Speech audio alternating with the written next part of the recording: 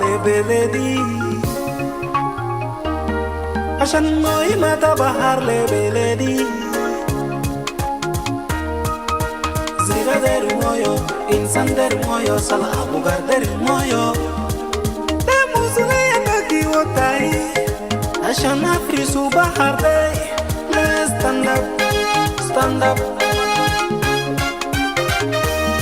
let's stand up stand up عشان أفرسوا بلدي وطنين salatin kulu أفرسوا بحر day ناس كنيسة sababu tanina أفرسوا بحر day بحر تنينا مهم سدي أفرسوا كلنا سوا بحر تنينا مهم سدي أفرسوا كلنا سوا River Nile أفرسوا كلنا سوا River Nile أفرسوا كلنا سوا أنا دربوري لينتم جنوبين questa bahar day bahari bisaidu besamaga akipe moyo sharab bisaidu betalim bisaidu bekaraba bisaidu be ajaketi bahar tanina mohim sedi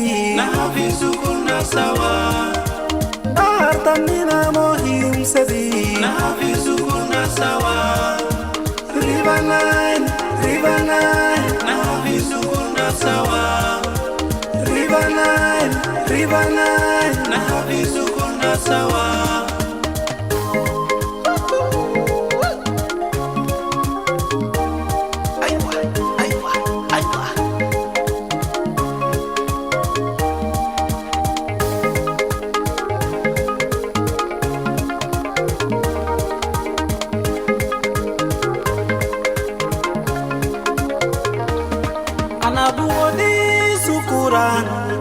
Rabuna tanina aliwodi lenina bahar ya fakalis muhima to jiblena twari satisfaction muhima to jiblena river transportation therefore we no need exploitation of River Nile akuma tanina den dululu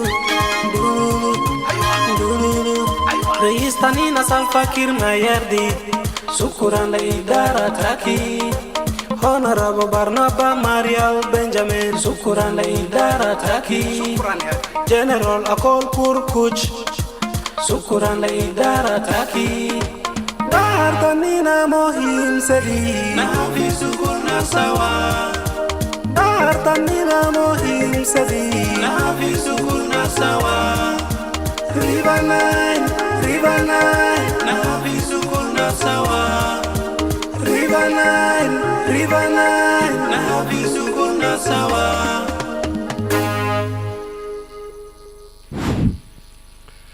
A very warm good morning and welcome to all of you, ladies and gentlemen, of the 3 days public consultation. Happy to see you again, and it is our final day for the public consultation to take place. Make sure that you keenly follow your turns and perhaps have a good conclusion that we all desire. I welcome all of you. Comrade Honorable Borgadwich, you are welcome. Nice to be here for the last 3 days, especially yesterday, the whole of yesterday. Nice to see you. I also acknowledge Lieutenant General Martin Ring Malek, the Director of Environment and Finance, Wildlife Service. You are welcome. I welcome the Director General of the Ministry of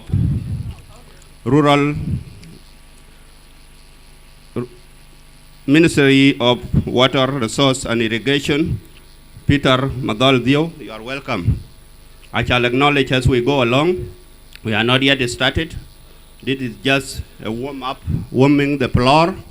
We have got some very keen young people with us. Comrade Gallery Mashar, you are welcome.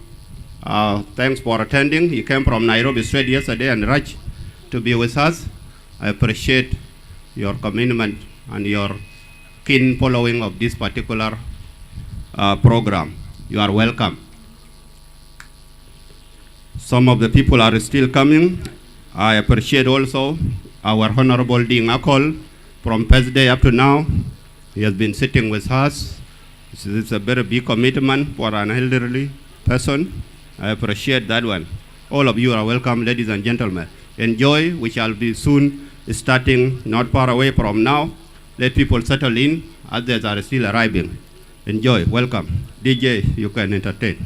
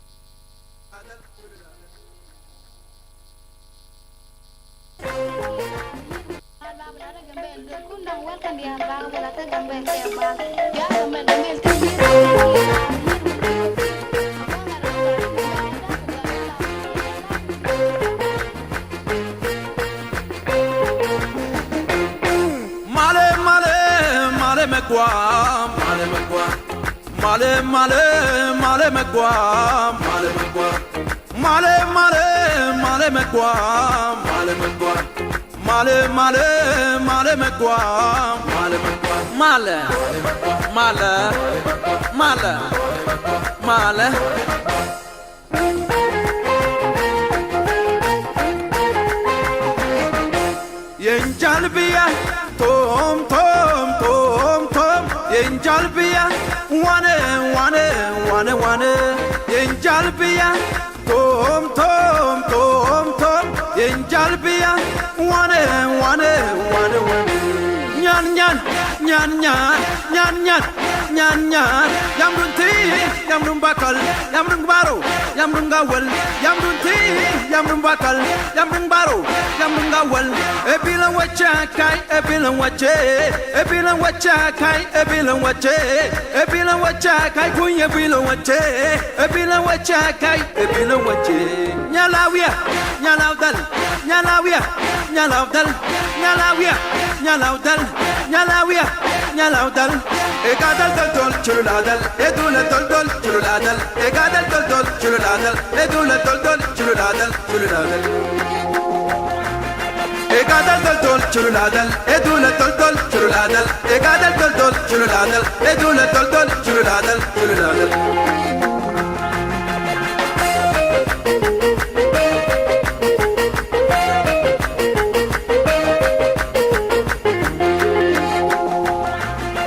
Male male male megwa male megwa male male male megwa male megwa male male male megwa male megwa male male male male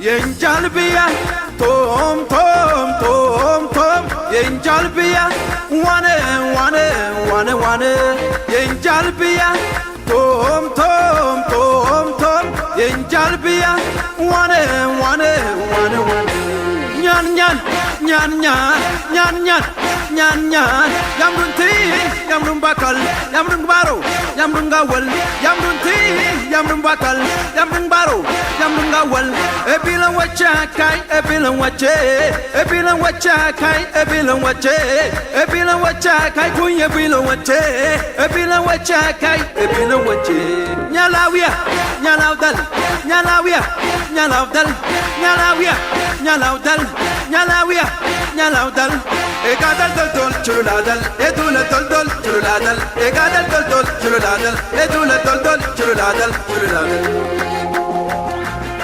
Egadal dol dol chuladal edula dol dol chuladal egadal dol dol chuladal edula dol dol chuladal chuladal Egadal dol dol chuladal edula dol dol chuladal egadal dol dol chuladal edula dol dol chuladal chuladal Egadal dol dol chuladal edula dol dol chuladal egadal dol dol chuladal edula dol dol chuladal chuladal Egadal dol dol chuladal edula dol dol chuladal egadal dol dol chuladal edula dol dol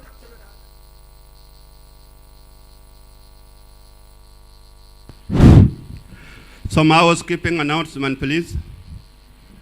Al-Ilanat al-Nizam fil-Kaa.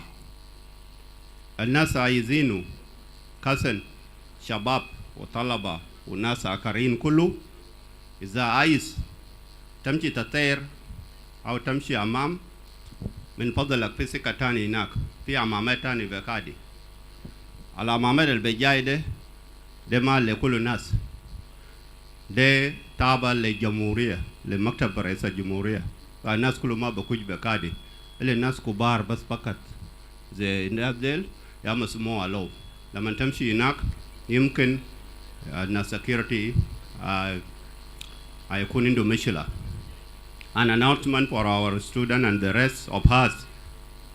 We have got other restroom, watch room are on this side. The left-hand side is a presidential suite. So it is not everyone, not meant for everyone to go there. Only exempted few that goes, especially our expert and the few elderly senior official government are the one allowed to go there. So in order not to cause any inconvenience with the security team, kindly comply. It's our last day. We want to finish on a happy mood and on a happy note. So far we did very well in the last 2 days, and I just wanted us to remind you that please let us stick to that. Also they are divided. There are those for ladies and for the gentlemen. So it's just a common sense, but just that I don't want much traffic to this side. Thank you for listening, and we are left with a few minutes. As soon as our expert arrive, we will start. So the number is very good. It's just that we are waiting for the key presenters, and we shall roll our program. The rest will catch up with us as it has been the case in the last 2 days. Thank you very much.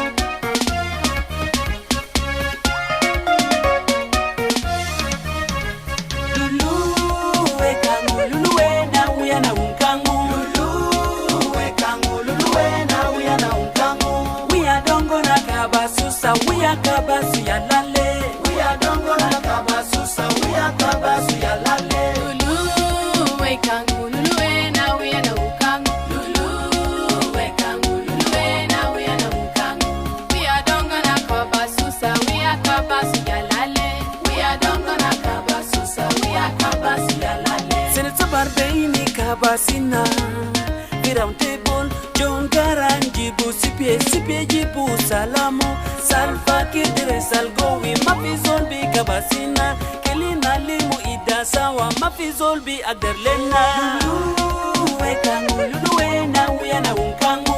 Lulu, Wekangu, we are now Unkangu. We are Dongona Kabasusa, we are Kabasia Lale. We are Dongona Kabasusa, we are Kabasia Lale.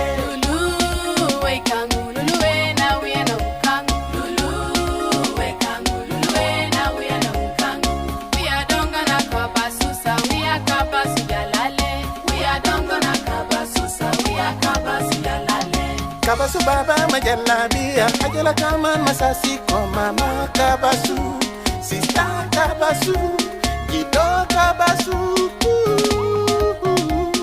Afizol bi Kabas nina tani mara, afizol bi Kabas nina tani mara. Lulu wekangu, lulu wena uya na unkangu. Lulu wekangu, lulu wena uya na unkangu. We are dongo na Kabasusa, we are Kabasu ya lale. We are dongo na Kabasusa, we are Kabasu ya lale. Lulu wekangu, lulu wena uya na unkangu. Lulu wekangu, lulu wena uya na unkangu. We are dongo na Kabasusa, we are Kabasu ya lale. We are dongo na Kabasusa, we are Kabasu ya lale. Elina nali minjudu nantani Kabasu zamane.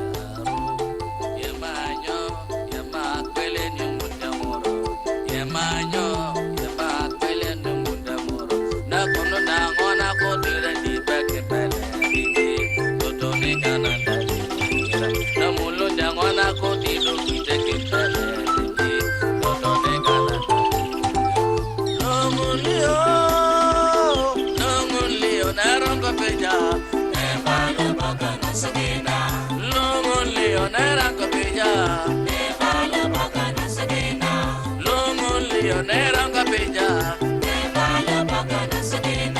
Longo Leoneranga Beja. Yamaranyo, Yamarakwele Nyumutamuro. Yamaranyo, Yamarakwele Nyumutamuro. Yamaranyo, Yamarakwele Tanutamuro. Dakono Dangona Kodi Doni Baki Bele. Dawin Dangona Kodi Daki Daki Bele. Dakono Dangona Kodi Doni Daki Bele. Longo Leo.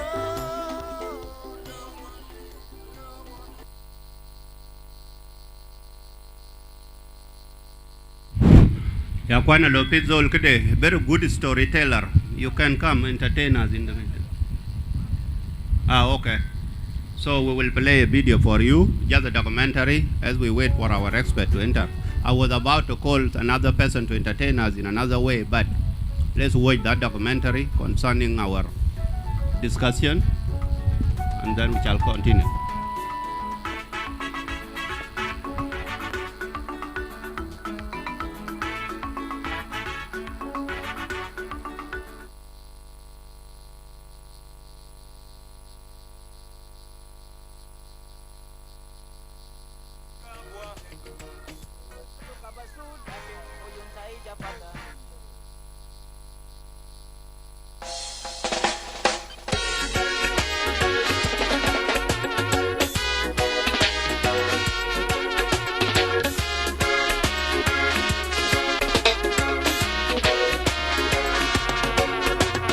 Nina Kulu, Timurka Bwahe, Mashile Gidam, Murka Tanina Gileglek Shuea, Lakin Mashile Gidam, Tuyur Fisika Girani Lena, Avanita Intisab, Yulule,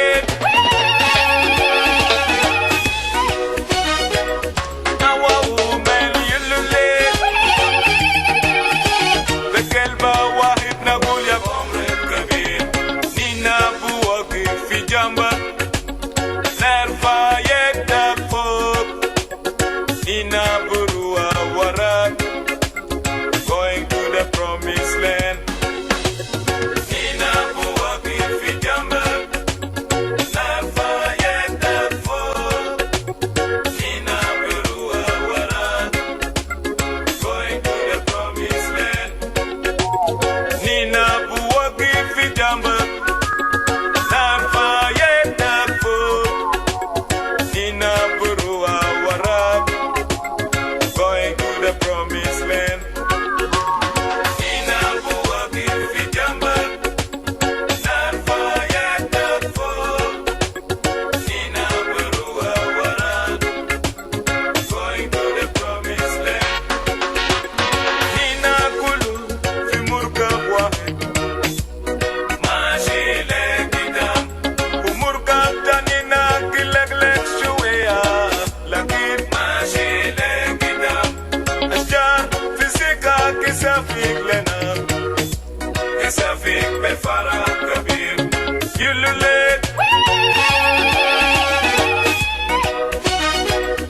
Awa Woman Yulule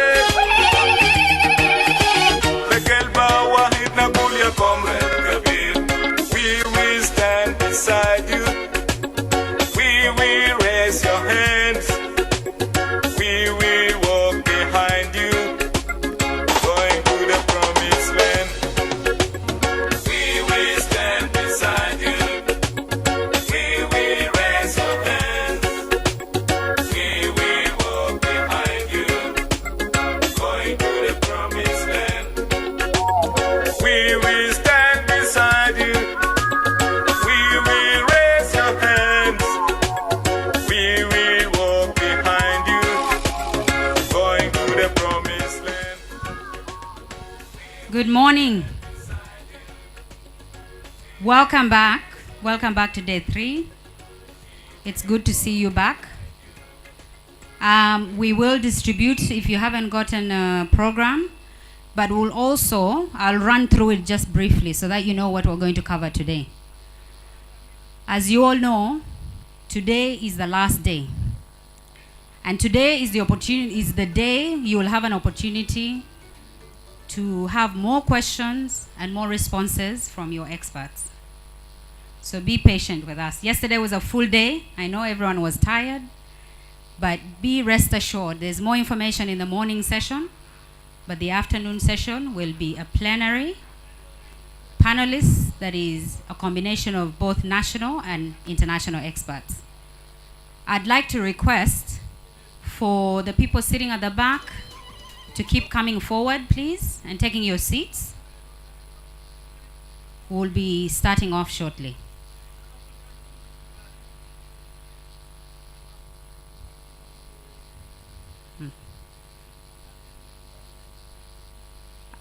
So I just wanted to run through the program briefly so that you know where we're at.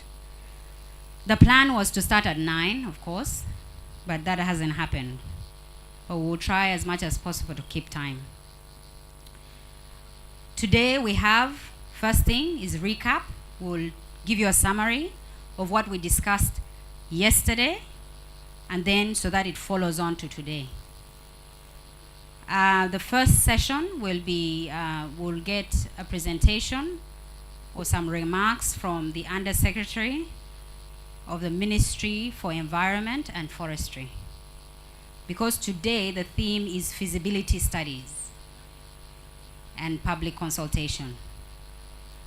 And then that will be followed by Professor Touch with the 5th session of this whole public awareness and consultation. It's essential components of an inclusive and credible feasibility study. And we'll have Mr. Young Kwai talking about the importance of environmental and social impact assessment. And then some commentaries from Dr. Salwa, Mr. Dengma Jongjol, and Mr. Neal Tidmamer. These are people that are within the realm of feasibility studies and environmental issues. So after that, we'll have a quick question and answer session. Then we'll have a short break. When we come back, we will have 8 panelists composed of our 4 experts, a representative from the Ministry of Water and Irrigation, Ministry of Environment and Forestry, civil society, 1 practitioner, so someone that has had experience in the field, and then someone from academia. So you'll have all aspects of the plenary to ask questions, and you can direct your questions to them. And then at the end, we will run through all the summary from day 1 to day 3 of the public consultation. That will give us an opportunity, if there's something that has been missed, you are more than welcome to write it down and submit it to us. We will forward it to the Secretariat. Otherwise, I think it's going to be a very interesting day.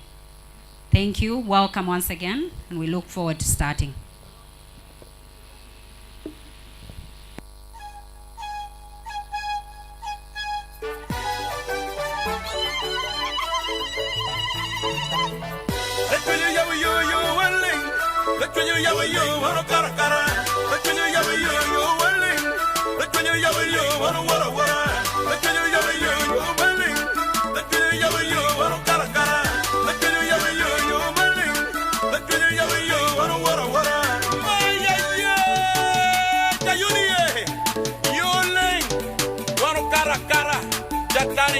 Kamarachi nyona machi nyona kwak Jayuni Eruma Yoleng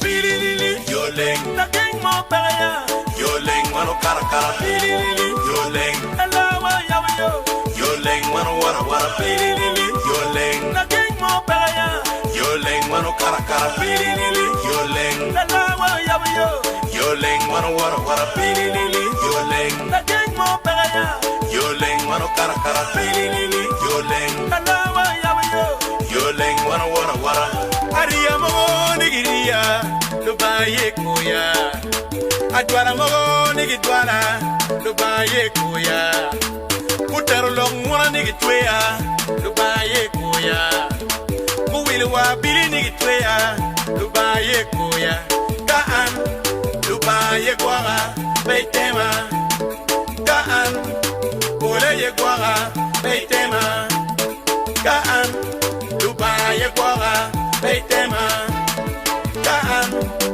Oleye kwara Beitema Kubaranya kwe nigi dwara pin Lubaye koya Ikape kuma nigi dwara pin Lubaye koya Kuwilu makjay nigi nera Lubaye koya Kutiero kwe nigi nera Lubaye koya Kaan Lubaye kwara Beitema Kaan Olaye kwara Beitema Pililili Yoleng Nothing more better Yoleng wano kara kara Pililili Yoleng Alawa yawa yo Yoleng wano wara wara Pililili Yoleng Nothing more better Yoleng wano kara kara Pililili Yoleng Alawa yawa yo Yoleng wano wara wara Pililili Yoleng Nothing more better Yoleng wano kara kara Pililili Yoleng Alawa yawa yo Yoleng wano wara wara Lubaga yawa yo ngara loro pereya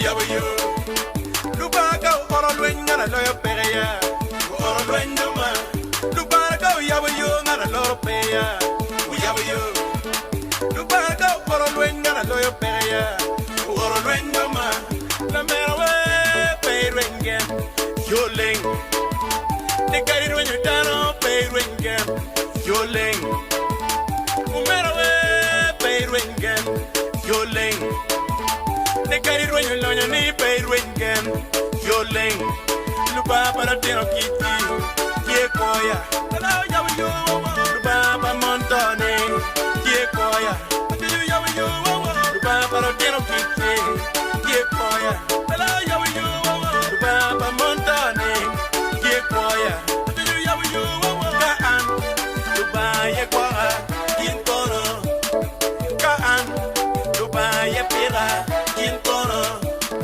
Kaan Luba ye rura Kintono Kaan Luba ye kwara Kintono Pililili Yoleng Nothing more better Yoleng wano kara kara Pililili Yoleng Alawa yawa yo Yoleng wano wara wara Pililili Yoleng Nothing more better Yoleng wano kara kara Pililili Yoleng Alawa yawa yo Yoleng wano wara wara Pililili Yoleng Nothing more better Yoleng wano kara kara Pililili Yoleng Alawa yawa yo Yoleng wano wara wara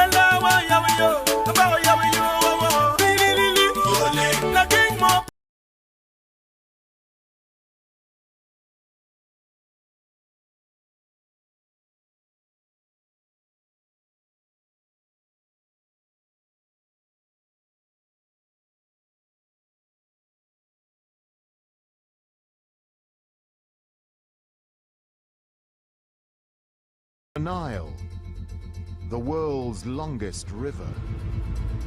A 7,000-kilometer lifeline for almost 400 million people. Flowing north, the Nile runs through 10 countries, from the highlands in the heart of Africa to the shores of the Mediterranean Sea. A source of sustenance, but also one of tension, even potential conflict. These tensions between countries along the River Nile have their roots in the 19th century. Colonial decisions of the past are a point of bitter dispute today. And new political realities on the ground are increasing the sense of uncertainty over who owns the River Nile.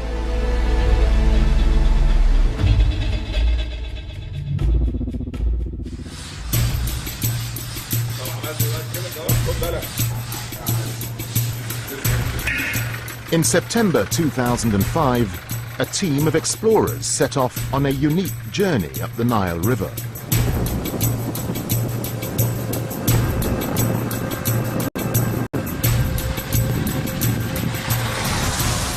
We're floating in the middle of the Nile in the world.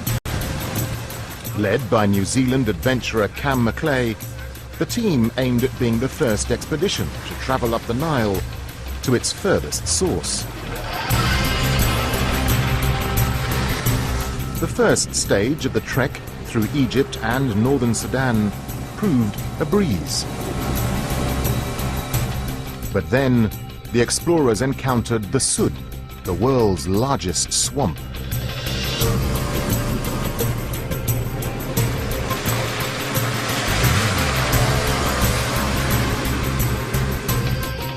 And in southern Sudan it goes into this massive swamp area. It's 1,000 kilometres long and 300 kilometres wide. There's no hills, there's no trees, there's just bird life and water. It's absolutely incredible. The Sud means obstacle in Arabic, and it has proved just that. A labyrinth.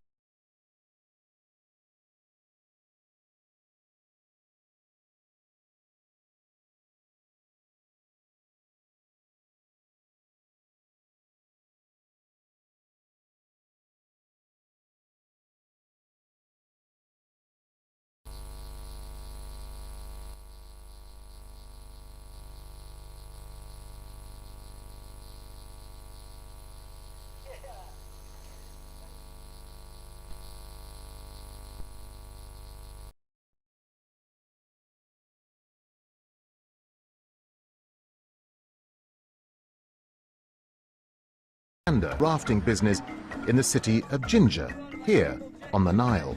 So when you put on your life jacket, it's good. It might not fit you to the people. 1, 2, 3.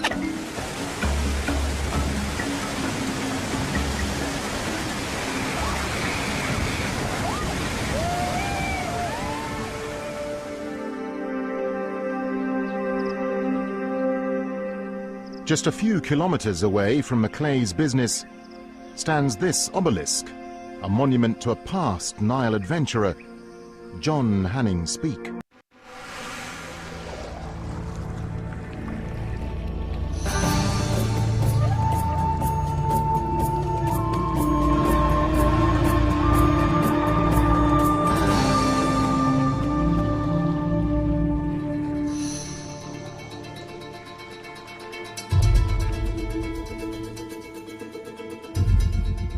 The Nile, the world's longest river. A 7,000-kilometer lifeline for almost 400 million people. Flowing north, the Nile runs through 10 countries, from the highlands in the heart of Africa to the shores of the Mediterranean Sea. A source of sustenance, but also one of tension, even potential conflict. These tensions between countries along the River Nile have their roots in the 19th century. Colonial decisions of the past are a point of bitter dispute today. And new political realities on the ground are increasing the sense of uncertainty over who owns the River Nile.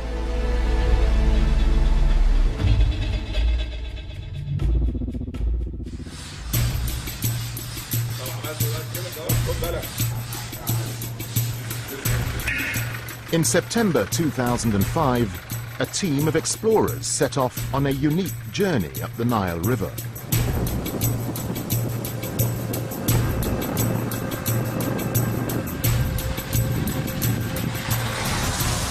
We're floating in the Mediterranean Sea at the mouth of the Nile.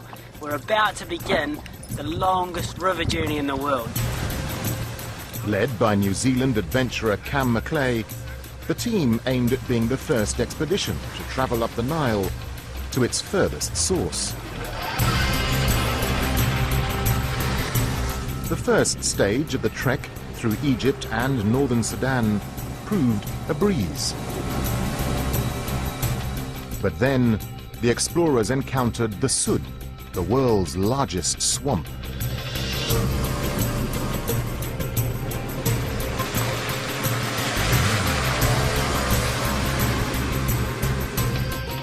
And in southern Sudan it goes into this massive swamp area. It's 1,000 kilometres long and 300 kilometres wide. There's no hills, there's no trees, there's just bird life and water. It's absolutely incredible. The Sud means obstacle in Arabic, and it has proved just that. A labyrinth of waterways that has hindered past expeditions up the Nile. Macleay's team managed to navigate their way out of the swamp. After 90 days of travel, overcoming tremendous obstacles, they eventually arrived in Rwanda. At a tiny spring which they determined to be the southernmost source of the Nile. Yeah. Thank you.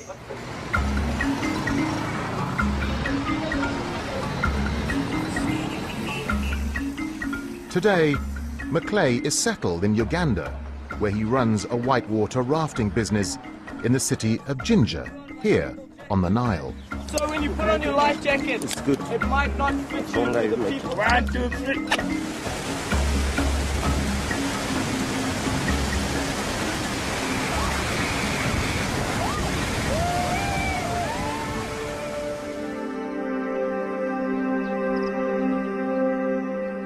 Just a few kilometers away from Macleay's business stands this obelisk, a monument to a past Nile adventurer, John Hanning Speke. Speke was a British explorer who arrived here almost 150 years earlier in 1862. He came in search of the answer to an age-old question: where is the source of the Nile?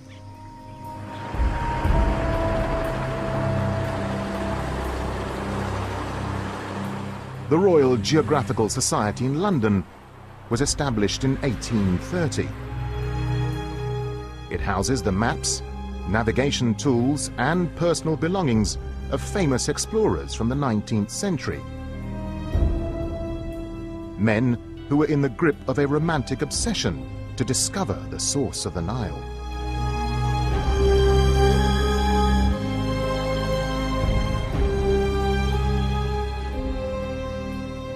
For Europeans, the exploration of the Nile is probably the biggest goal that drives their enterprise in the 19th century, because it's seen as the largest and the most important river, and also because there is this long heritage or history associated with it. Rather than trying to cross the Sud area in southern Sudan, explorers in the mid-1800s chose another passage via the island of Zanzibar. During the 19th century, Zanzibar was an Arab kingdom, controlling the trade route from India into Africa's interior. These Arab traders facilitate European exploration.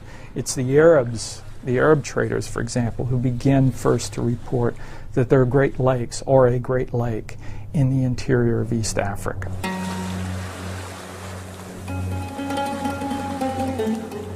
Based on this information, the Royal Geographical Society sponsored expeditions into the heart of Africa.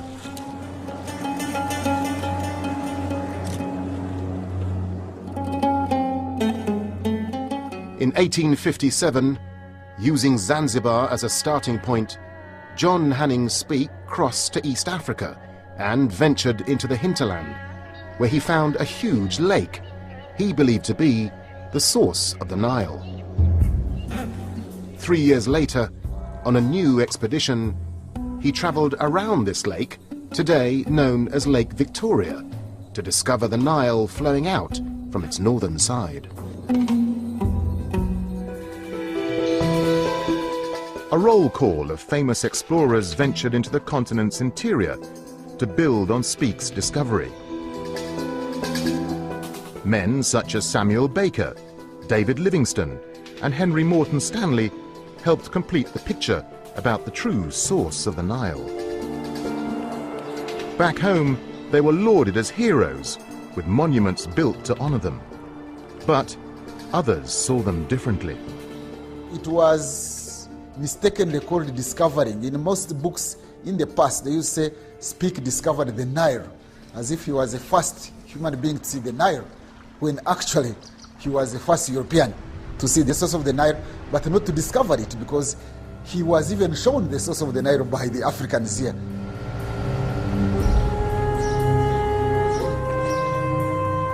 The Royal Geographical Society helped push the boundaries of exploration and empire.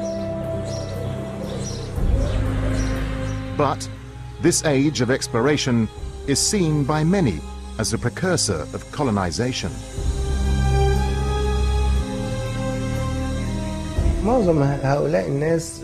Most of these people were explorers, but intelligence services in their own countries made use of their experiences. They were not only British, but also Belgians and French. They observed the people and the situation in these areas. They then passed this information on for colonization. Armed with greater information, the age of exploration began the scramble for Africa. The continent was up for grabs.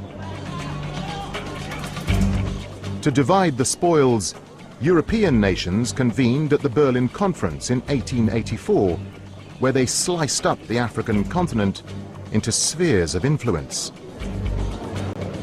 Britain had formerly occupied Egypt 2 years earlier in 1882 to control the Suez Canal, the strategic route to India, the jewel in the crown of the British Empire. In Berlin, it was decided the Nile Basin region would fall under British rule. When the British took control of Egypt in 1882, they very soon realized that they had become rulers of a society that were totally dependent upon the Nile. So they understood from the very beginning that the economic development and political stability of Egypt depend upon Nile control.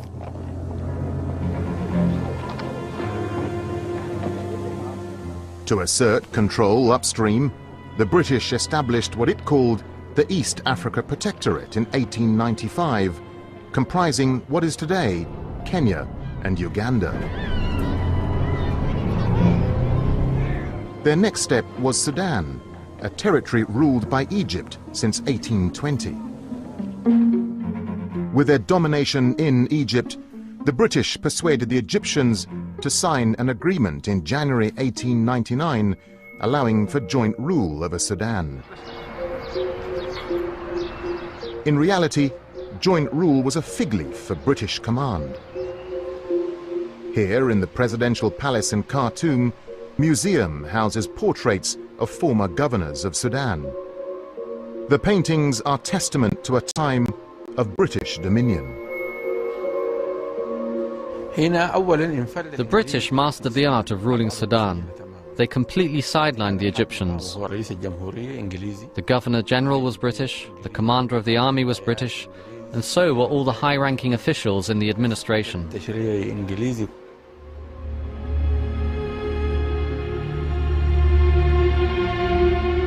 Controlling the Great Lakes region, source of the White Nile, the British next turned their attention to ensuring hegemony over the Blue Nile, the river's other source originating in the Ethiopian highlands.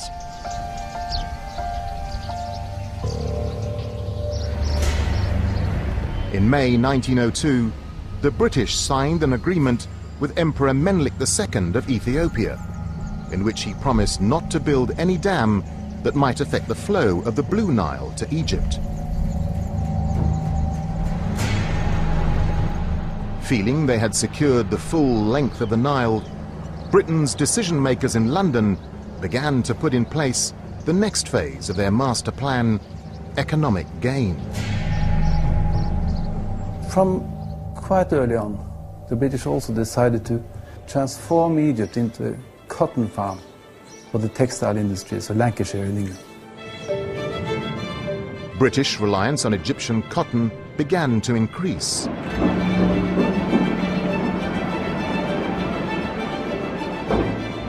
To boost the harvest, the British set out to revolutionize Egypt's irrigation system, a system dating back thousands of years. They gave priority to the water control issue, to the Nile control issue. They brought engineers, water planners from India, from the colonial service in India, to Egypt. Experienced guys. Gave them a lot of funds, a lot of political freedom, so that they really could take the Nile in hand. The British came up with the idea for a dam in southern Egypt to hold back the Nile flood and use its waters for irrigation. Construction on the Aswan Low Dam began in 1899. It was officially opened 3 years later. At the time, it was the largest stone dam of its kind ever built.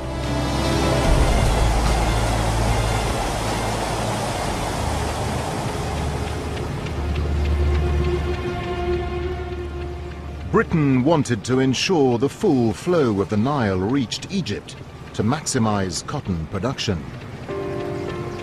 No one else upstream was allowed to siphon off any of the river. Strict orders were laid down regarding the use of the Nile water because the British were concerned about Egypt. For example, they banned Sudanese farmers from using water pumps unless they obtained permission from the Egyptian Irrigation Authority.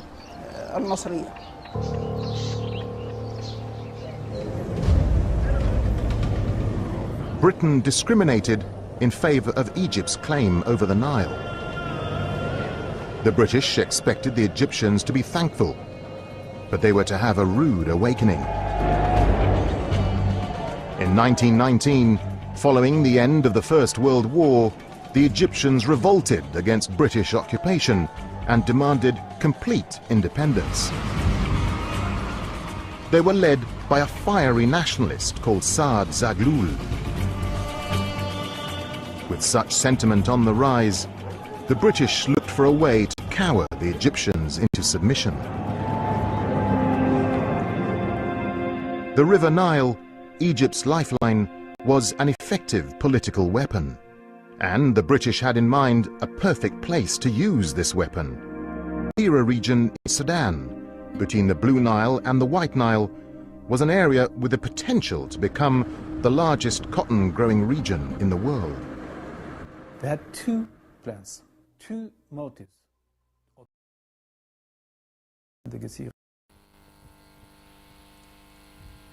Thank you.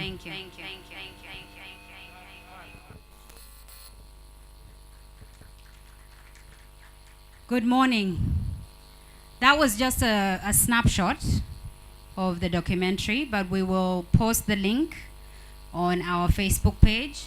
It's the SAD Wetlands and the White Nile Waters Management Initiative. So if you want to watch the full documentary, you'll find it there. Thank you all for coming to day 3 of the public awareness and consultation. My name is Aye Madut, and will be moderating with my colleague, Deng Mador. As we started yesterday and the day before with a word of prayer, I think we'll do the same thing today.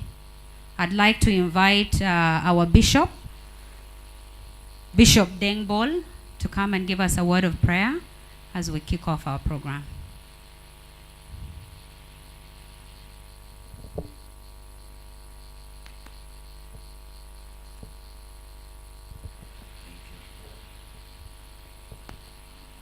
All the protocol of DAF and all those who have attended this important event.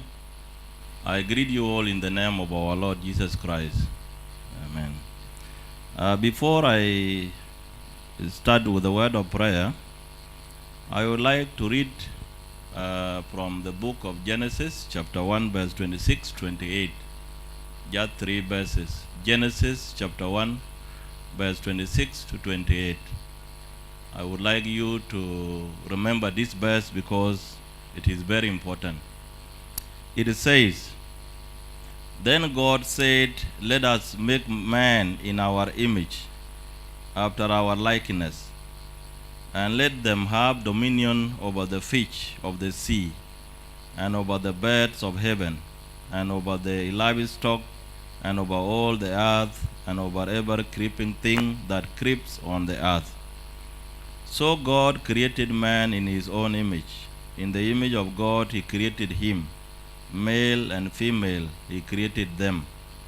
And God blessed them, and God said to them, "Be fruitful and multiply, and fill the earth and subdue it, and have dominion over the fish of the sea, and over the birds of the heavens, and over everything that moves on earth." Now, what I would like us to know about this verse, this is where we got the mandate as human beings to manage the fish in the sea, the birds in the air, and everything that is on earth. If you ask some of the government officials who may not know the Bible, they will tell you we got it from constitution or from the peace agreement or whatever it is. They will explain to you. But I want to tell you today, the mandate for human beings to have a ministry of wildlife and fisheries and livestock and all of those is from God, not from the government. That is where you got the mandate. That is why the animals don't have a ministry of human beings. It was God who gave you the ability to manage the rest of the animals, the trees, the land, and everything. Actually, if you look at this verse, it starts with the fish of the sea. It started with the expression. If you read before I come to 26, from Genesis chapter 1, verse 21 to 25, it will tell you that God started creating everything that we see around today. From the earth to the heaven to the air, everything. Then after he created everything, now God said, let us create man in our image. For what reason? To manage everything that we have created. And remember, God is 3 in 1. Is God the Father, the Son, and the Holy Spirit, even from the very beginning. And then now God moved to do what he said he wanted to do. He created human being in his image, and he created in 2 models, male and female. It's something very important that I want to underline today. The word man in the Bible is actually the word Adam, and it means black soil. Somebody that was created from the soil. Maybe those who said that the first man to be created is a black man, I think is correct. Because Adam means black soil actually. But then the word man doesn't mean male or female. That is why the following verse says, he created them, male and female. So the word man actually means a neutral word. It just means human beings. So for those who say it's only man to rule and women not to rule, I want to tell you today from the Bible, the mandate was given to 2, male and female, to rule together. To rule the earth, to rule the fish, to rule the animals, to rule the birds, and the water and whatever is in the water. So those men who say what brought the women into power, take it from God today, not from me, because what I'm telling you is the word of God.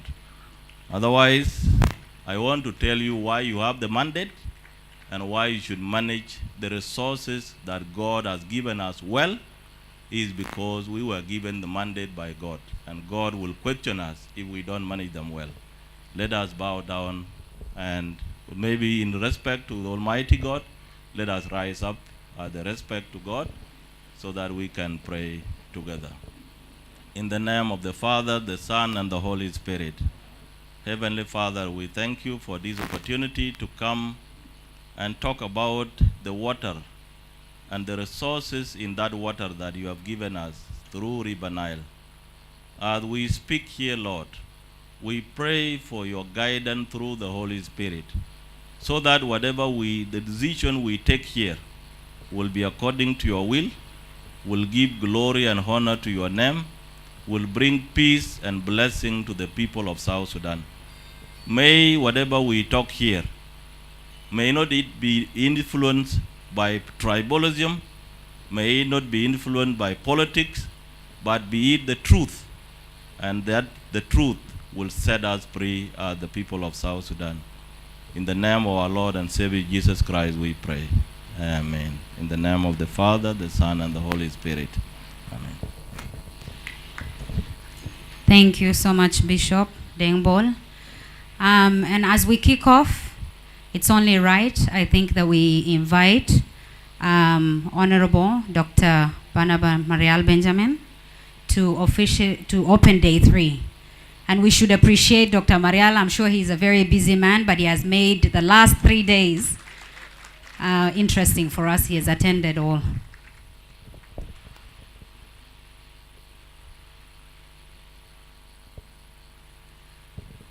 Thank you very much, Master of Ceremony. First of all, I would like to congratulate all of you for reporting this morning. I think this is a commitment to this country for you to come once again to further your knowledge in as far as the uses of the wetlands and White Nile are concerned to the people of South Sudan. I would also like to recognize some of our MPs who are here, very senior people, former ministers, the professor. I'm happy to see you here to share with your people an issue which is a burning issue to our population. I also want to appreciate our expert team that have been constantly coming every morning for the last 3 days without fail in order to share the knowledge they have with the people of South Sudan. I would like also to thank in a special way the South Sudan Broadcasting Corporation, because it has been informing the people of South Sudan, because this process has been live on TV. So you should clap for them. Also, the radio is also on, transmitting what you are talking here to our people. And I think that is a great responsibility. I also briefed the president this morning of what has been happening, and to surprise me that he has been watching it in the TV. So that is a commitment on his part. So I hope today, with our expert team, those sitting here and those at the top will have this day for the public as it is, increasing our pros and cons and the right decision as to what we need your government should take. Because this exercise is not ending with you. It gives the government a scientific analysis of the actions and the political decisions. Like yesterday, one of the students was questioning whether we're making political decisions or is it a patriotic solution. This, what will be decided here, will help your government to make well-informed scientific decisions that will solve the problems that we are facing, the problem of the floods, the problem of the navigation on our Nile. We want our steamers to move, but this will be based on expert knowledge.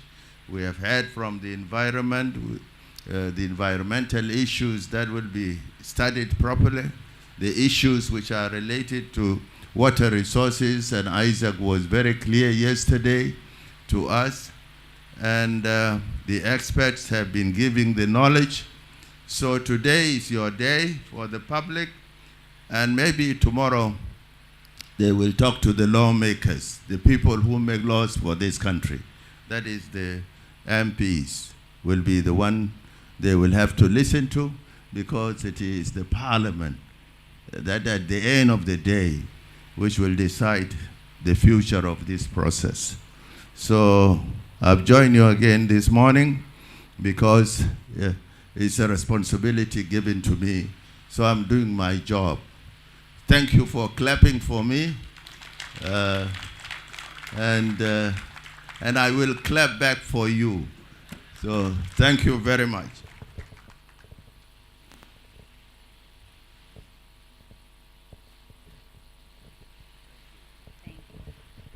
Thank you very much, Dr. Marial. I think now we will get into the program of the day, but we'll start off with a summary of yesterday's activities. So with that, I'd like to invite the Secretariat to just come and give us a recap of day 2 as we kick off day 3. So Dr. Santino, you're welcome.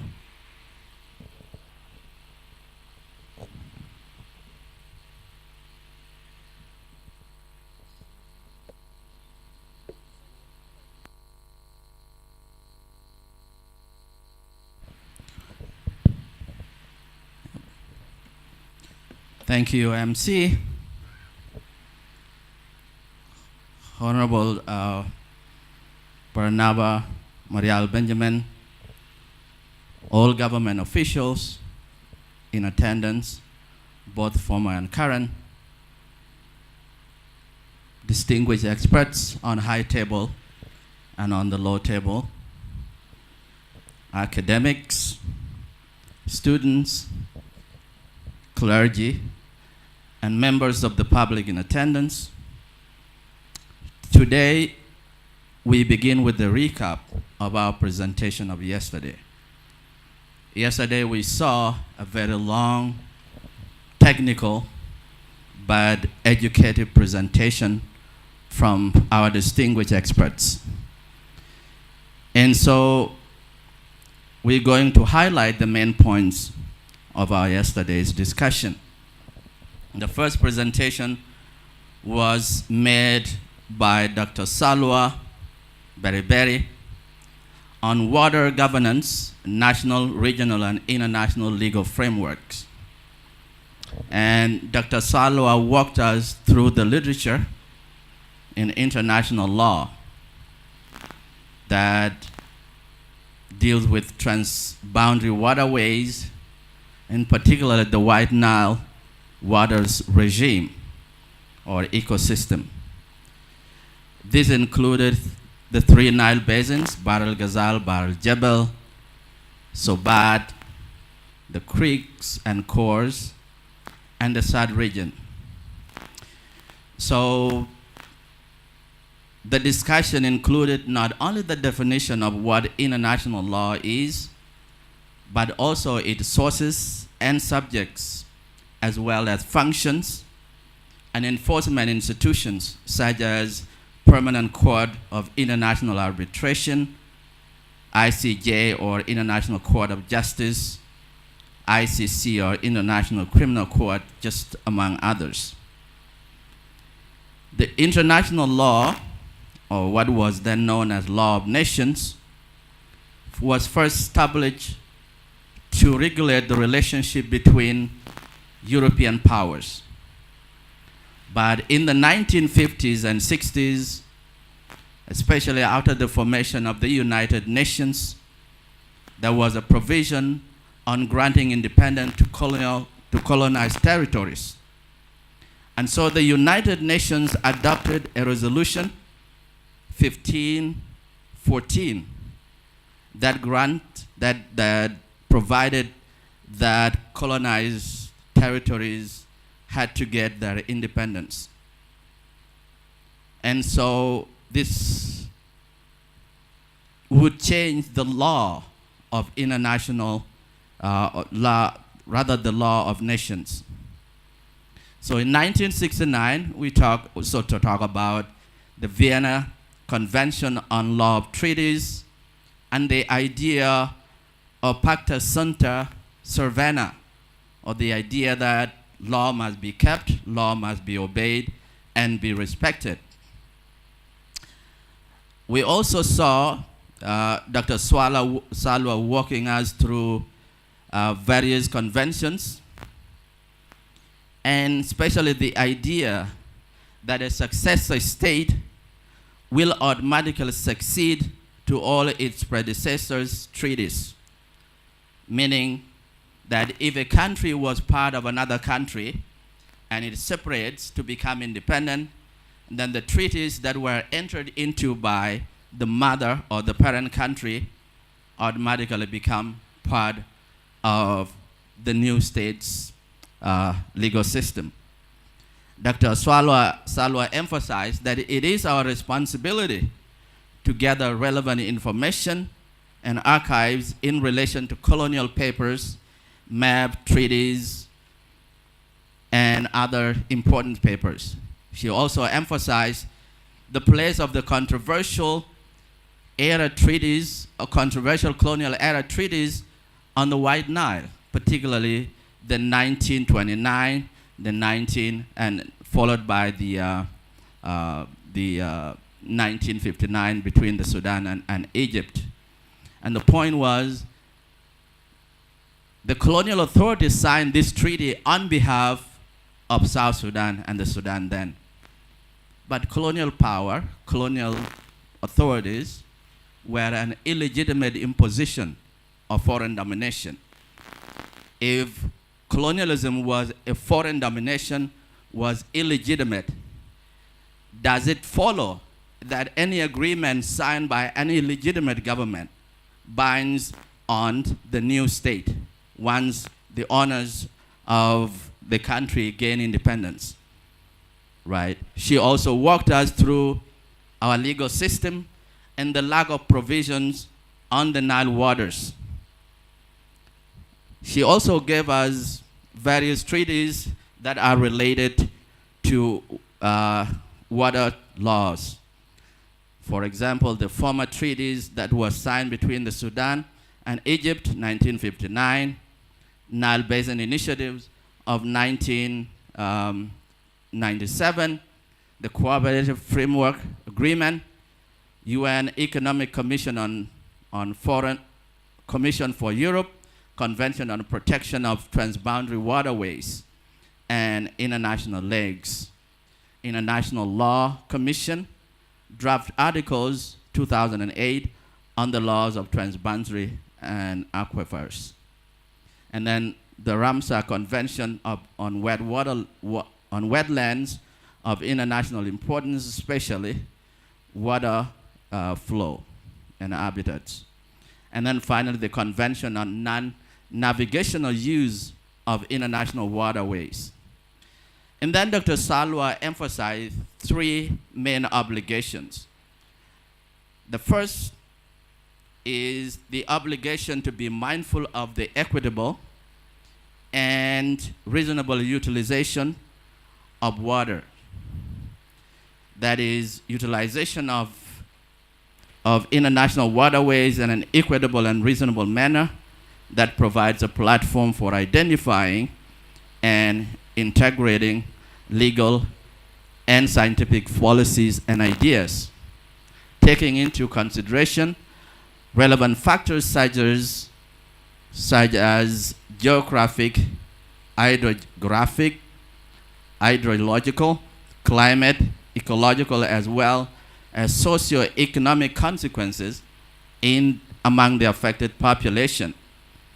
The second obligation was the obligation not to cause significant harm to the waterways or rivers. And the final obligation was obligation to cooperate on the basis of sovereign equality, territorial integrity, and mutual benefit, and to always act in good faith or honesty. And then the second presentation was the SAD and the international or regional water laws by Professor Taj Al-Kazim, with commentary from Maulana Abraham Dengakech. So in terms of governance of the White Nile waters, we learn that when Egypt and the Sudan signed the agreement of 1959, the total discharge of the water of the main Nile at the Aswan High Dam was estimated at 84 billion cubic meters. And of that total, the agreement provided Egypt with 55.5 billion cubic meters, and the Sudan with 18.5 billion cubic meters. And then 10% is claimed by evaporation, and the remaining shared by the other riparian states. So who uses the Nile waters? Professor Tai told us that not so many countries along the Nile actually use water. So that is because, with the exception of Egypt, Egypt uses 98% of Egypt's agriculture is dependent on Nile waters. Only 15% of the Sudan's agriculture is dependent on Nile waters. But of South Sudan, it is less than 1%. Ethiopia, 3%. And he also underscored the fact that the World Bank operates in a way that impedes any initiative on the part of the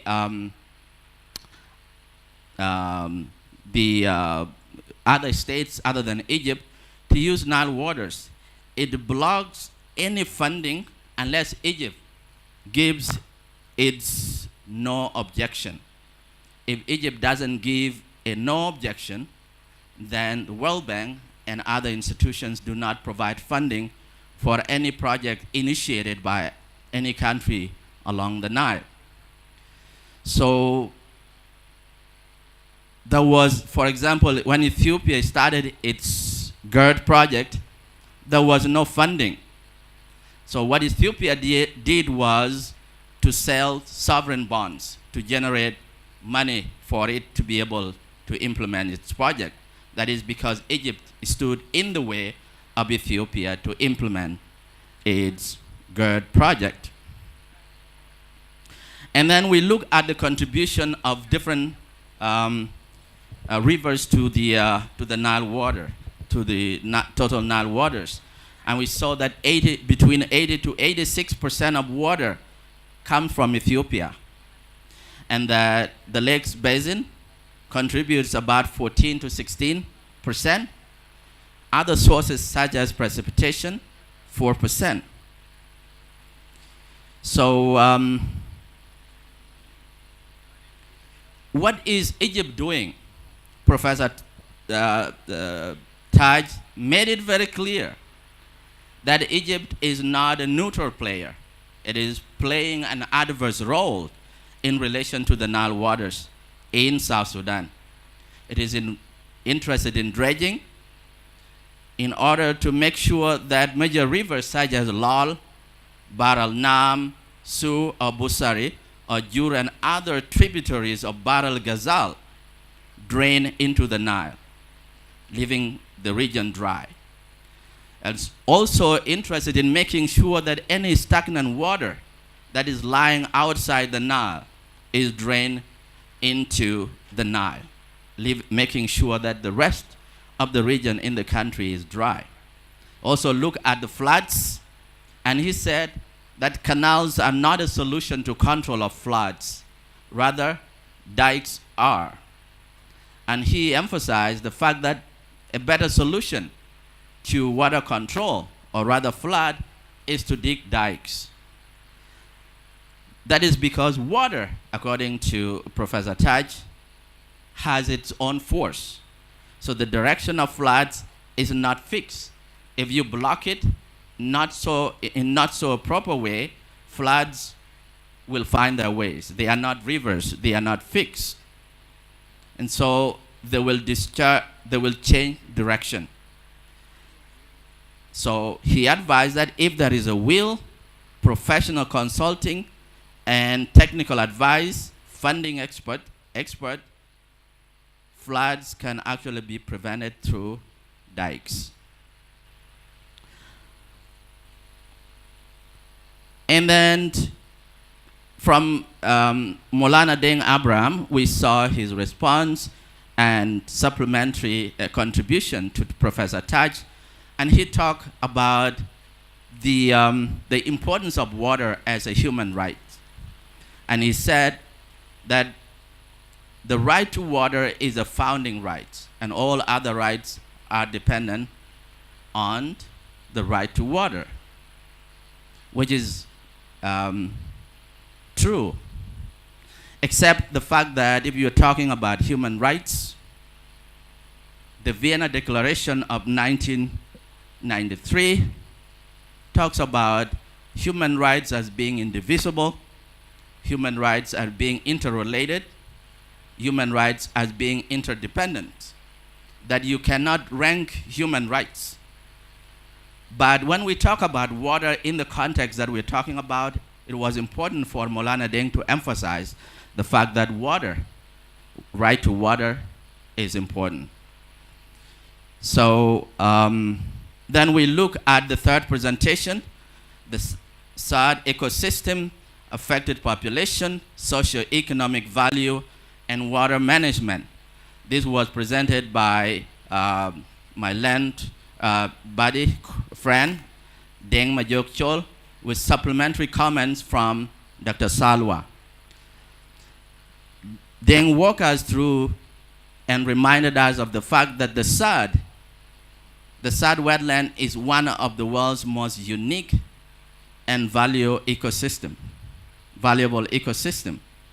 It is Africa's largest freshwater wetlands, that the SAD wetland is potentially the greatest economic asset in South Sudan, potentially generating billions of dollars. He also emphasized the fact that the SAD's non-economic value, that SAD has been declared as a World Heritage Site, and that it is also a symbol of our national identity, that it supports South Sudan's unique cultures and its role in climate change migration, regulation of flow of the White Nile. And he says that the SAD provides seasonal refuge to the wildlife between Boma Plateau and the SAD itself, and that it controls the rainfalls. Then the fourth presentation was by our charismatic Isaac Liabwell on the different aspects of water resource utilization and control.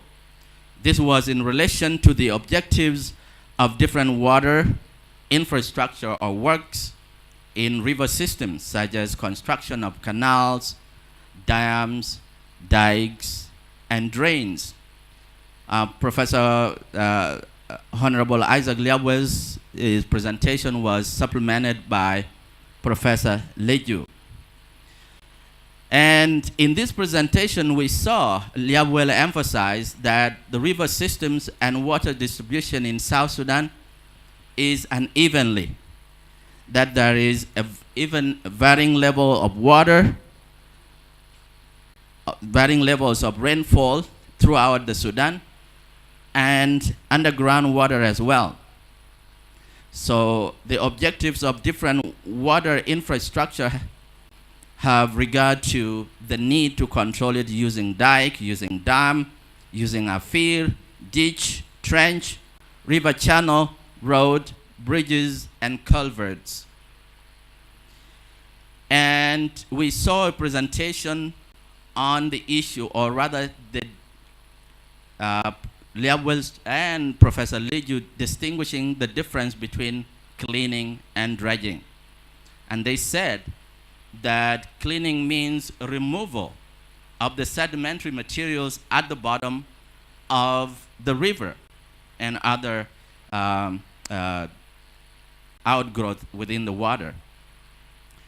But Liabwell emphasized that dredging a little bit different, because it may include digging a river a little deeper, maybe to a distance of 1.5 meters. So 1.5 meters would be of this height. And so if you dig a river deeper, you are increasing the rate of flow of water.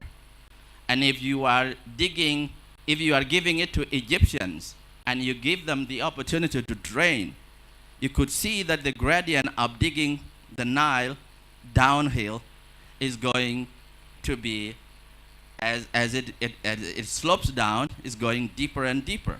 So you are actually draining more water away. And that you could actually take care of the bank of the river, making sure that the water that goes out on the shores is prevented. So you can see why it is important for,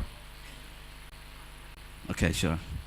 So you could see why it is important for us to be concerned about the involvement of Egypt, because Egypt is an adverse party.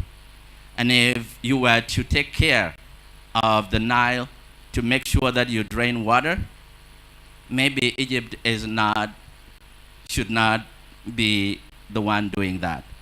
So I understand the concern. I'm not trying to say Egypt should not take part, but if it is an adverse party, that is a question to be asked as to its involvement.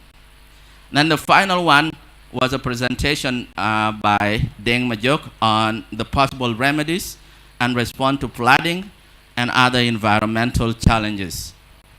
And he said that there is a need for us to take care of the Nile waters using methods that are reasonable, and that we could also use modeling system to make sure that the stagnant water between, for example, the Buma Plateau and Jonglei is tapped by digging some canals. So this is a scientific method, and he said that part of the problem is that there is existence,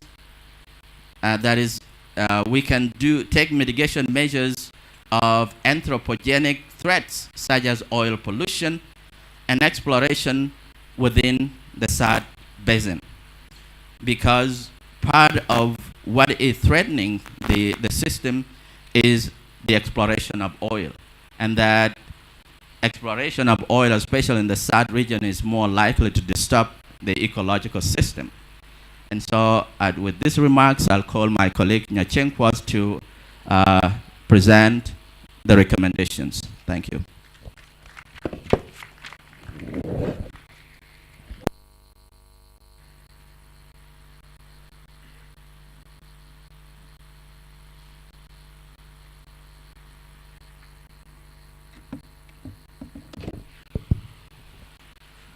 Honorable Barnaba Marial Benjamin, Honorable Angelina Teng, all dignitaries, government officials, distinguished experts, and all the public, all protocols observed. My name is Nyashankwat, a member of the Secretariat, and I'm going to take you through the recommendations. As you can see, our 35% affirmative action plan is booming like the South Sudan economy, and very soon we are coming for 50%. So just in the interest of keeping time, I'll just take you through the recommendations quickly.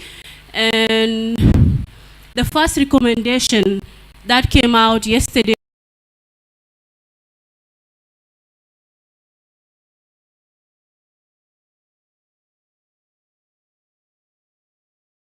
able to have technical studies on the White Nile waters, ecology and ecosystem, as well as issues related to the waters in the SAD region. Second recommendation focuses on also gathering records, archives, colonial papers, treaties, reports, maps on the White Nile waters and ecosystem in the SAD region and other wetlands. Review the Jonglei Canal, a very important recommendation, and in view to knowledge, scientific research, assessment, environmental awakening, and also public opinion. Another recommendation focuses on commissioning the current scientific research and its impact on the Jonglei Canal and the White Nile, and also commission technical studies on climate change and extreme weather and their impact on the White Nile. Approve and adapt public policies, and this is very important, public policies and strategies, and also national action plans on the White Nile waters, and use development management and control with provisions to the RRCs 2018.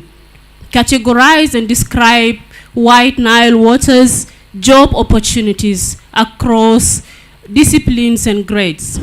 Also approve and adapt permanent constitutional provision and also national legislation on these two: the use of development, management and control of the White Nile waters, as well as the SAD region and its ecosystem and other wetlands.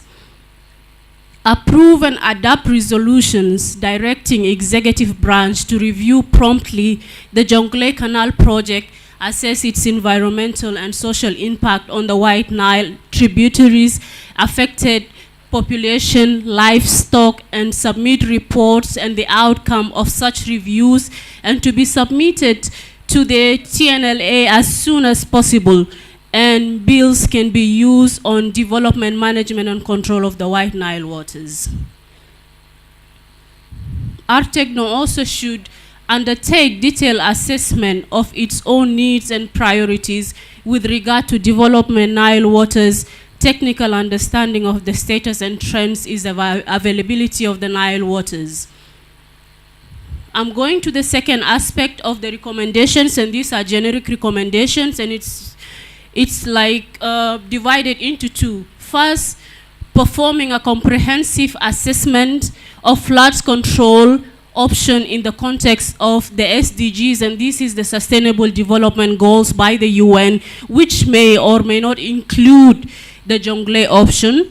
Also, incorporation of stakeholders, affected populations, government officials and investment partners input as a key element and goal, because it's important to have the views of the local people who got impacted, whether by droughts or by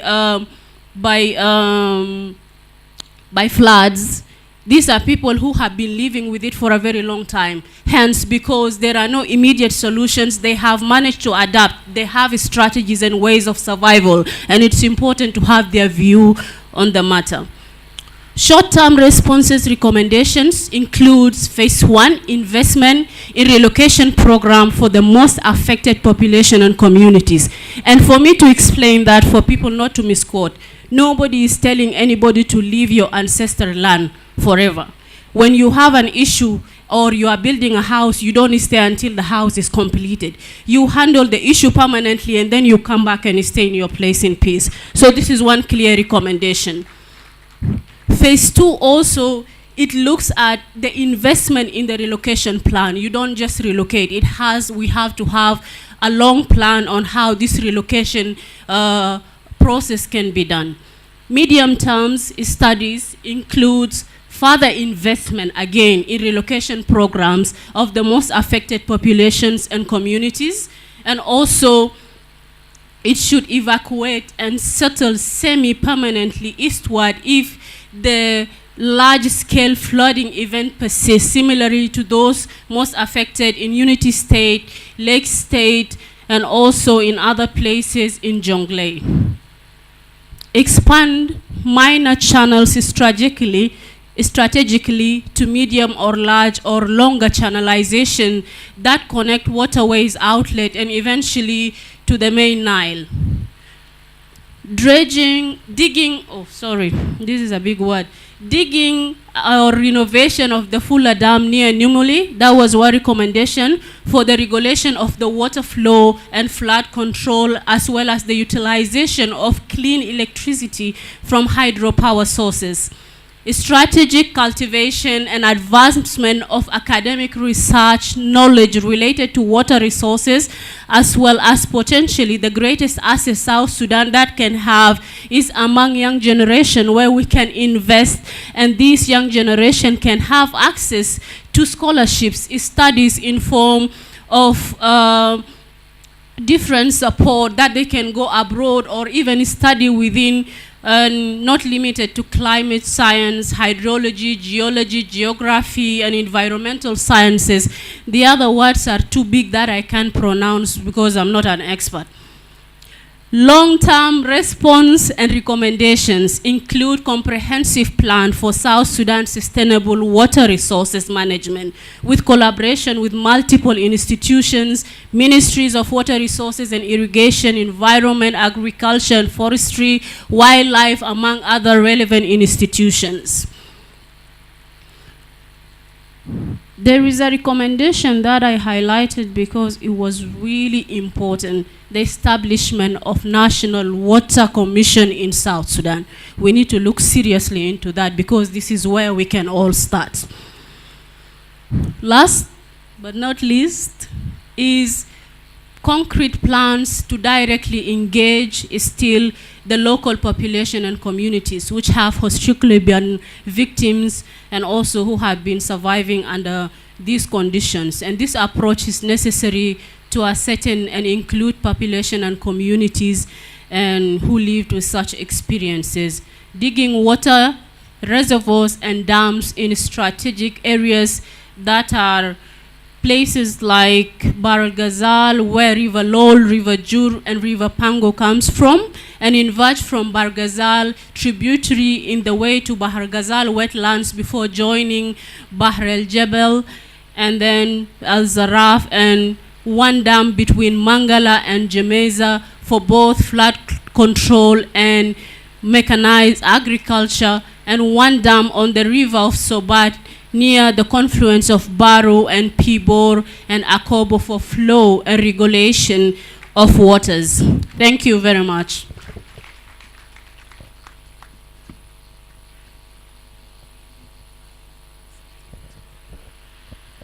Thank you, Secretariat, Dr. Santino Ayuel and Nyachankwath. I think the young people have misinterpreted the advice from our Honorable yesterday about flexibility. Honorable Angelina mentioned that we should be flexible, but I don't think she meant it literally. I think it has to be with ideas, not with time. So please, our young people, the next time, stick to your assigned timeline. With this, would like to now officially kick off. I'll invite a very important person who will sort of set the baseline before the presentations. Honorable, the Undersecretary for the Ministry of Environment and Forestry,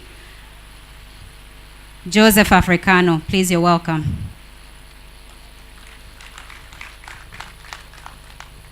Thank you, Aye. Honorable Barnaba Marial Benjamin, Minister for Presidential Affairs, Honorable Mama Angelina Teng, Minister for Defense. We have some honorable members of parliament here, the distinguished experts, the academia, and the students, plus the secretariat and the media. Yesterday, when we ended, there were some comments that came, and I think they beg to be responded to. The first one was our mandate as the Ministry of Environment and Forestry. As you know, we get our mandate from the Constitution of this country, and which is to conserve, protect, and ensure that our resources, our environment, are sustainably exploited and managed for the welfare of the current and future generation. So that is the mandate. And we do things too with that mandate. We have to ensure that our resources are sustainably exploited and managed. Secondly, there was an issue of the valuation of the Sud, because reports come like we can make $3.3 billion a year. And yesterday, it was being asked, where is that money? Where is that money? The money is there. Let's restore peace in our country. Then our tourism industry will be developed. Our fisheries industry will be developed. And all the other resources that we have in that place will be exploited sustainably and managed sustainably, and will have an alternative source of income in our country. So that's what that value is. It's like the same thing when somebody says we have 30 billion barrels of oil underground. Where's that money? That money will come when you go and exploit it. So the missing link here is we need now to go and exploit it, but I underscore sustainably. So there are two things that we have to differentiate, because in the last 3 days I've been listening keenly to all the discussion. It took me back to my university days, to my teaching days, to my research days, and a lot has been given to us to now start analyzing it. But one thing that all of you know, there is a directive from the President to the Minister of Environment because of these issues that has been gripping all of us, to conduct visibility studies, environmental and social impact studies, and freezing whatever was supposed to be done until these studies are conducted. Now people are also asking, why are you attending the consultations? Because you have to go and work on the directives of the President. And I simply said, the consultations will make my life more easier, because the students who go with placards, no dredging, no to Jongole Canal, no to that, because some politician or Africano say this or that, then they take sides. But with this awareness raising, now you know exactly what is needed to be done. So I'll be taking the recommendations from here, and I know that water resources is not only the responsibility of the Minister of Environment. So all the environment line ministries, the stakeholders, will be part and partial of whatever we are going to do. And it will be transparent, such that everybody knows exactly what's going to happen. But one thing that I would like to underscore today, we don't need to have moving goals. We need to have one objective that we would like to have. For example, we started with dredging. Now it came to navigation. And again, the Jongole Canal. 3 things. So we will not be able to study all those projects concurrently. One thing that brought this issue is the problem of flooding in Jongole State, Upper Nile, Warab, and the rest. And we don't want to be mistaken that we don't care about the suffering and the loss of livelihoods of people in those communities. That's why from day one I talked about the adaptation to the impacts of climate change. And that's something that we'll do. So, the way forward, and I'm starting from today to implement the directives of the President. One, would like to see the MOU that Isaac and his ministry by then signed with Egypt. Because in that MOU, it's clearing or cleaning or cleanup. Then it morphed into dredging. Okay? You don't implement an MOU.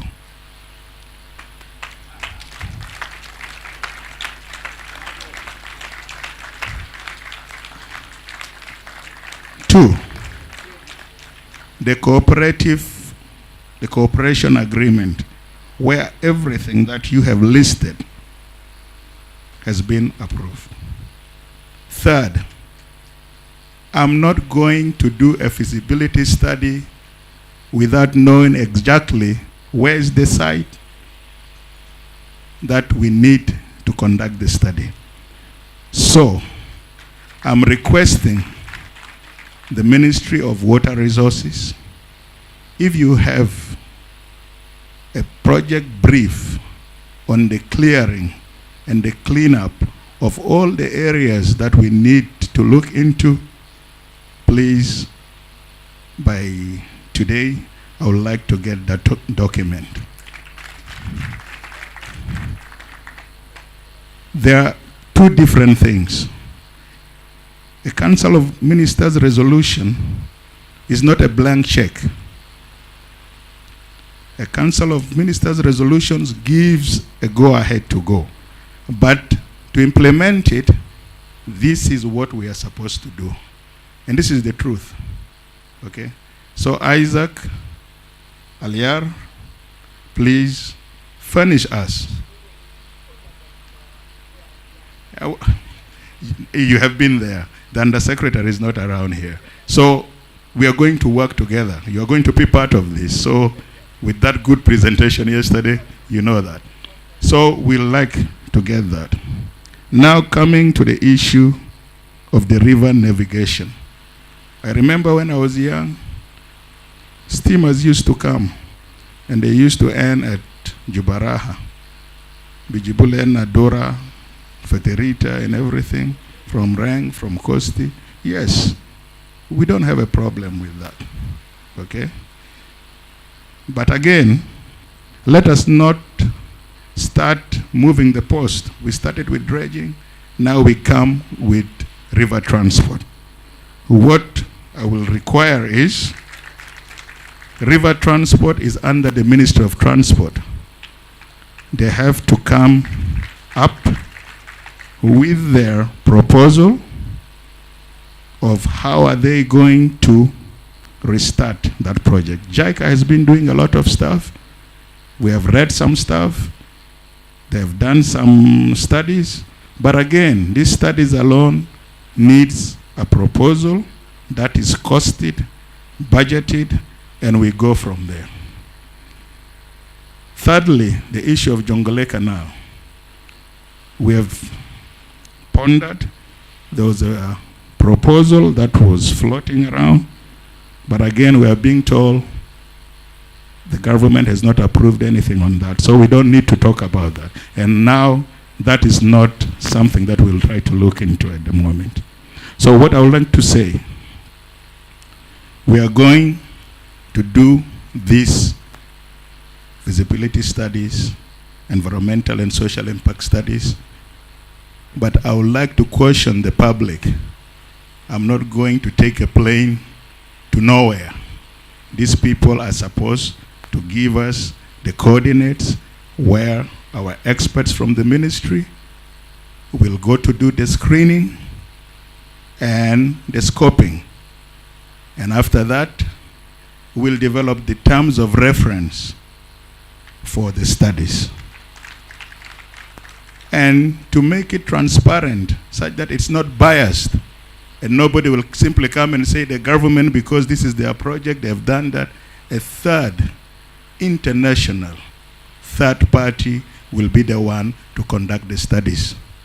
And the only thing that we'll receive is the report. Bring the report to us, we review it, but the most important thing to us is the pros and cons. If there are a lot of cons, but you come up with mitigation management plan, we are okay with it. Okay? So, from today, the public should know that we have taken the directive of the president seriously. The consultation is happening. And these are two things, because from the consultations, we are not going to come up with a decision. A decision will come after the studies. So briefly, I would like to address the students of the university. Our best university in the country, Juba University. I am a graduate of Juba University, and I'm a very proud graduate of Juba University. When the university was visioned in the 70s, it was to build the cadres of South Sudanese in order to manage the affairs of South Sudan. And I'm glad to say, in the current government, we have the majority of senior government officials, ministers, undersecretaries, director generals are all graduates of Juba University. But one thing that I would like to underscore, we need to change the way we teach in universities. Universities are a center for excellence, and the motto of University of Juba is relevance and excellence. During our time, there was this thing called disco. Some of you know what disco was. When you don't achieve a certain average, you are discontinued from studies. Go do something. That's not the place for you. So, what we need now, and I think if the Vice Chancellor is here, some of these issues regarding research and scientific studies should be the realm and the remit of the university. For the lecturers who are here, in your Senate, please make sure, when I was teaching at the University of British Columbia, 30% of the time of a lecturer is teaching, and 70% is research. But in our situation, it is 100% teaching. You are given notes, you read, when you're a good crammer, you pass. But in the end, we are not going to solve any problem, because these issues have been with us, and our centers of excellence like universities are there to help us build policies that will inform the decision of the executive. And finally, seeing MPs here, some mega projects are not the remit of council alone. You people too have to come in, such that it becomes a property of the country, because you are the representative of the people. With these few remarks, I think we need to cut our talk, and we need to give more chances for the people to air their views. Once again, I pledge we will work, whoever is interested, to make sure that all these burning issues that tends to divide us are resolved using our brains but not our hearts. Thank you.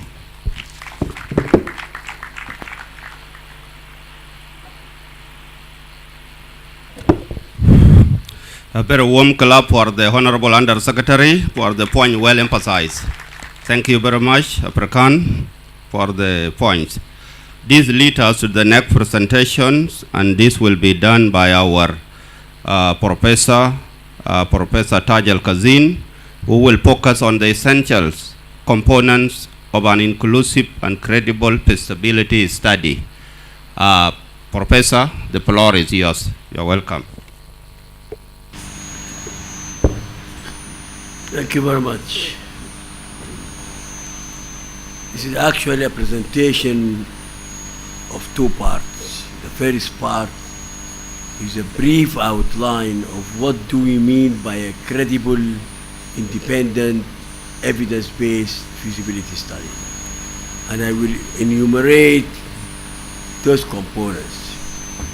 The second presentation will be my recommendations to the presidency because they are my contracting party, and within the contract I have the obligation to give them an end of activity report. But I would like to share some of the highlights with you on the floor. Before I do that,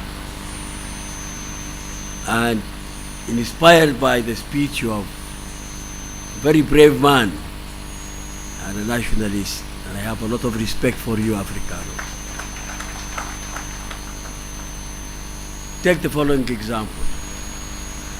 You decide to build a luwak, or you decide to build a house. You bring the architect who does the drawings for you, architectural drawings. And then you bring the structural engineer who will give you the... Okay, sure. You bring the structural engineer who will do the structural design for you. The steel bars, the beams, the columns, and so on. Then you bring the contractor, and he will tell you how much it costs. And then all of a sudden you wake up the next morning and you say, no, I don't want to build the luwak, or I don't want to build a house. I want to build a workshop.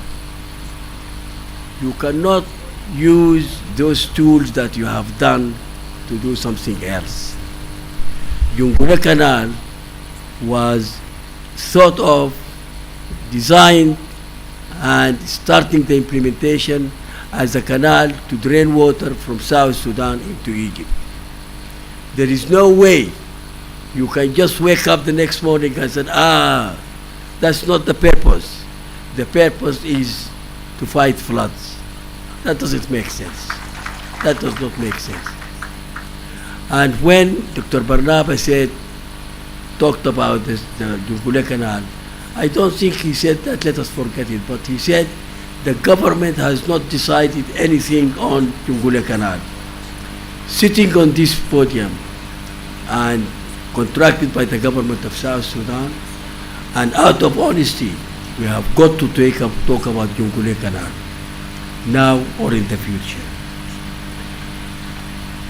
My second comment on Jonglei Canal, as we speak now, in April, Jonglei Canal burst its banks at the end of the canal, and the water was flowing, and maybe is right now flowing into the White Nile. That's not all it. It broke its bank in another location. And if I were the government of South Sudan, my top priority will be as and when possible to take the equipment and patch up those broken parts so that we just contain what is left of the water, because the population is now using it for transport. So there is a lot that can be said about Jonglei Canal, but this is not my topic for the time being.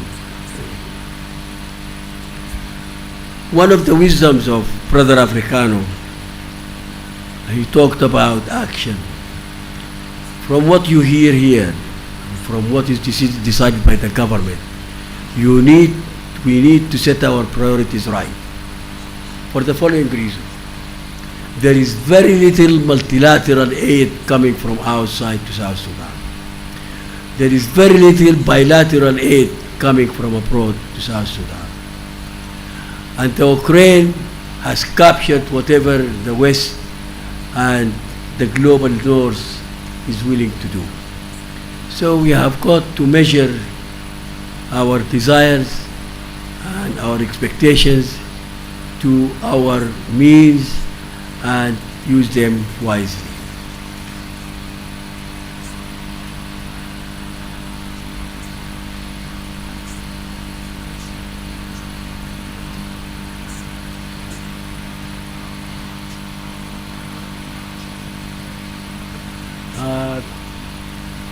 Nothing is coming out of the screen. Yeah, okay.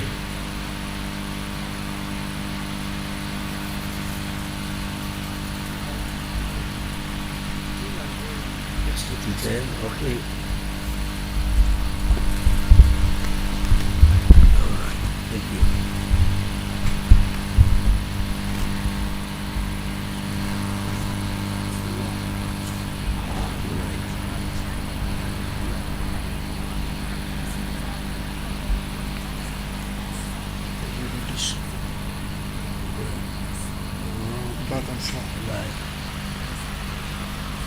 The Sudan wetlands of central South Sudan, west of the Nile, the catchment of the wetlands is estimated at 30 billion to 30,000 to 70,000 square kilometers.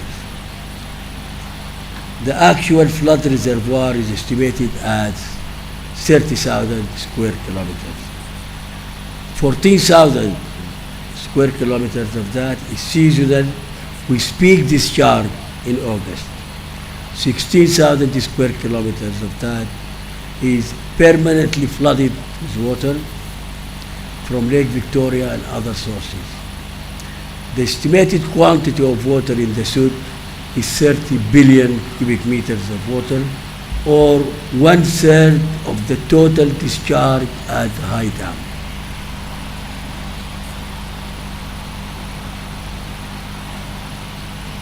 Floods do not need canals.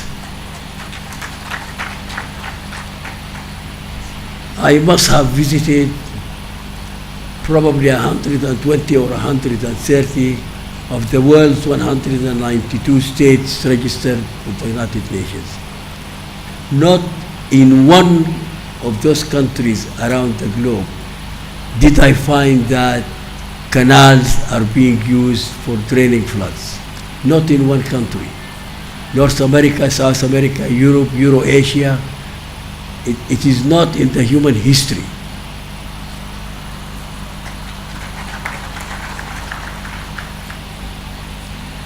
Dikes, if properly designed, and Isaac yesterday, he gave us an awareness that this is not a heap of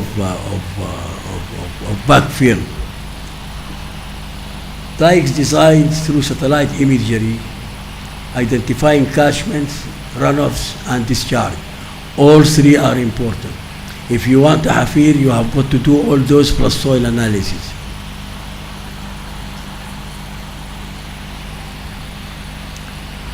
Floods are not rivers. They will change direction. The floods might come through this way this year, they may come through another way the other year. So it is not a permanent facility of water that you can deal with on permanent basis.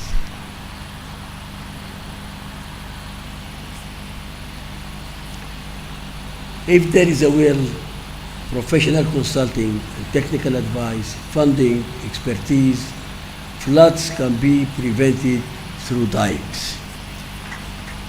But there are prerequisites: technical advice, funding, and expertise.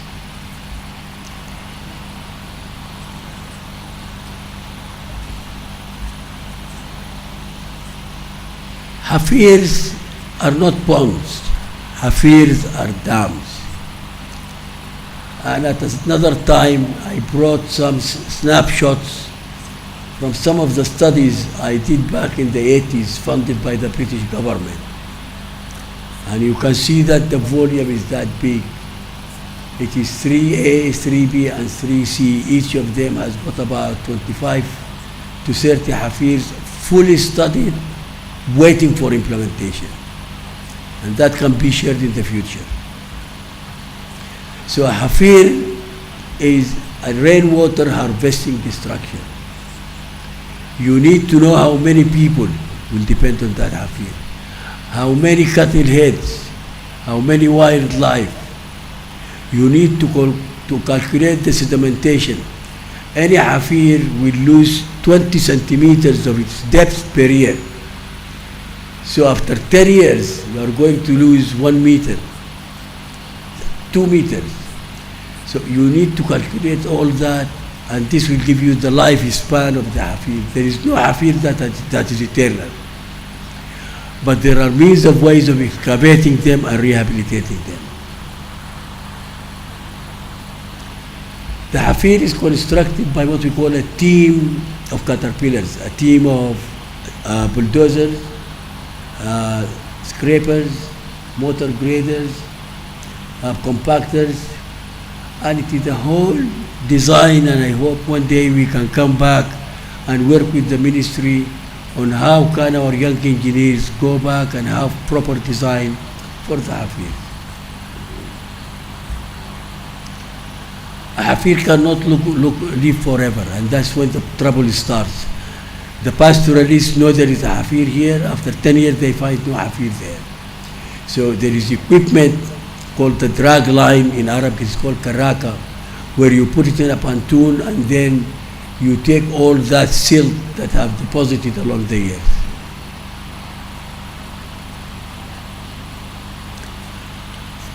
The people of South Sudan,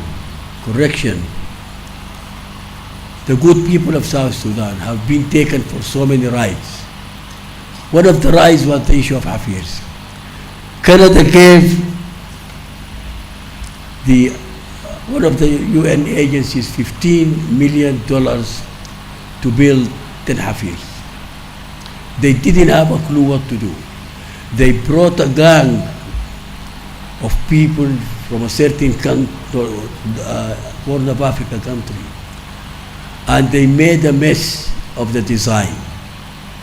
Then we demanded the design when I was consulting Coleman Young and the late Manawa. And Manawa and I, we went and met the woman, the American woman, very arrogant, as usual. And but we made our point, and we told her when she went wrong, and she said she will correct it. So we need to be careful about the studies and the design, and not think of the hafir as a hole in the ground.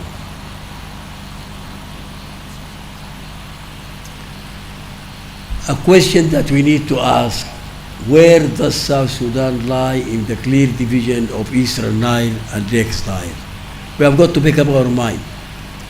Do we belong with Ethiopia, who is now standing back, Sudan and Egypt, or do we belong, support, coordinate with the nations of the Lakes region?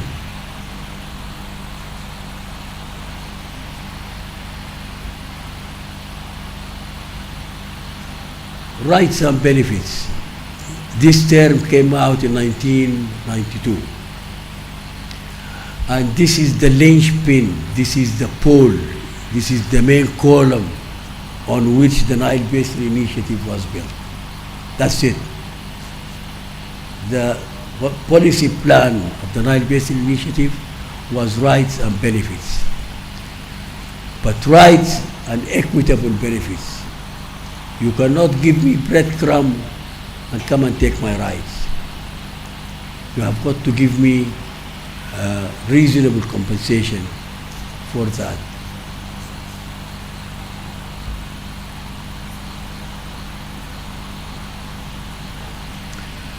What does South Sudan need to do?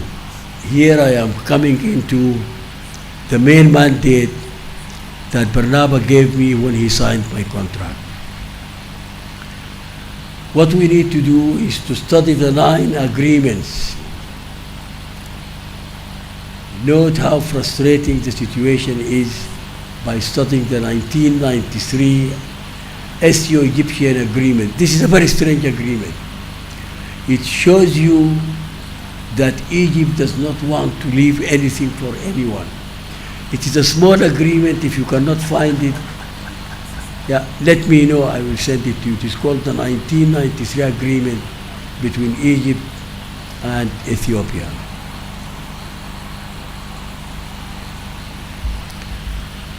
We need to study the three basins agreement, the African Basins Agreement. There are at least 27 of them. Those are what I have in my archives or what I have in my PC computer back in Ottawa. They are all working like a clock. All the 27 I have, there may be more. But we are the only people in this basin that we don't have a cooperative agreement. So we need to study those for what I call lessons learned. How did they do it? How are they operating it? What are their problems? How did they solve the problems?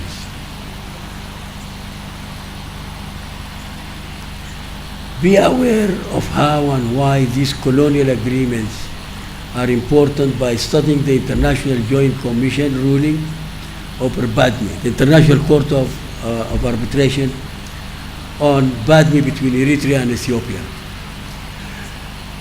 The resolution of the mediation gave a lot of land to Eritrea. Malla Zenawi, out of pride, he said no. They went to war, and anywhere between 60 to 80,000 people died from both sides. He refused. Nobody could do anything about it.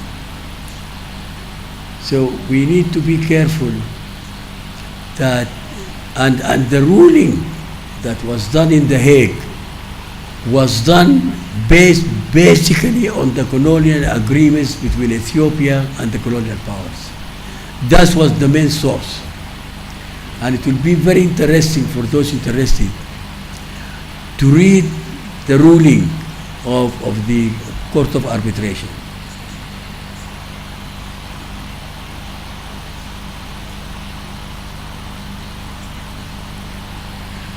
You need to study the Helsinki rules.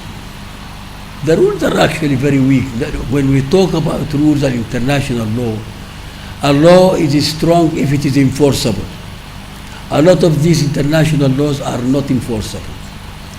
Look at the Bakassi Peninsula in Ethiopia between Cameroon and Nigeria. The Nigerian army just marched in and took the Bakassi Peninsula, and for the last 20 years they have been milking the oil from Bakassi Peninsula.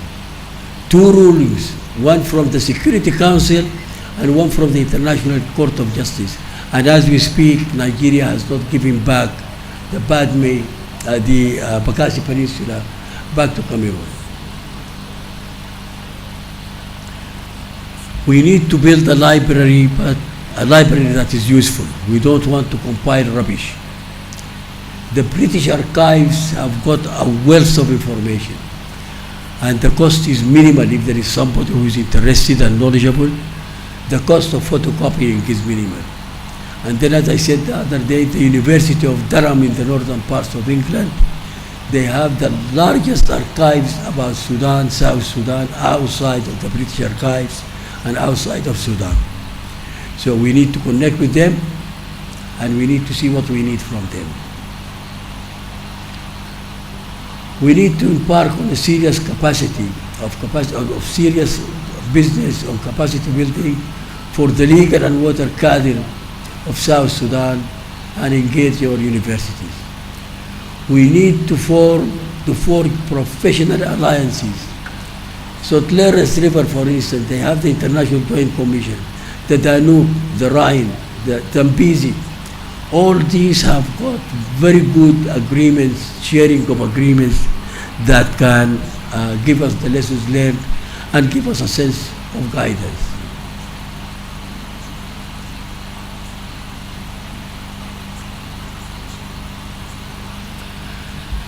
South Sudan needs to build scenarios. As there has been separation, how to share the 18.5 billion cubic meters allocated to the old Sudan, and at what ratio, and what are the criteria. Some people say if we do that, then we are acknowledging the 1959 agreement. Let us study that.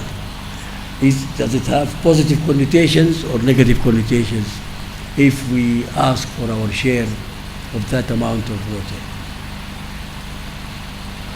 Bahr al-Ghazal Basin, I wrote in one of my memos, and I said in one or two of the podcasts that I made, that if one tampers with Bahr al-Ghazal Basin, he's committing high treason.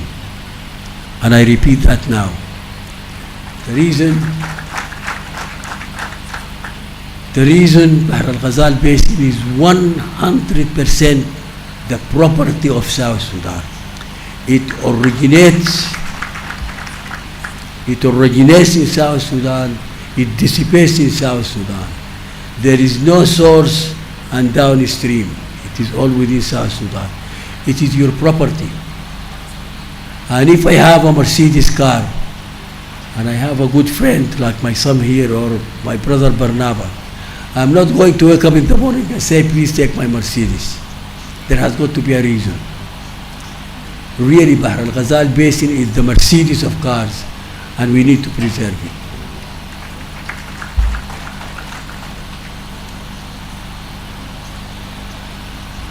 Okay, this one is finished very quickly. I will go through the other one because this is the recommendation for the government.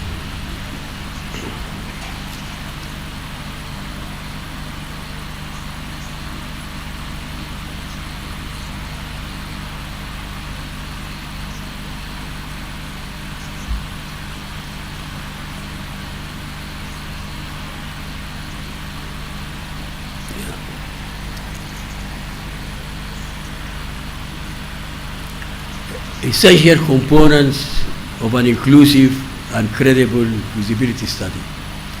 And I hope after this presentation, we do not just talk about economic and social studies. These are only two elements. There are probably another 10. We have got to be mindful of all of them. Economic impact and value added feasibility. Is it worth it to go one way or the other? This is what the study will do. Does it add value to South Sudan? You don't want to go and spend money, government money, people's money, and then there is no added value. Will it create better and more conducive atmosphere for investment? And that's the big issue. When General Coleman Young was governor of Jungule, he commissioned me to go to Jabal Buma because there was an American delegation coming. So I did. And the Morley were very friendly with me because I had no cows. So they were extremely friendly. I spent about a week or 8 days. The potential in Buma is unbelievable. If you build a cement factory in Buma, it will probably run for 200 or 300 years before you require more material. I will put it before the Taposa Gold, because the Taposa Gold is alluvial, but this is a solid rock full of minerals. But when they came, I came back with the report and I told Professor Cole that I am not going to lie to these people, because lying does not take you anywhere. The resource is there, but to turn it into a commercial, viable investment is a different story. How can you transport whatever you get and take it outside to make use of it?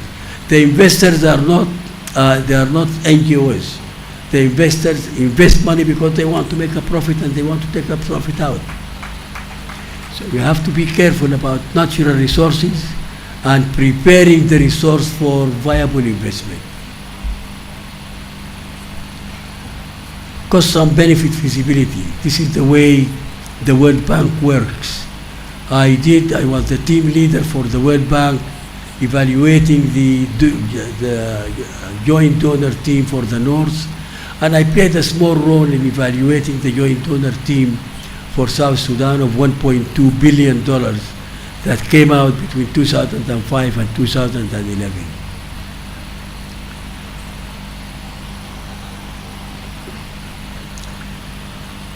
Peace and conflict impact assessment. This is a module, and probably sometime in the future I can come and teach some of these modules.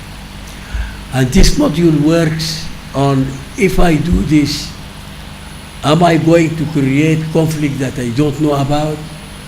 And look at relocation. You cannot relocate one person without doing peace and conflict impact assessment.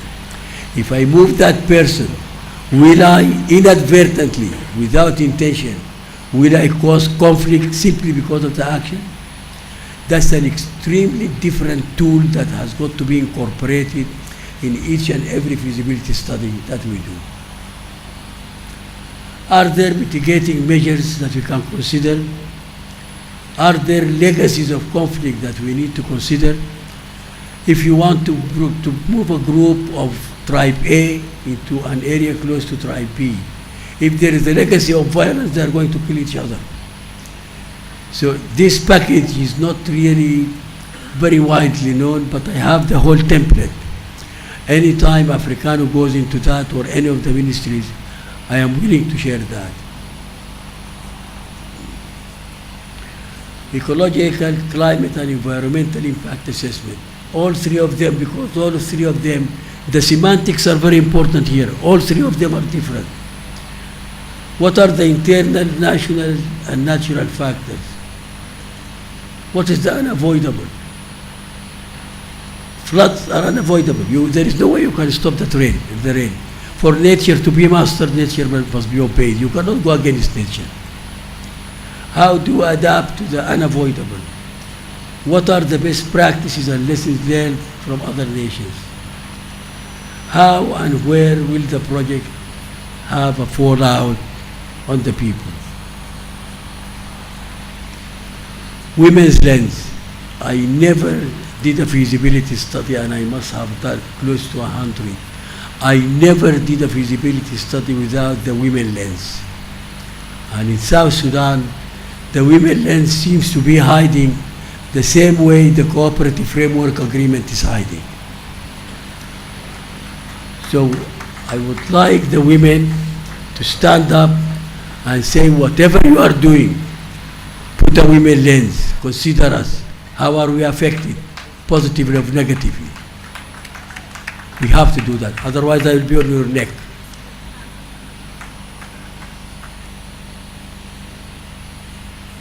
Men go to fight or rear cattle, women keep life going. I never forget an incident where a group of American women and men came with quite a bit of money to empower women, and I was translating. This was in Jungule. And one of the women, a working woman, came out. Well, after I translated, I said, they want to empower me? Tell them that my husband took his gun and went to the bush. I have 8 children, I am protecting them, I take them to school, I feed them, and I sleep beside them at night. And she wants to empower me?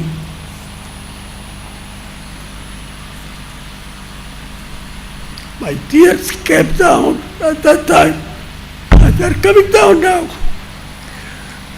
Our women do not need empowerment, they need a space. Open a space for them, but they do not need empowerment.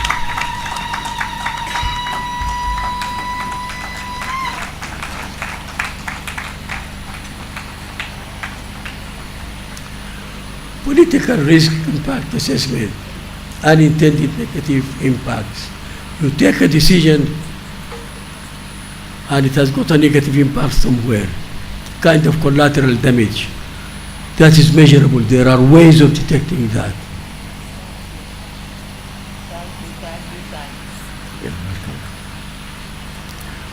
Water security impact assessment. Let us have a motto. Water security is part of the nation's security.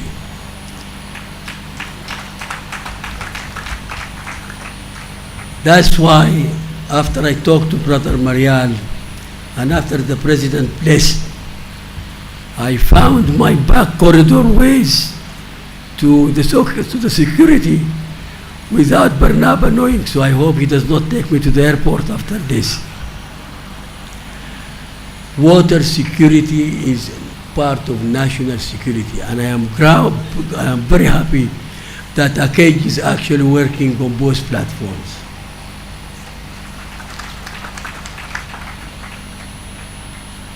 Has patterns of climate change been factored into the water security? Had the study modeled the trajectory for water security for the next 50 years or 100 years? You don't want to talk about today only. Today there are floods. In Lake Turkana, the lake is rising, but there is no rain around the lake. Northern Kenya, the Karamoja cluster, they are closer to the equator, but they have drought. So we have got to be careful and consider water as part of the national security of the nation. Collateral damage impact assessment. Case of Western Equatoria. You tamper with the sod, you are tampering with the evaporation, that when the northern winds come, the northern winds take the evaporation to the green belt that we saw the other day. If we tamper with the sod, we can kiss goodbye the lush vegetation and the rainfall in Western Equatoria and in northern Uganda. Impact on wildlife.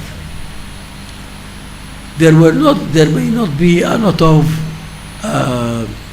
tourism right now, but the amount of wildlife that migrates east and west is an unbelievable wealth. How will it be impacted? Transborder migration of birds that Salwa alluded to. Actually, there are birds that come from South Asia, India and China. They fly all the way to come to the sun. Google it, it'll come out. This is not something that I invented or I only know. Go to your computer, it will come out.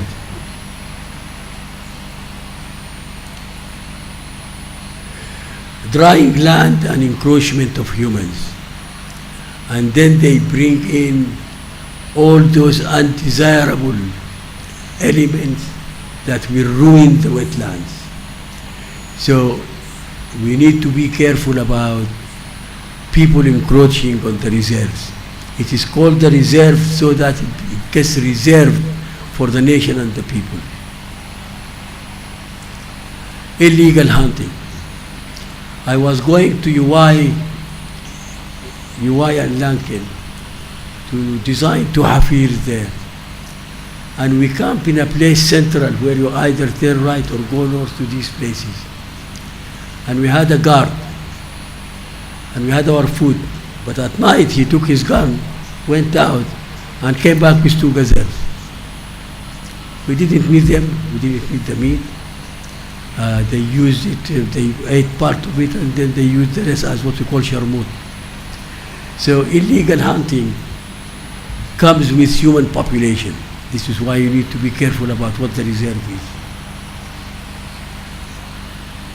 Will humans' relations change? Will coexistence be affected? All that will need to be studied.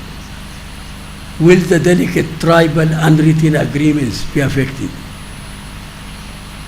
An ex-Minister of Justice wrote a very interesting book as his dissertation with SWWS, University of London.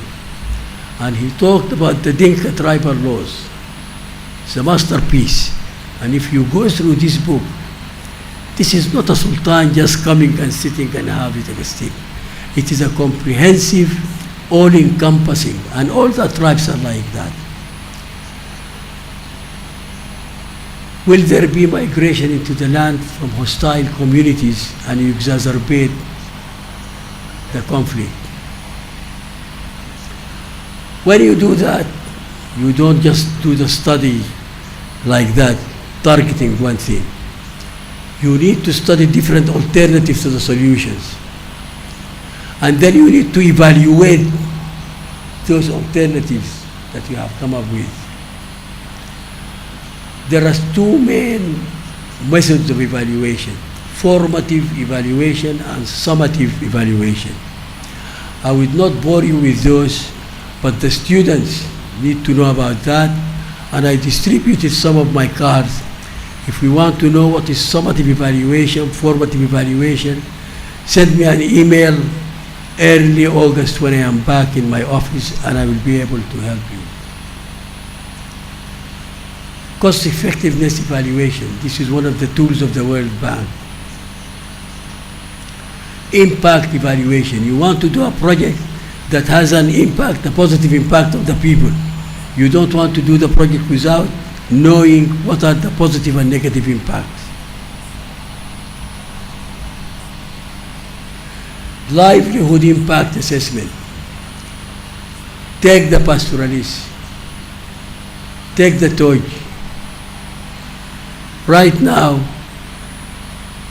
the ground on the shores enables the cattle to go into the river and drink. If you deepen the river, what is going to happen to the cattle? The cattle do not know the difference, they will fall and die. Will the psychology of the people and their peace of mind be affected? Life is not about material things. Life is not about having a canal. Life is not about having money. The psychology of the people and their peace of mind is important. And let me share something with you. At the peak of the fighting in South Sudan, the liberation fight, the freedom struggle, Barnaba was in charge of the office of the SPLA in Harare, Zimbabwe, with his family. My son, who was 12 years old, flew all the way to Zimbabwe and stayed with him at home. Relationships between people is not only about money, is not only about structures.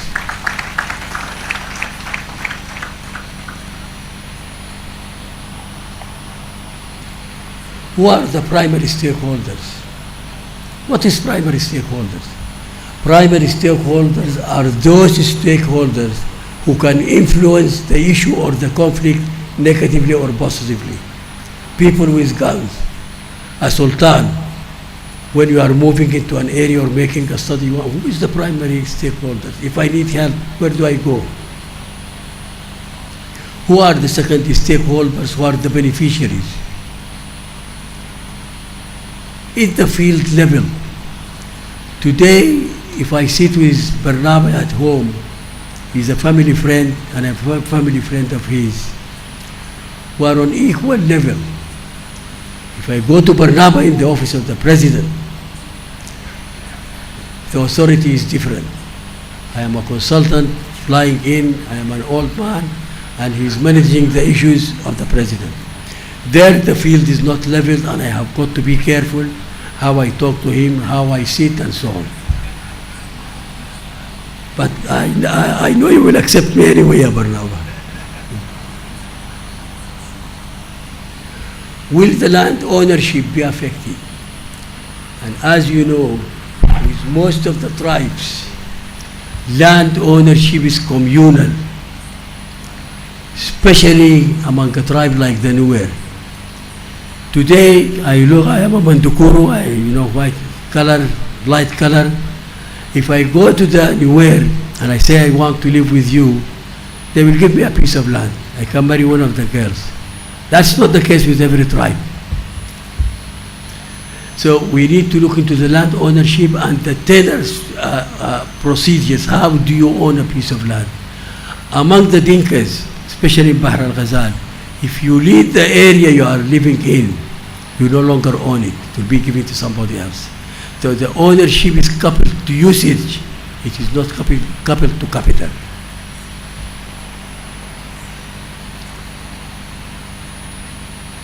What are the cons and pros of this issue of the land? How strong is the concept of ancestral land? Is it really still strong with all the migration that took place, or are we talking about the senior citizens who are over 55 or 60?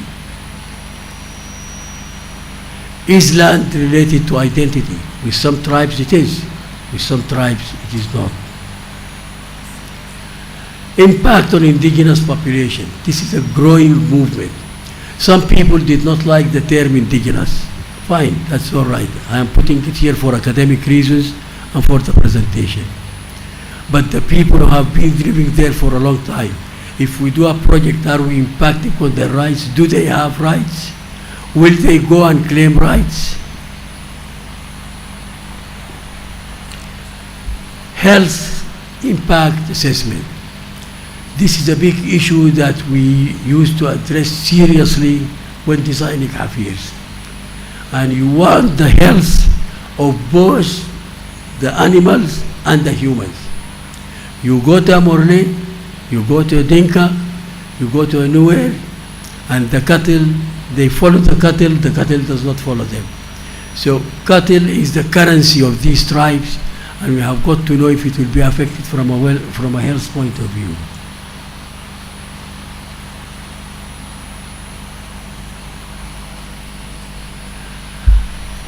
I will stop there, and I hope that the message was clear.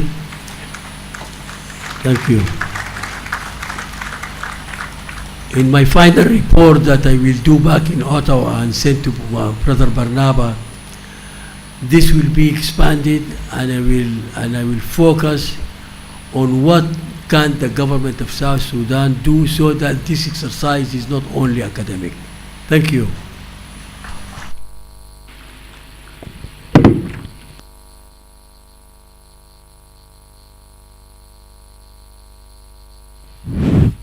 Thank you very much, Professor Taj Al-Kazin, for the presentation. We are going well, however, we are tight with time, and today it's going to be different. It's going to be a good lunch break for all of us, and I appreciate your continued presence. Now is to be followed. We know environment and society are intertwined, they are linked together, and in order to emphasize on how it relates, we will call our next presenter, who will actually talk on the importance of environmental and social impact assessment, ESIA procedures. For example, a case study, a case of Bentiu Rubicon Bridge, that will be his emphasis. And that person is our young professional, environmentalist, Young Kwai. Please take us through the next presentation. Thank you.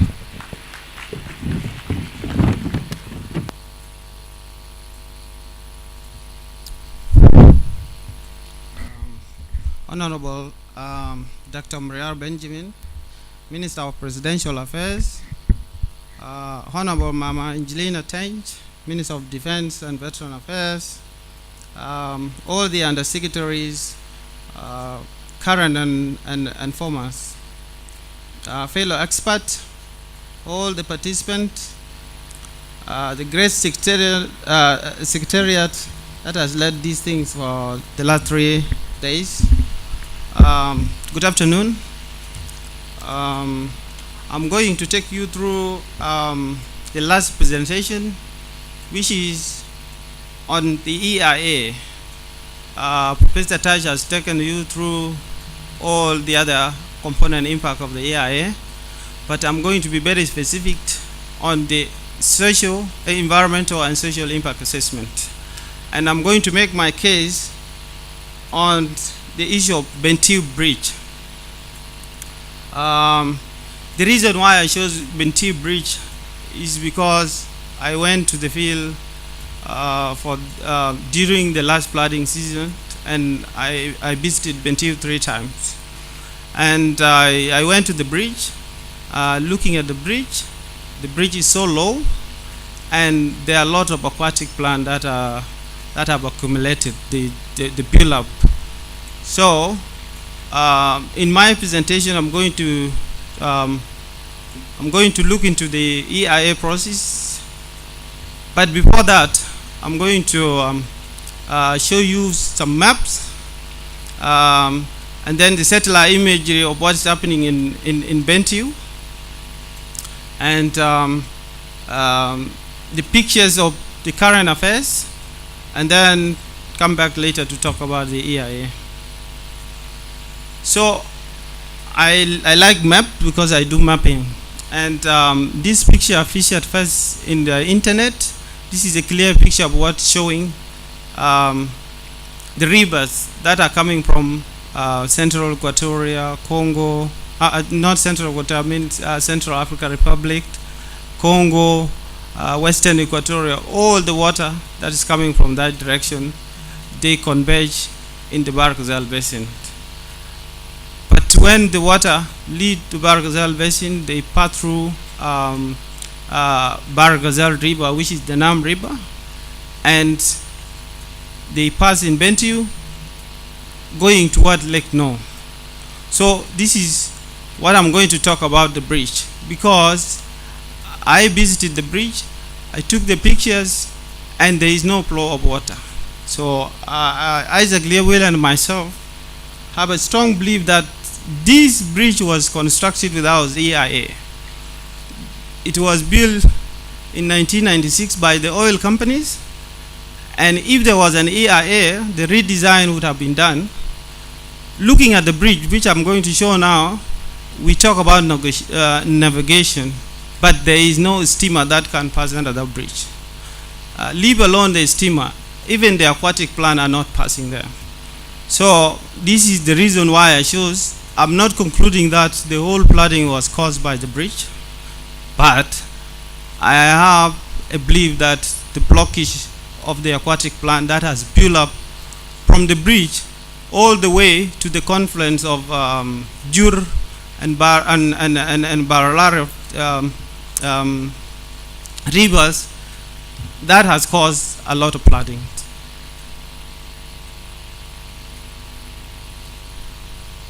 So this is the bridge. That is the Bentiu bridge. It is connecting Rupkono and Bentiu. Unfortunately, this is not my picture. I went to the site, I took the picture of all the sites, but I didn't take the actual picture of the bridge. So this picture was taken in 2012, and it is a ghetto image. So this is just to show you how low is the bridge. And in 2012, the aquatic plant were already there. So now everything that will be flowing for the last 10 years did not pass under this bridge. So that's the reason why I have a serious curiosity, and the EIA is going to tell us what is happening in that area. But I think the issue of bridge will be one thing. This is a picture that I took myself. I stood on that bridge that I've shown you, and picture at the right, at the upstream view of the Nam River. So this is how the Paifaras has built up all the way from the bridge leading toward Bahr Ghazal. And the other picture, which is at the right hand side, that is the picture of the downstream. It is clear now there is no aquatic plant that has passed under that bridge. So this water is stagnant. It was a video, I don't know whether it will. Yeah, so this water is stagnant. It is not going anywhere, because when you go a little bit up from there, there is another build-up of aquatic plant. And I will show you in the satellite imagery later, so that we all see together that there is a strong build-up of aquatic plant. So when you talk about dredging, you need EIA. Because if you don't do EIA, you are going to make another mistake of excavating the land, and the plot will be transferred from Bentiu to Malakal. So this is why we need to do the EIA, so that we actually understand how much water we are going to release.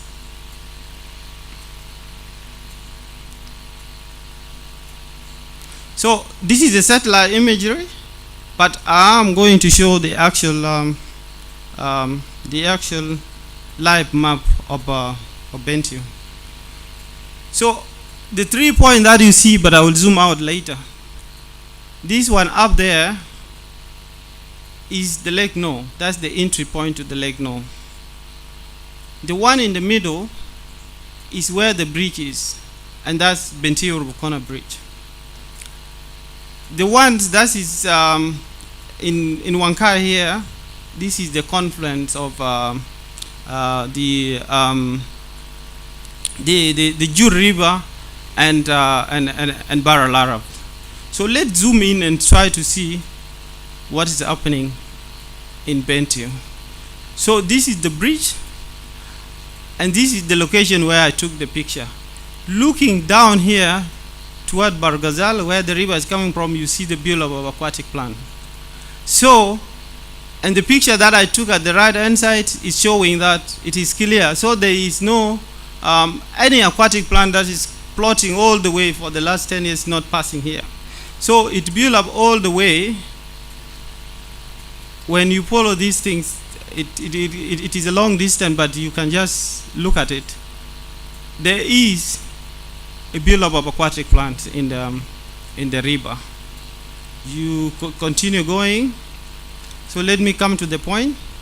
This is where Jur River and Barra Larab meet. So it is a little bit clearer here from Jur River, but when you start from here, it needs clearance. So what is needed here is clearance. It is not a dredging.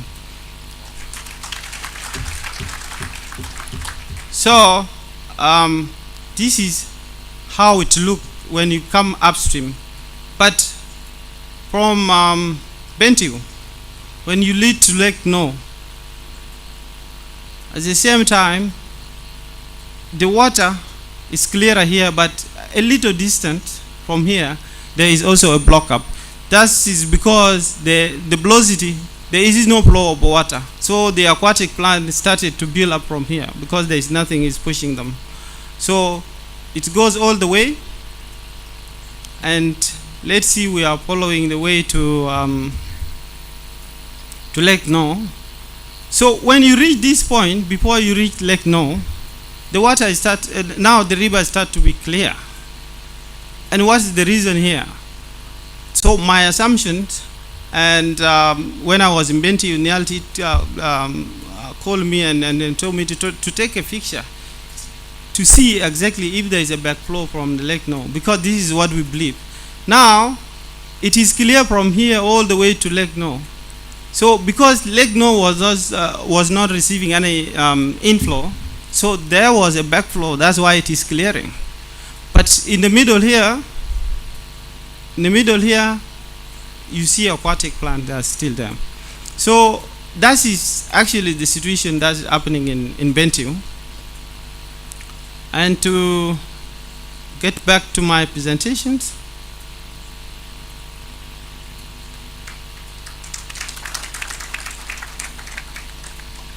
so yeah, so okay, so this is the pictures of what is happening in Bentiu. This is a village closer to the bridge, and it was flooded all the way. And looking at these ones, this is how the environment looks, flooding all over, because the flow of water, it is not realized. So now the water coming, and then whenever they reach that build-up, they just go their way. To start with why the EIA is important. As I said earlier, that if the EIA was done before this bridge was constructed, they would have redesigned, and then to adjust so that the bridge itself would raise to the level where everything can pass underneath. But I think the oil companies did not do that. I don't know, but the Minister of the Undersecretary of Environment, if it was done, he will tell us, because all these documents of EIA are supposed to be with him. So to start with the stages of why is this important. EIA, the definition of it, and I want to quote what Nialti said in the University of Juba when he was presenting. EIA, it is a lab. It's like a lab test. So when you go to the hospital, you talk to the doctor, you explain all your conditions. Now the doctor will send you to the lab to test what are the conditions, to find out, for him later to come and diagnose and write to you the proper medicine. So this is the EIA. So before you do any projects, the project has to go under EIA test. And to do the EIA test, this is where you will come with the proper design. So the explanation put here, I mean the definition of EIA. The EIA process makes sure that environmental issues are raised when a project or plan is first discussed, and that the concerns are addressed as projects gain momentum through to implementation. So this is what the EIA does. But in the case of dredging, I believe the Minister of Environment was not consulted.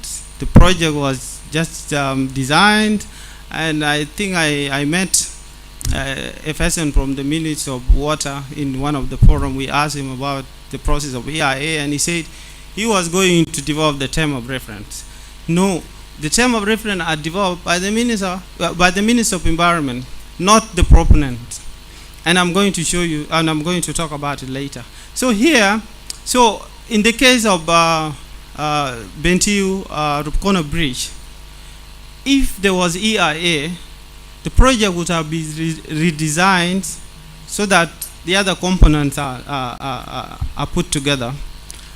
And if there was a need for require further studies, the EIA would have recommended that. Another thing that the EIA does is that it suggests changes which alter the economic viability of the projects. Because if the project is, if there is one component that is not included in the design, then the EIA would recommend that, and then it alters the thing. But the EIA can delay, the implementation process if it is not well done. And if you don't follow it, the ministry concerned will not approve your project. So here, it looks very small, but let me explain. This is the EIA process. How it is done is the ministry concerned, the proponents, in this case, the Ministry of Water and Irrigation, will propose the projects, write a brief which the Undersecretary said before, and then submit it to the Ministry of Environment. Now the Ministry of Environment will conduct screening with consultation with the public. When the screening is done, the screening will decide whether there is a need for EIA or there is no EIA. So if there is no EIA, it is just screening and approval will be given. But if there is a need for EIA, then the EIA will go under the process, and then the scoping will be done. In this case, the Ministry of Environment is the one doing the scoping.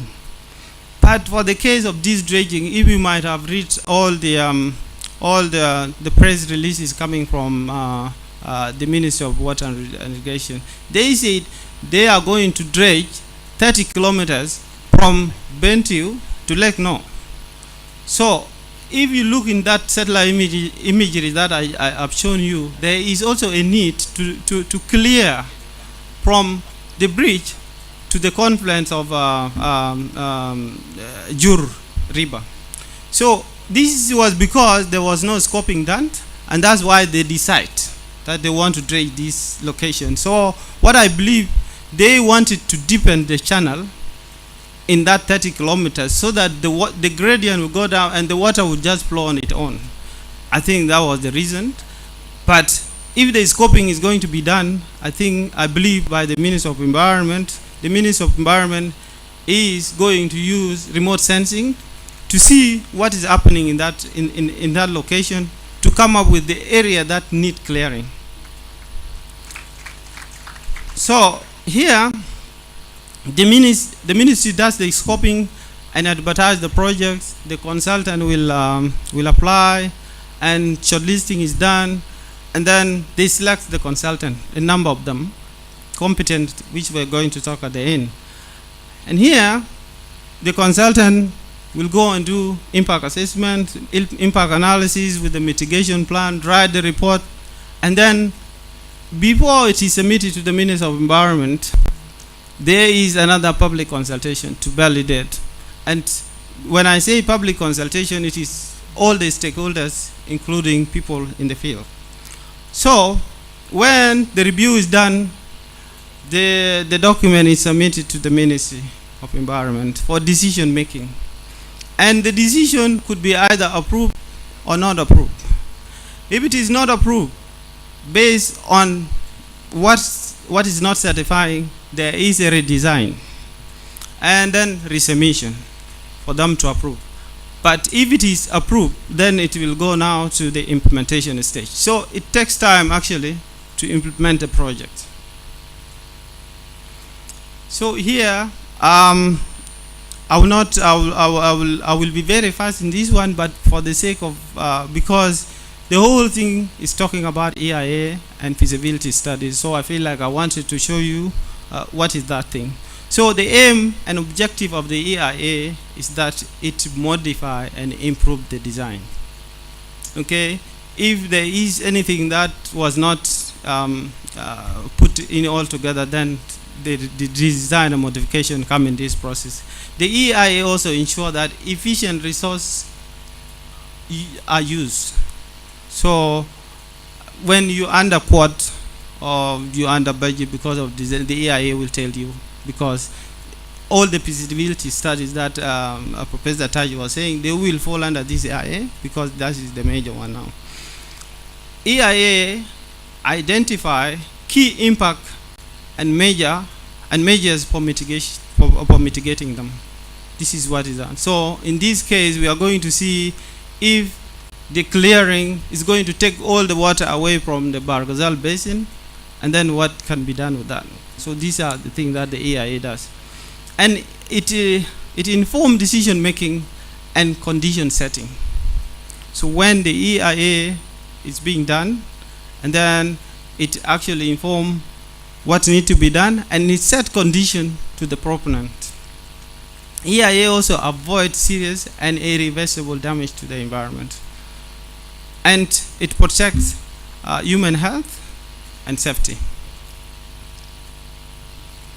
So impact analysis, environmental impact analysis for the projects.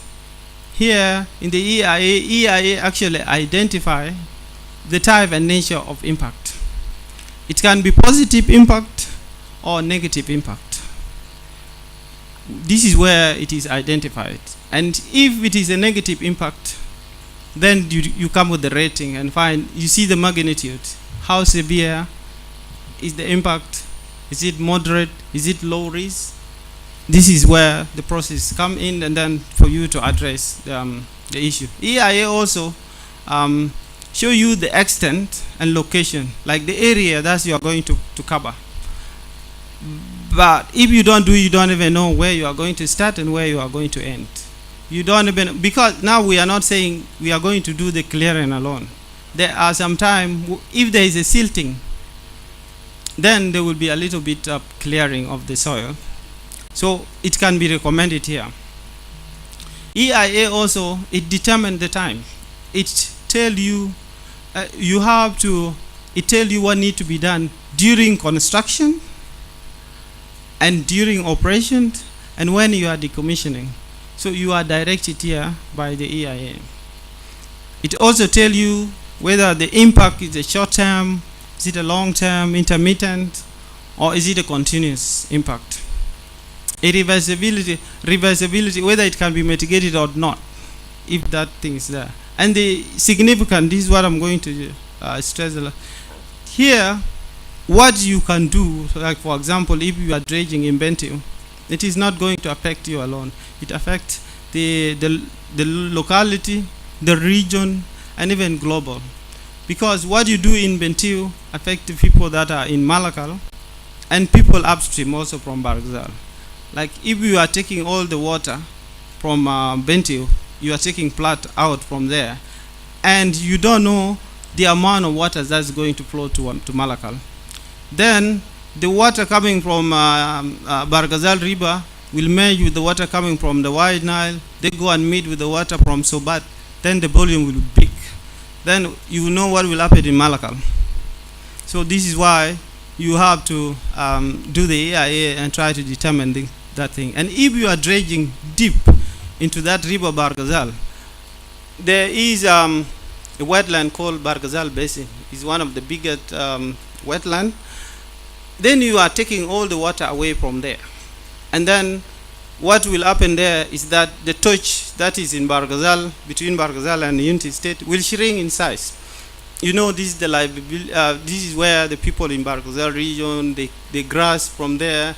And then now there will be conflicts because the water will go and even the grassland will reduce. So these are the things that when you do one thing in one location, it is going to affect the other location. So these are the reason why the EIA is required. So integration within the EIA is that the EIA actually addressed the following effect. The biophysical effects like the air, land, water, groundwater, flora and fauna. It addressed the social and cultural issues. It also addressed the health and safety, economic and fiscal, the landscape and the visual impact, and then the affected community rights and the traditional areas. So the EIA, when it is done, then it addresses all these areas. There are guiding principles of the EIA. The EIA process should be purposive. It has to meet its aim and objective. It has to focus to concentrating on the effect that matters. So when you say this is what is matters, this is what you are going to mitigate. The EIA should be adaptive to respond to the issues and the realities. It must be participative, like it should involve everyone, so that everybody see their face in the projects, and then the decision will be collective. It has to be transparent, clear, and easily understood. It should be rigorous, like employ the best methodology and the practicability. The EIA also should be credible to carry out the objective and professionalism and efficient by imposing least cost burden on the proponent. So these things are well known in the Ministry of Environment, but for the sake of all of us, we should know what is EIA. And I'm almost finishing before we go to the discussion session. Key operating principle of good EIA practice. EIA should be applied to all proposals with significant impact. Here in South Sudan, a lot of projects are being done without EIA. And we have seen the roads that are being built, there are no EIAs. And I can attest to that. The Juba Bo Road and Barghazal Road, if there are EIA, then the Undersecretary will tell us. But I believe maybe the desk work was done by the proponent. The EIA should be early in the project cycle. And this is why we're saying do EIA before the project comes. No one is saying that no dredging, or no one is saying yes for dredging, but the EIA will determine what needs to be done. EIA address relevant environmental, social, and health impact. It also identify and take account of public views. It results in a statement of impact and mitigation measures. So it's tell us the impacts and how they are going to be mitigated. And then, very most important is facilitate informed decision making and condition setting. This is what the president is looking for now. That's why there was this speech. Last but not the least, the benefit of EIA. The EIA is environmentally sound and give you a sustainable design. So when you do it very well, it will not actually take you back to the cycle, and it will not even have the delay of your projects. It better comply with standard. EIA save your capital and operating costs. If you have done it well, then it saves you your money. and it reduced time and cost for approval. EIA also increased project acceptance. If the EIA is done with the involvement of everybody, then everybody will accept that project. And this is what we want. We want this project to go under EIA, and then involve everyone. We will all accept, then there will be no division in the country. EIA better protect, it will give better protection of environment and human health. So here, to ensure fairness in the AIA process, the consultant that are going to do that one, they will have to be very credible consultant, okay? And then term of reference will be listed in the report, what they did, and then their experience also. The EIA has to be published, and the term of reference also has to be published in the report. EIA, make EIA report available to public. If the EIA is done, everybody who want to read it, come to the Ministry of Environment and read it. And then that is the transparency of it. EIA public list of screening and final decision along with condition for approval. So how it was approved will also be published.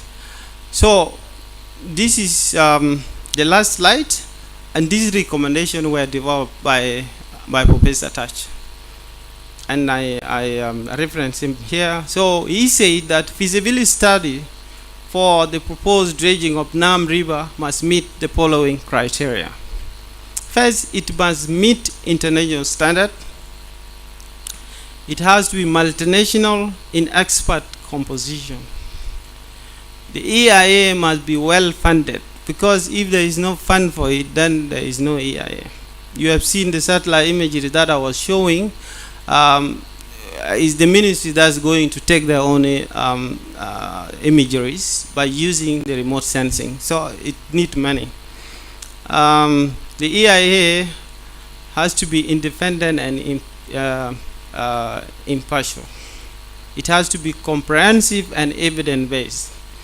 And it must cover the following aspects: environmental impact assessment, social impact assessment, economic impact assessment, peace and conflict impact assessment. These were the things that he highlighted. He put them in his slide before. Livelihood impact assessment, health impact assessment, and it must carry an observing UNESCO and RAMSE and international law clearly.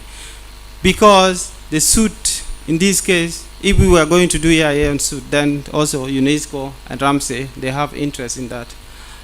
And that's the end of my presentation. Thank you so much. Thank you so much, Mr. Yongkwai, for that insightful presentation. And you've seen how he has continued to reiterate that, in fact, evidence-based decision-making is the way to go when we're talking about the wetlands. Now, I think, so that we have 5 minutes just to relax, I'd like to invite just an interlude, Ajok Jogloal, if you can grace us with your presence for 5 minutes, and then we will go into the last two commentaries before lunch.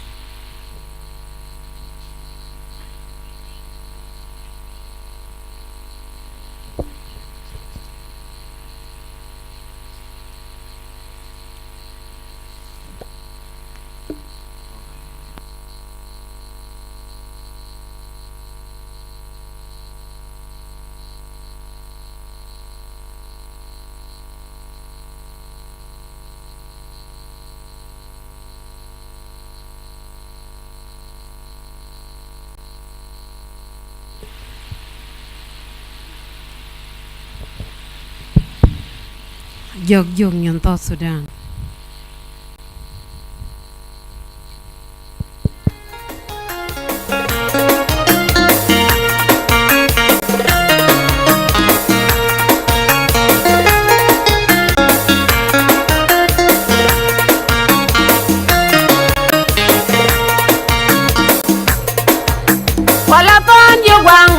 wala ton jigen numba yenuda ira buwang numba yenu wala ton jigwang wala ton jigen numba yenuda ira buwang numba yenuda pinya bar kagal wazaren ko ukwan bedeng no ko panda jeng pingunyal ko gangi jaga oga pindol panda pinya bar kagal wazaren ko ukwan bedeng no ko panda jeng pingunyal ko gangi jaga oga pindol panda wapo miar ka oga miar jeli ba yenuda pinya red yenuba wapo miar ka oga miar jeli ba yenuda pinya red yenuba aner bo ana nyam yenui ana nyam yenui aner bo ana nyam yenui ogala wakana nyam yenui ogala to ana nyam yenui ogala wengana nyam yenui ogala war ana nyam yenui ogala to yara nyam yenui ogala rap ana nyam yenui udenge twanyana nyam yenui udenge twanyana nyam yenui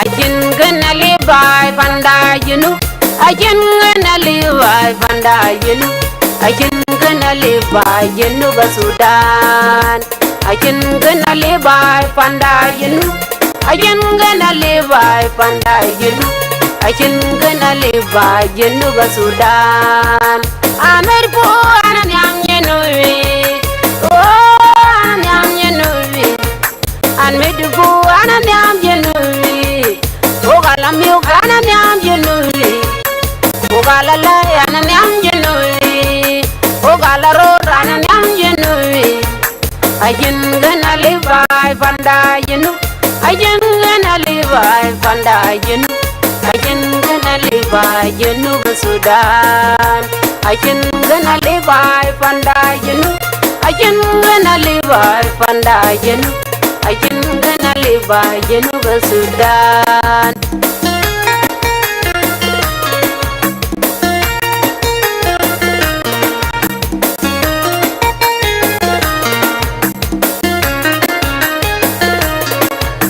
aner po ana man yenui oh ana man yenui aner po ana man yenui ogala da kana man yenui ogala da kana man yenui amogya ana man yenui aramal ana man yenui ebindul ana man yenui ebindul ana man yenui ebindul ana man yenui South Sudan ana man yenui South Sudan ana man yenui morngang ana man yenui morngang ana man yenui morngang ana man yenui South Sudan ana man yenui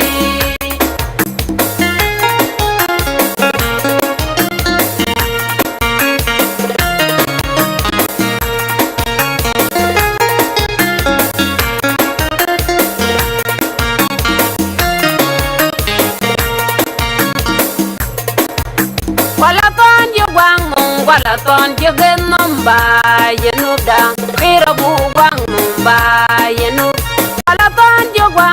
wala ton jigen numba yenuda ira buwang numba yenuda pinya bar kagal wazaren ko ukwan bedeng no ko panda jeng pingunyal ko gangi jaga oga pindol panda pinya bar kagal wazaren ko ukwan bedeng no ko panda jeng pingunyal ko gangi jaga oga pindol panda wapo miar ka oga miar jeli ba yenuda pinya red yenuba wapo miar ka oga miar jeli ba yenuda pinya red yenuba aner po ana nyam yenui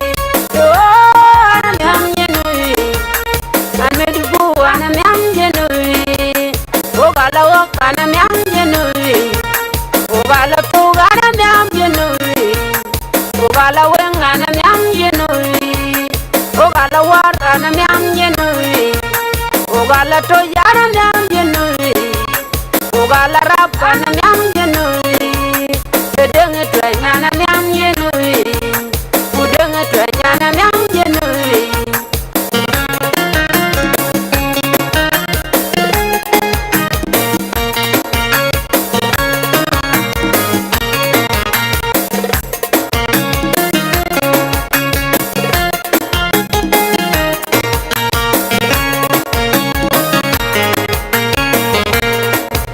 Ajin gonna live by Vanda, you know. Ajin gonna live by Vanda, you know. Ajin gonna live by Sudan. Ajin gonna live by Vanda, you know. Ajin gonna live by Vanda, you know. Ajin gonna live by Sudan. America, I'm young, oh, I'm young, and make you go, I'm young, Ogala miugana nyam yenui, ogala layana nyam yenui, ogala rorana nyam yenui. Ajin gonna live by Vanda yenu, ajin gonna live by Vanda yenu, ajin gonna live by Sudan, ajin gonna live by Vanda.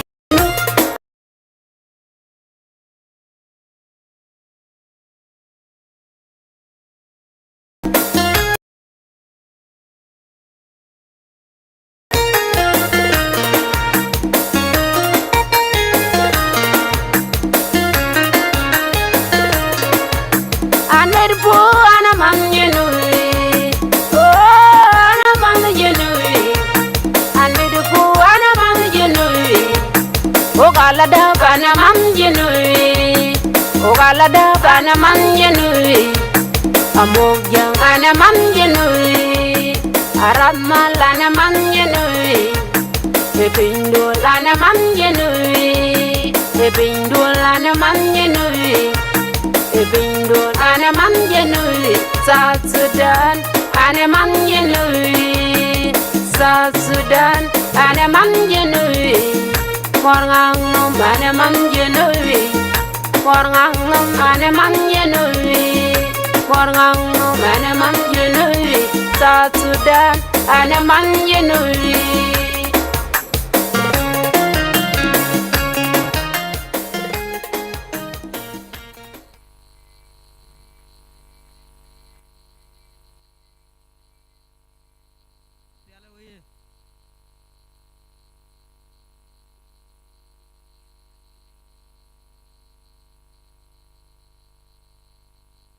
South Sudan với gì? South Sudan với gì? Mà nè mà cho Moses mà biểu mà dốc. Có bao nhiêu là có poli.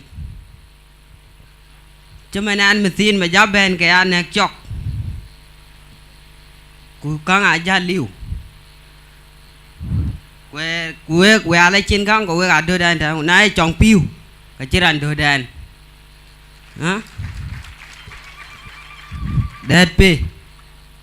Chứ mình lại ata wir quay chọc nóc adil bị ban bè rồi cái nạc chọc cô gà là tin bu pop bu có quạt bu yu cái gì bữa nay piu chỉ là vô cái tin dead cái này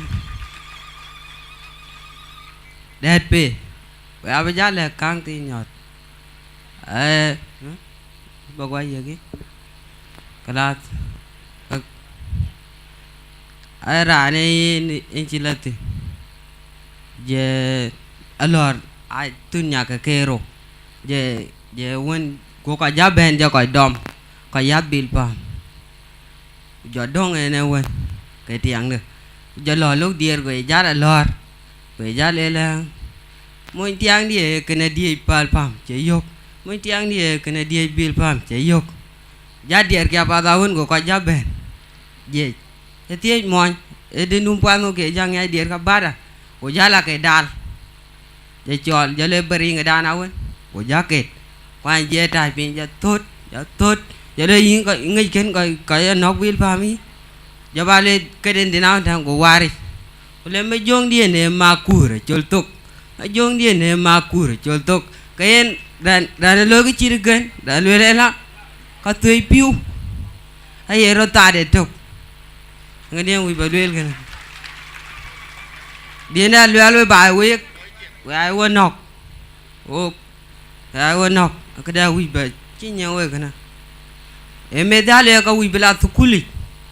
Jiran enta nomte. Jare bada jiran dede jeng de ne an ya kiti ngai tongwan. E dang en choga chin. Kada chu we knock kana. Da wi bela we. An ko ten. Lum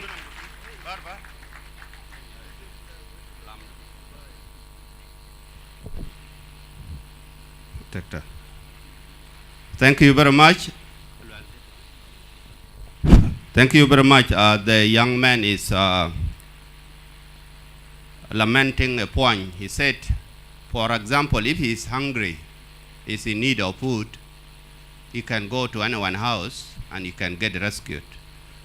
But when it comes to the issue of water, if he is thirsty, it can be difficult to be rescued.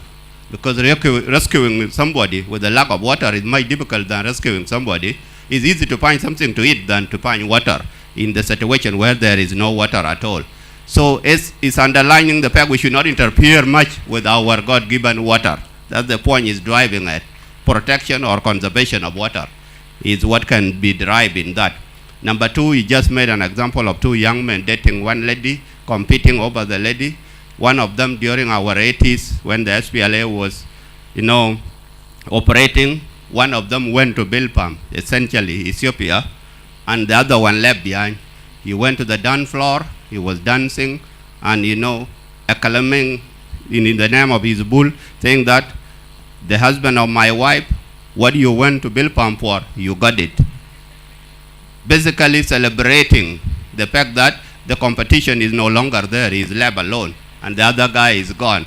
Until the others caught him, probably sympathizing soldiers or fellow their colleague. He was beaten and say, why are you saying that? And then he turned around and say, oh, I was just saying my black and white bull with black mouse. So he's turning, he's making a U-turn. Thank you very much, especially. Thank you, Degmador. I think as we conclude this session, I'll go straight into the two comments that we have. We'll limit it to 5 minutes and we'll break to lunch. And I just wanted to mention that as Dr. Marial said yesterday, we have now a small budget. We could provide lunch. So please stay around. We will break for 30 minutes and there will be lunch at the back. But of course the VIPs and dignitaries will be going to the VIP section. So bear with us for the next 10 minutes. I will then call upon Dr. Salwa for a 5-minute comment, followed by Mr. Nyal Tidmamir. Thank you.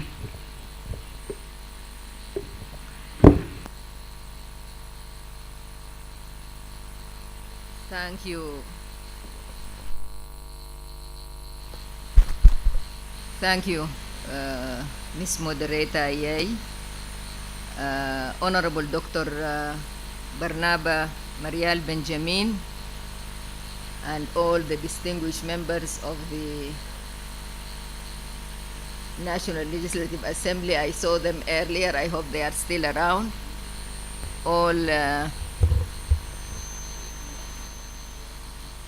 All participants, guests, good afternoon. I would like to say a few words, and I begin where we started all this from, and that is the speech by the President on the 9th of July 2022 when we were observing our 11th Independence Day. I ask the Secretariat please to load up the President's speech, page 5, paragraph 3, 4, 5, and 6, 7, 8 on page 6. I am pleased to hear the Undersecretary of the Ministry of Environment saying that they will start today. And he explained to us the methodology they are going to apply. But just to remind ourselves, the President observed in his speech that there were two points of views, two schools of thoughts, as the academics would say. He referred to one group strongly supporting dredging.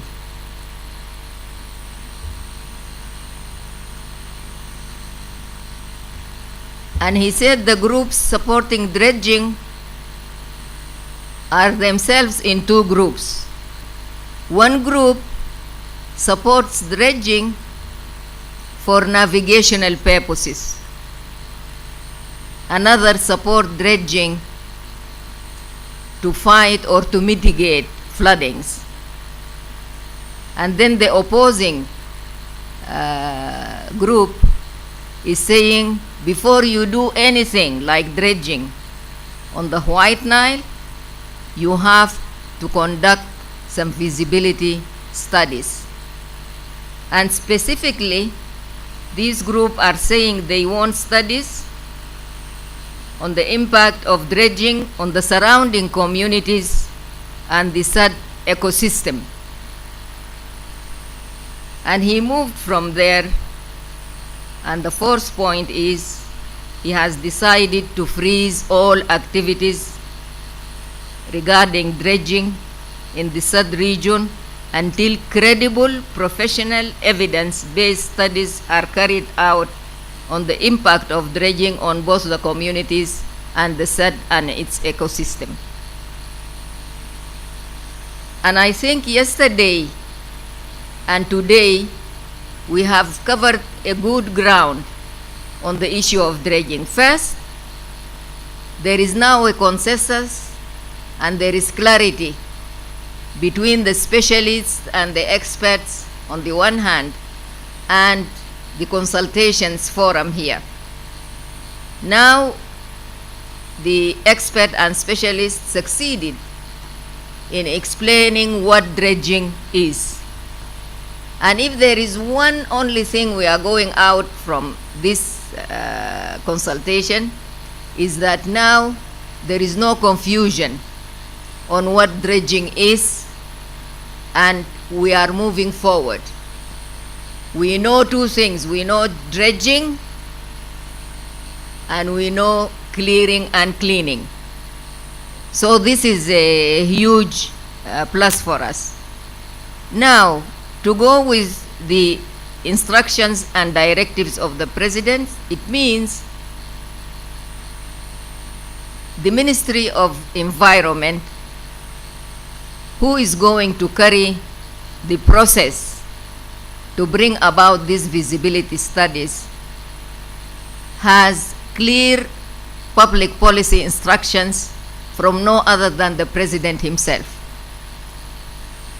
And I would like to add to what Professor Al-Khazin, to what Yong Kwai have stated, and Professor Loju yesterday, is that the ecosystem, or the regime as I call it under international law, is absolutely comprehensive.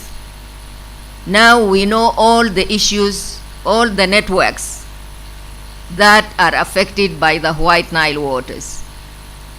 In this case, maybe it is limited to the Bahr al-Ghazal and Naam rivers, but I think it is clear this will be our first challenge in terms of studies, and we have to be very careful on how we implement it so that it is going to create the precedent for the White Nile waters activities in the country. For navigational purposes, it was made clear yesterday by Isaac Liabwell, by Professor Al-Khazin, that if you want to do it, you will have to do it to a certain depth. And that was determined by the types of barges we had from the former Sudan past to Sudan, although I understand we don't have any now. But the measurement is clear. In that regard, I would like to add something. I would like to add, beside the distance that the proponents of dredging are asking for, which is 30 kilometers, what are the depths and the lengths with which they are talking? And I think in that regard, I am pleased to hear the Undersecretary asking for coordinates. And I would like to hear and to see that before we commence this huge operation, we have to do some survey. And that means our geographers, our geophysicists will have to get involved so that we know exactly the nature and the geomorphology of the river along this area which was targeted by dredging. The other thing I want to say in that regard is the banks, the two banks of the river. What are they made of? What is their characteristic? What is their nature? Are these banks terraces, or are they cliffs, or do they gradually move downwards to the main channel? I think that is also important. Are we targeting the main channel or the main channel plus the banks? That's why I am talking about the breadth of this operation. We have spoken about, in the ecosystems, about the affected people. And I mentioned yesterday affected people from the east and from the west bank. We want to know them. We want to know their lifestyle, their local, and that is the environmental impact will tell us what we should do. We are actually, when you are going to look at this issue, this should be looked at. The issue of Salam ja kalas tani ma fi jeri, tani ma fi dam, tani ma fi sot sila, fitirna kulina min al harf bidun sabab. Zaman jayna min madaris, zaman jayna min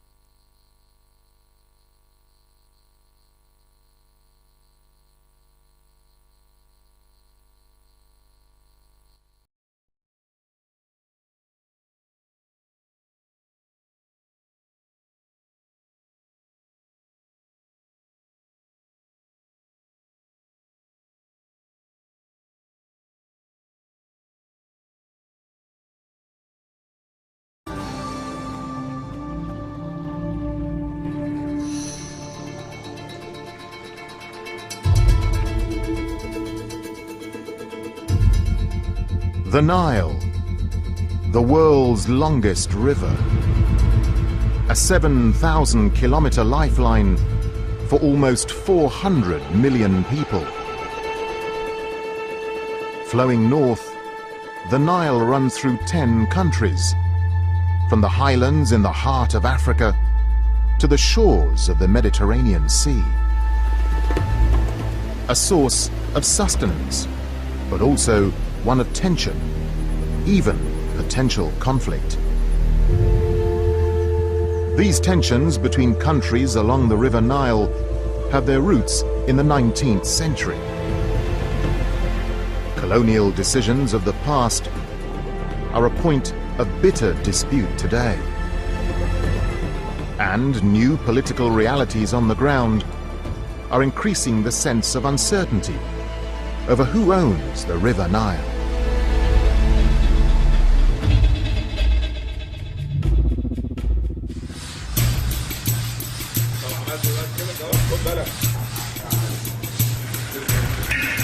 In September 2005, a team of explorers set off on a unique journey up the Nile River.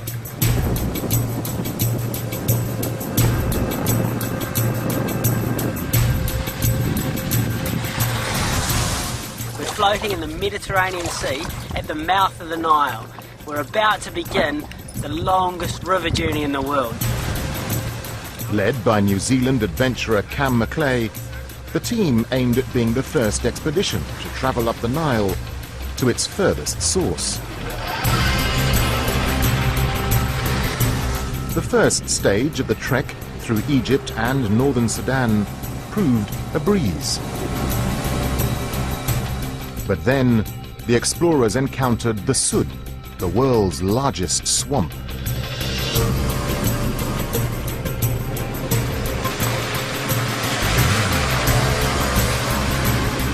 Here, on the Nile. So when you put on your life jacket, it might not fit you to the people. 1, 2, 3.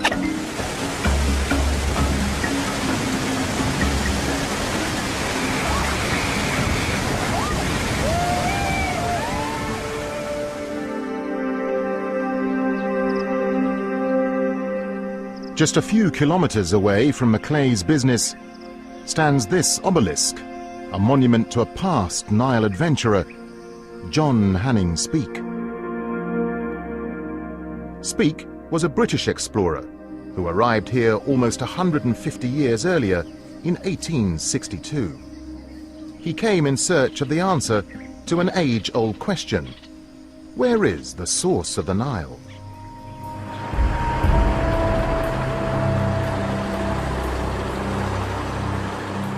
The Royal Geographical Society in London was established in 1830. It houses the maps, navigation tools and personal belongings of famous explorers from the 19th century. Men who were in the grip of a romantic obsession to discover the source of the Nile.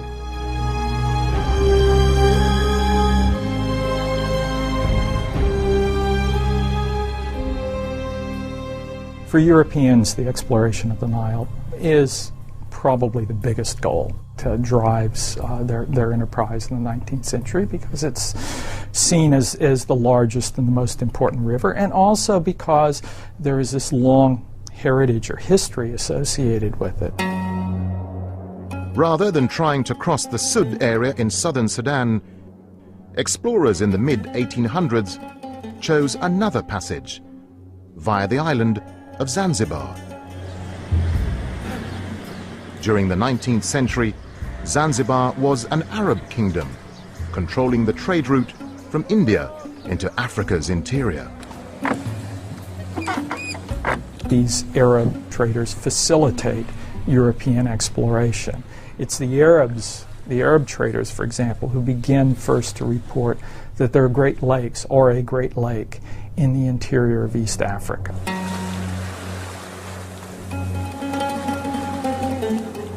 Based on this information, the Royal Geographical Society sponsored expeditions into the heart of Africa.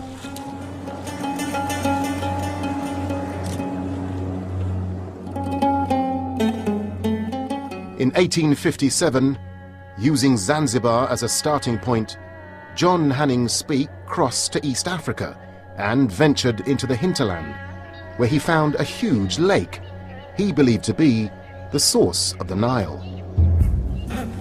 3 years later, on a new expedition, he traveled around this lake, today known as Lake Victoria, to discover the Nile flowing out from its northern side.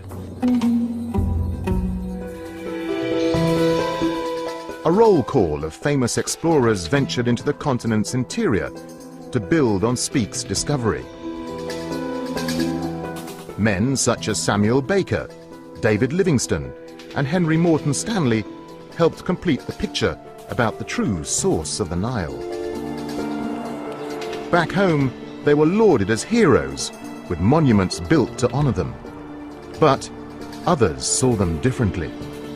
It was mistakenly called discovering. In most books in the past, they used to say, Speke discovered the Nile, as if he was the first human being to see the Nile, when actually he was the first European to see the source of the Nile, but not to discover it, because he was even shown the source of the Nile by the Africans here.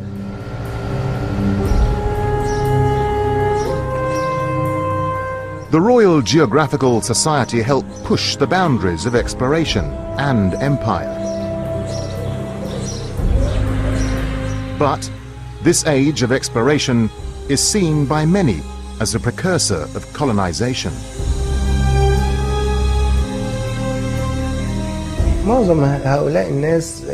Most of these people were explorers, but intelligence services in their own countries made use of their experiences.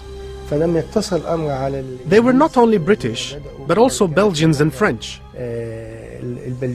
They observed the people and the situation in these areas. They then passed this information on for colonization. Armed with greater information, the age of exploration began the scramble for Africa. The continent was up for grabs. To divide the spoils, European nations convened at the Berlin Conference in 1884, where they sliced up the African continent into spheres of influence. Britain had formerly occupied Egypt 2 years earlier in 1882 to control the Suez Canal, the strategic route to India, the jewel in the crown of the British Empire. In Berlin, it was decided the Nile Basin region would fall under British rule. When the British took control of Egypt in 1882, they very soon realized that they had become rulers of a society that were totally dependent upon the Nile. So they understood from the very beginning that the economic development and political stability of Egypt depend upon Nile control.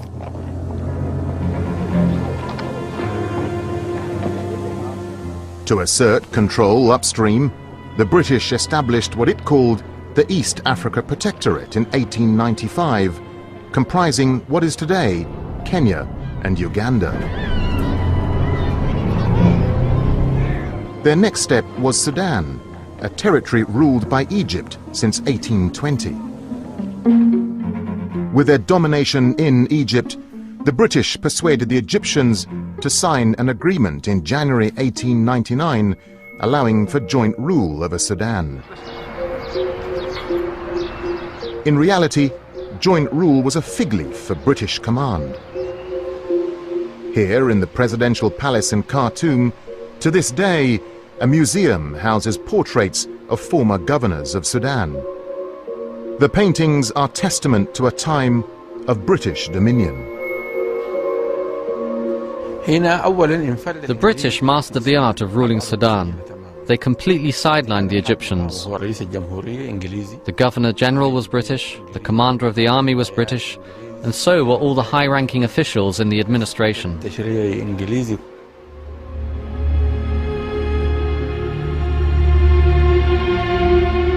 Controlling the Great Lakes region, source of the White Nile, the British next turned their attention to ensuring hegemony over the Blue Nile, the river's other source originating in the Ethiopian highlands.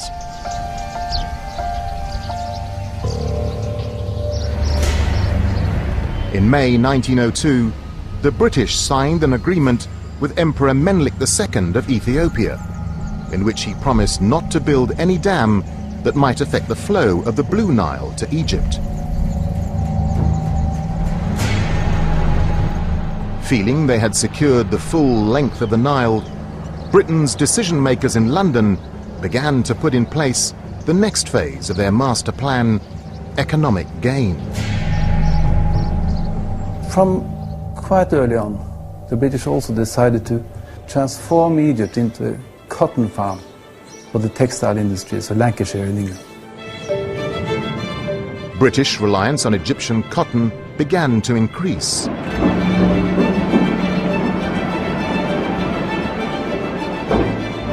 To boost the harvest, the British set out to revolutionize Egypt's irrigation system, a system dating back thousands of years. They gave priority to the water control issue, to the Nile control issue. They brought engineers, water planners from India, from the colonial service in India, to Egypt. Experienced guys. Gave them a lot of funds, a lot of political freedom, so that they really could take the Nile in hand. The British came up with the idea for a dam in southern Egypt to hold back the Nile flood and use its waters for irrigation. Construction on the Aswan Low Dam began in 1899. It was officially opened 3 years later. At the time, it was the largest stone dam of its kind ever built.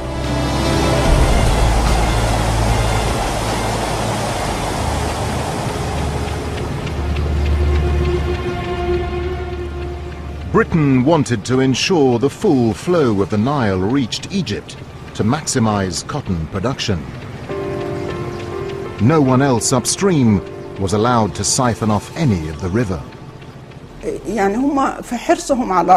Strict orders were laid down regarding the use of the Nile water because the British were concerned about Egypt. For example, they banned Sudanese farmers from using water pumps unless they obtained permission from the Egyptian Irrigation Authority.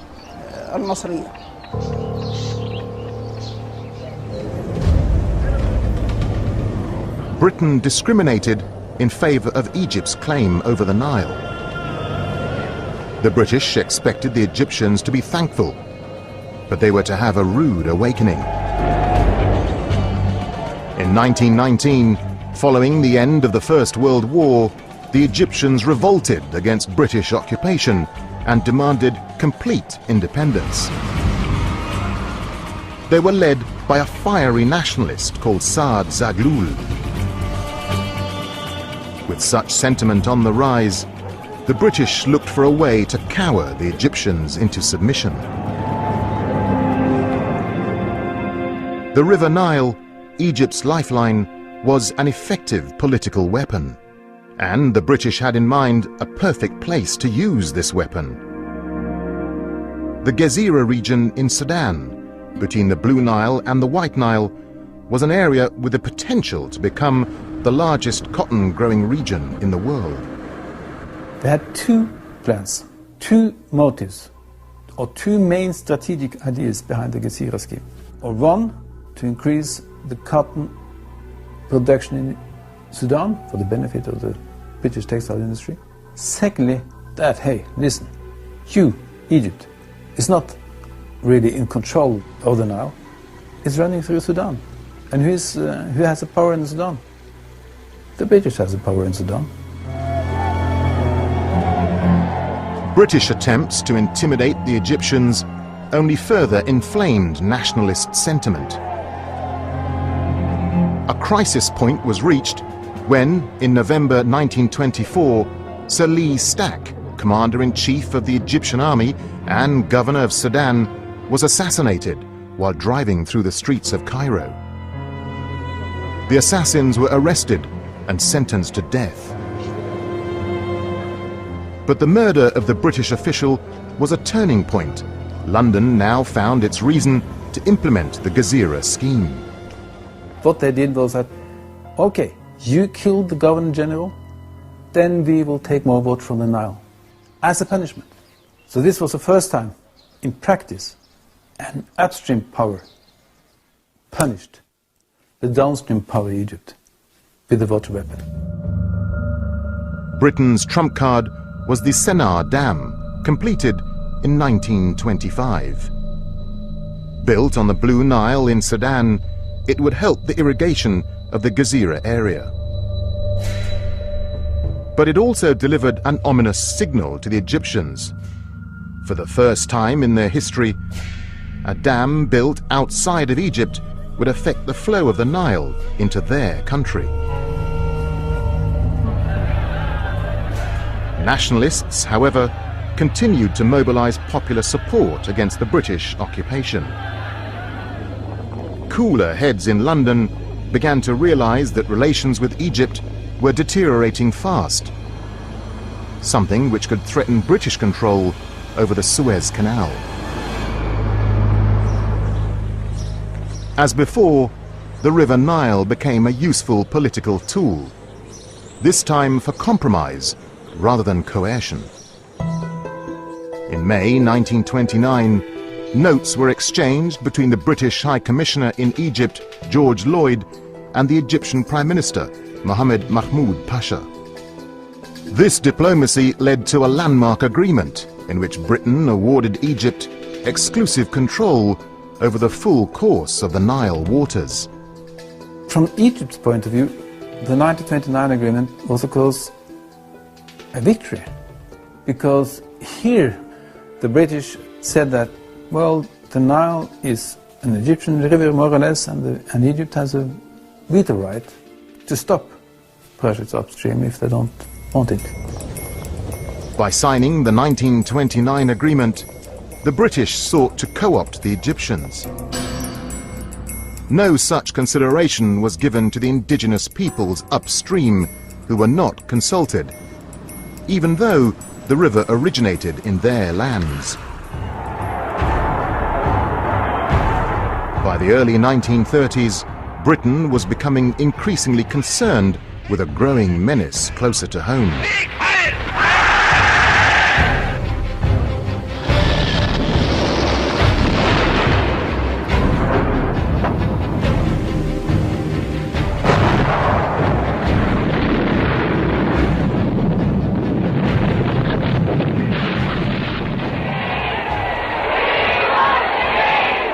At the end of World War II in 1945, Britain was no longer the mighty empire that could claim control over large parts of the world, such as the Nile Basin. After the Second World War, Britain came out of the war injured. British economy came out very much devastated. And the USA now became the world power. The United States stepped forward to assert itself more boldly on the world stage in places formerly controlled by the old empires. In 1953, US Secretary of State John Foster Dulles became the first high-ranking American official to visit Cairo. Dulles offered financial support for the construction of a massive new dam on the Nile in southern Egypt. But 3 years later, the offer was withdrawn. The Americans had become suspicious of Egyptian President Jamal Abdel Nasser's non-alignment policy. At the same time, the withdrawal of the offer provided an opportunity to undermine British influence.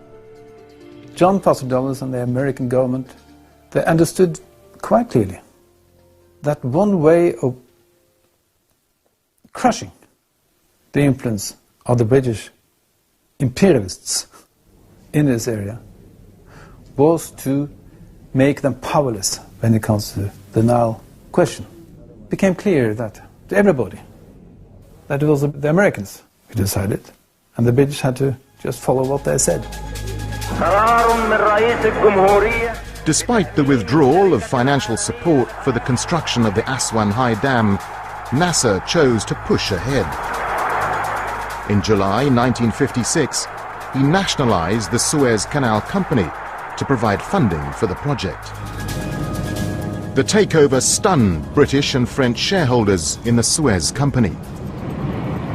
The British, still ruling parts of East Africa, had a secret plan of retaliation.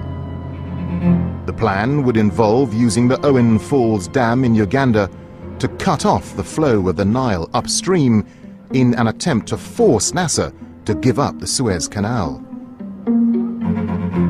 The scheme was never adopted, since the ensuing drought would take too long to have its effect on Egypt.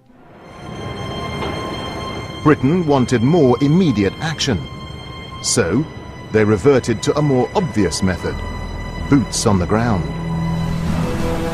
In 1956, Britain and France, with Israeli collusion, invaded Egypt in a bid to seize back the canal.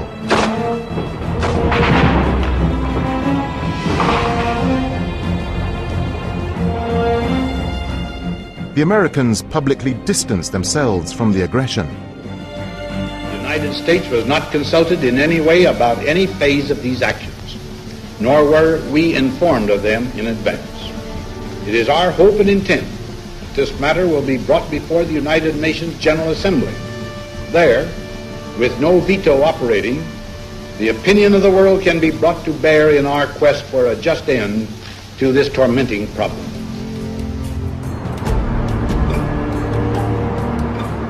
The United Nations declared a ceasefire. Suez crisis ended with a humiliating withdrawal of the invasion forces from Egypt. It was to prove a seminal moment in modern history.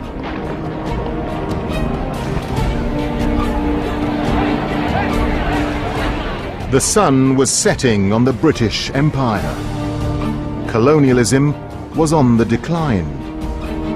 In Africa, nations began to gain their independence, among them Nile upstream countries.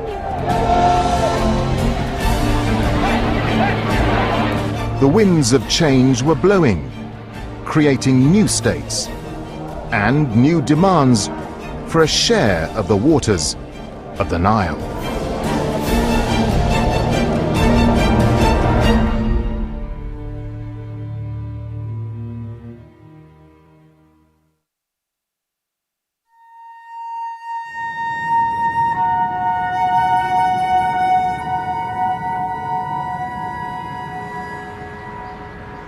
Khartoum, capital of Sudan. The meeting point of the White Nile from the Great Lakes region and the Blue Nile from the Ethiopian highlands.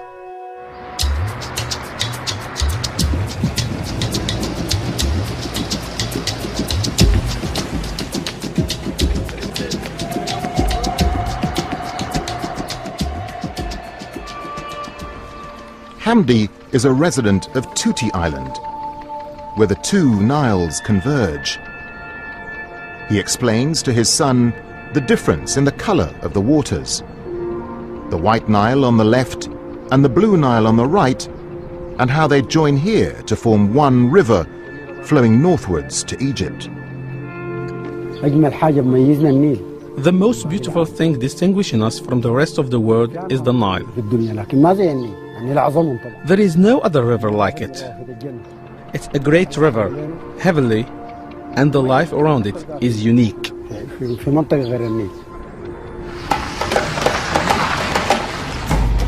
In his small truck, each day Hamdi delivers vegetables across the river to the market of Omdurman. I live of the Nile. I take vegetables that grow here to the market. How would I live otherwise? I never move away. Even when we die, we'll be buried by the Nile. Sudan's road to independence started in the middle of the 20th century. In 1953, Britain and Egypt, joint rulers over Sudan for more than 50 years, signed an agreement giving the Sudanese people the right to self-determination. 2 years later, in 1955, the Sudanese parliament unanimously adopted a declaration of independence, rather than unifying with Egypt into a single country. On January the 1st, 1956, the Sudanese flag was raised for the first time in Khartoum. The largest country in Africa was born, a country forming 60% of the entire Nile Basin area. Sudan had enormous agricultural potential, but there was a drawback. The 1929 Anglo-Egyptian agreement allotted only 4 billion cubic meters of Nile waters to the Sudanese territory, compared to Egypt's 48 billion cubic meters. The newly independent Sudanese were not happy inheriting this colonial legacy. This agreement reinforced Egyptian dominance over the Nile and gave Sudan just a token amount.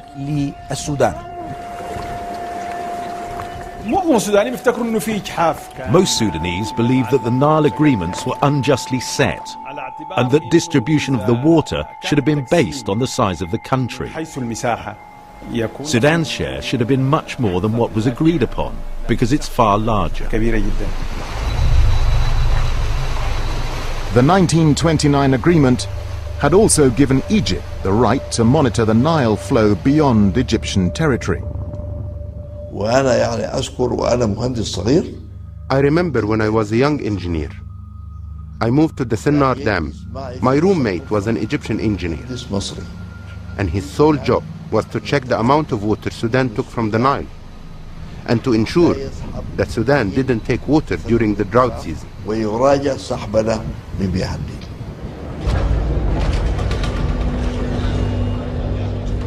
Keen to assert its newly won sovereignty, the Sudanese government declared it was no longer bound by the 1929 agreement. By 1958, relations between Sudan and Egypt had deteriorated. Sudan's foreign minister traveled to Cairo for urgent meetings. The two peoples had often described themselves as brothers of the Nile Valley, but now there was a growing rift. But dramatic events in Khartoum brought a sudden end to tensions. In November 1958, the Sudanese army staged a coup d'etat, overthrowing the government. General Ibrahim Aboud took the reins of power. Looking back on events, some see the hand of then Egyptian President Jamal Abdel Nasser behind the coup. Jamal Abdel Nasser liked military coups. And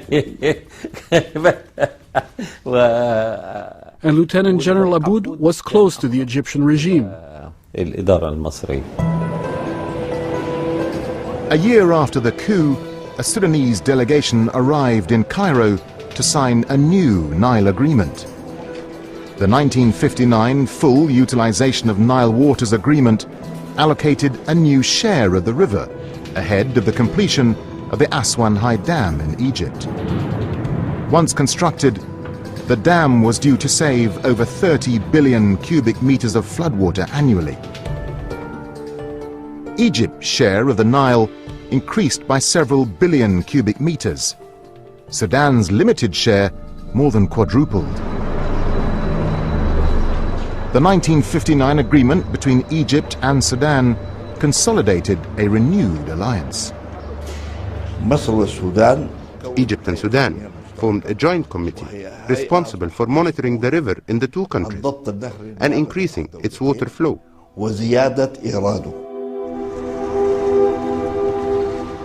One way to increase the Nile waters was to resurrect a plan dating back to British colonial times.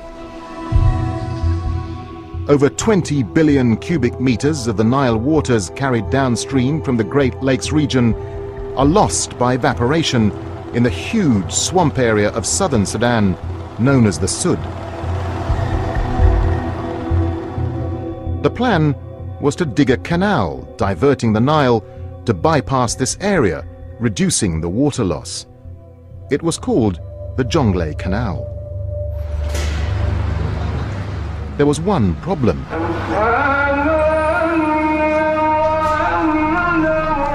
Sudan was far from stable.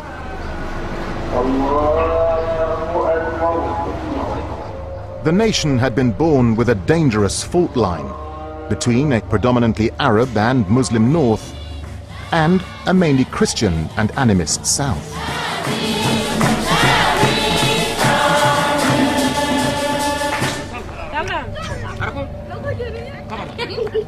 Chief Damian is a village leader on the outskirts of Juba, the capital of southern Sudan. He remembers the mood of secession in the south during the early 1950s.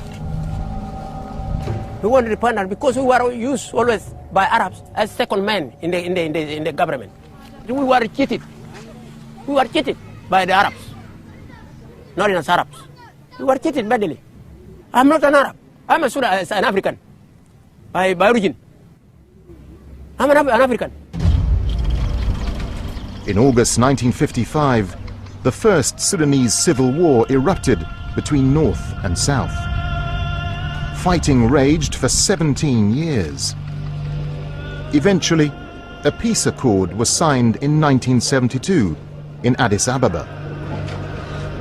The end of fighting meant that plans for the Jonglei Canal in southern Sudan could now be brought back off the shelf. Egyptian President Anwar Sadat and his Sudanese counterpart Jafar el-Numeri did exactly this. And in 1978, work started on the 360-kilometer canal.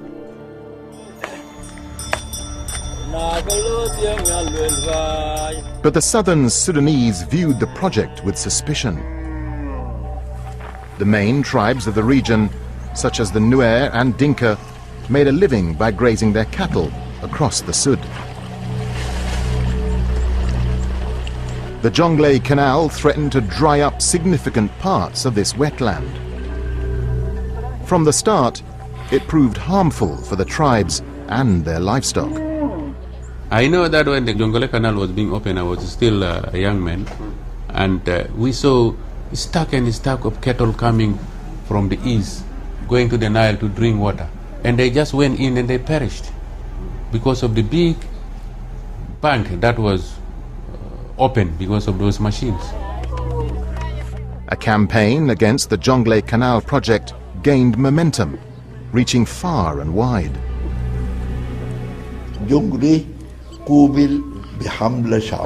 The Jonglei Canal was met with a hostile campaign. I was Minister of Irrigation, and I received letters from Japan, from environmentalists, asking me why we would want to dry the wetlands in southern Sudan and create a desert. A letter from someone in Japan who wasn't even living here and had no rights to this water? It was part of the campaign of negativity aimed at creating instability in our area. By the early 1980s, the project, almost two-thirds complete, had become the focus for suspicion and wild rumors. Well, there was politics, and you know politicians can create, stories to frighten people. One of them was that probably there were a lot of Egyptians coming to settle on the canal. That was not true, but of course, in the absence of proper information, anything could be believed. Relations between the North and the South began to deteriorate once again. In 1983, a group of southern Sudanese soldiers mutinied, refusing to obey orders from their northern commanders. An officer by the name of John Garang joined the mutineers. He led them into the bush to start a guerrilla movement which came to be known as the Sudan People's Liberation Army, or SPLA. The Sudan's People Liberation Army was not against the Jonglei Canal project as such. John Garang, the leader of SPLA, had written his PhD thesis, by the way, on the Jonglei Canal. His problem was not the project itself, but his complaint was the southern Sudan also needs water, and we will not just be satisfied with a little bit.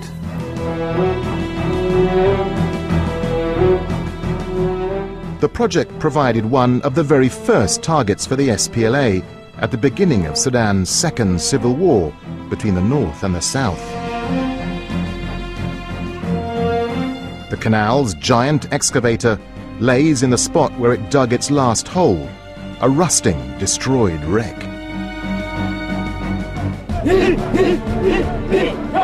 The fighting lasted for 22 years. 2 million people died and 4 million became refugees.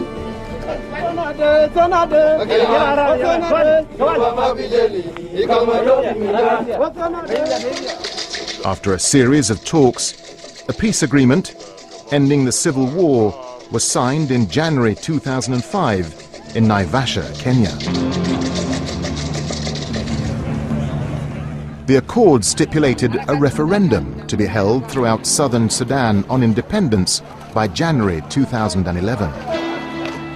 The referendum resulted in southern secession.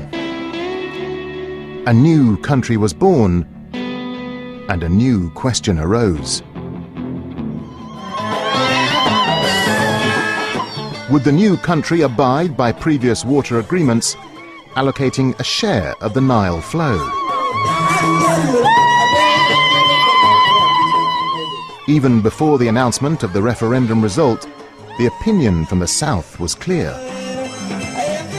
We must revise those agreements, because should Southern Sudan become a different state, then this must be revised, because Southern Sudan is no longer included in that agreement.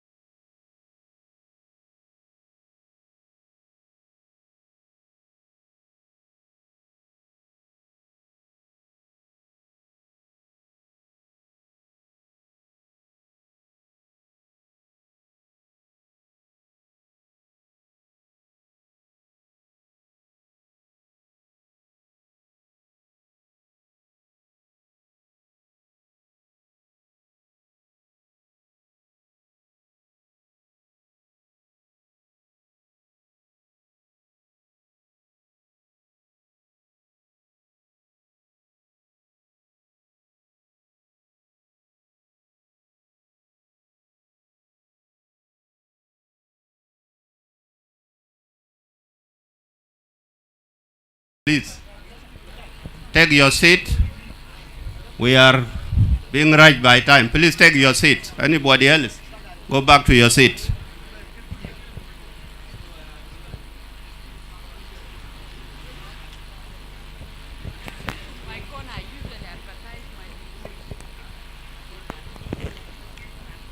Please let us be seated. Anything else is missing, the services committee will approach you. Just quietly on your table. Let us take our seat. Anybody still outside there, come back in.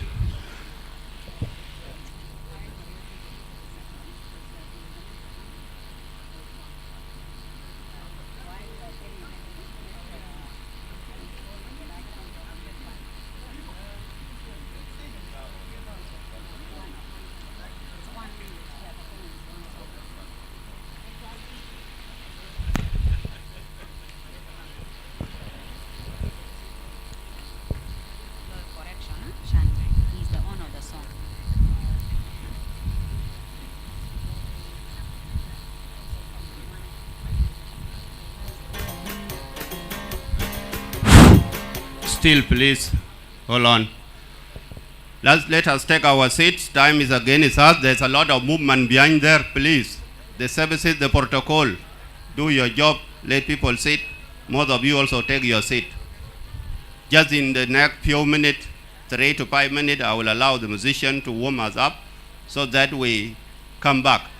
One of our experts has to be excused early to go. Therefore, let us not waste any more time. Now, I call on AKJ Music Africa, that is Prince Paul, musician, will come and perform just for 5 minutes, please, while we take on the program. Prince Paul.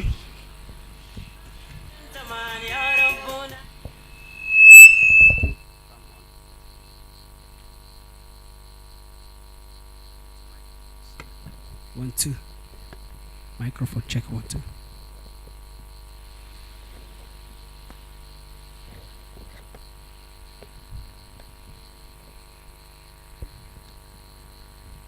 Thank you so much, ladies and gentlemen. This is a special dedication to each and everyone who attended this special occasion, and it's to my people of South Sudan, my country. Thank you so much.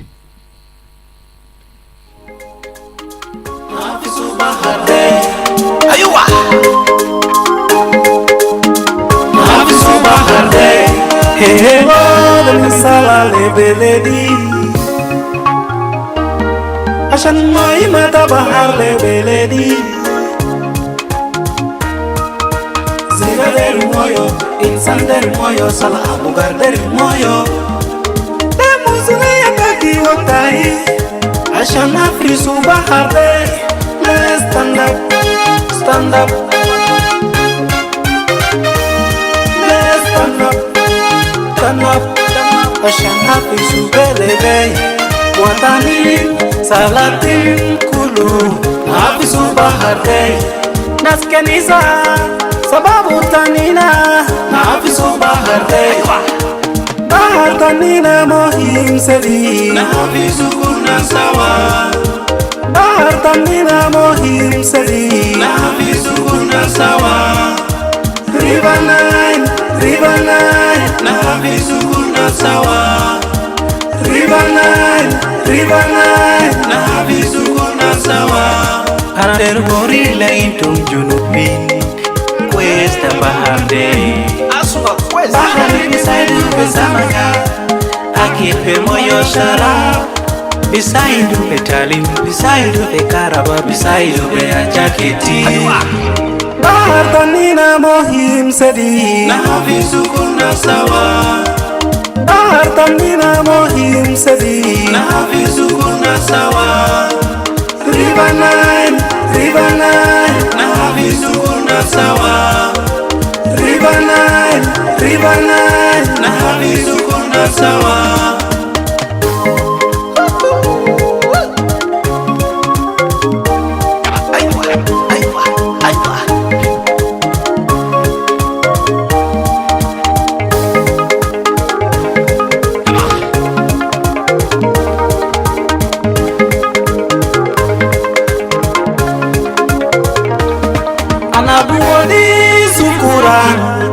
Rabuna tanina Aliwadi lenina Bahar kia fakalis Urima told him Leonard for satisfaction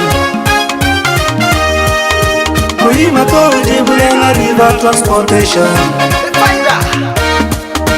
Therefore we don't need exploitation Of River Nile Akuma tanina dendulu Reis tanina salfakir na yerdi Sukuran na idara taki Honorable Barnaba Marial Benjamin Sukuran na idara taki General Akol Kurkuch Sukuran na idara taki Bahar tanina mohim sedi Nafisu kuna sawa Bahar tanina mohim sedi Nafisu kuna sawa River Nile Nafisu kuna sawa River Nile Nafisu kuna sawa Thank you. Shukran. Thank you.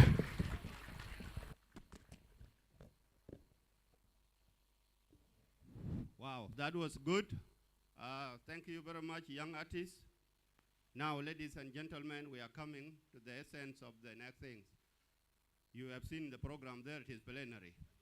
But before that, we are coming to pure comment from a pure individual who have sat here since day one until third day. They have neither asked a question nor anything. But I know all of us, majority of us did not do. But some thing distinguish us, let's say age, for example.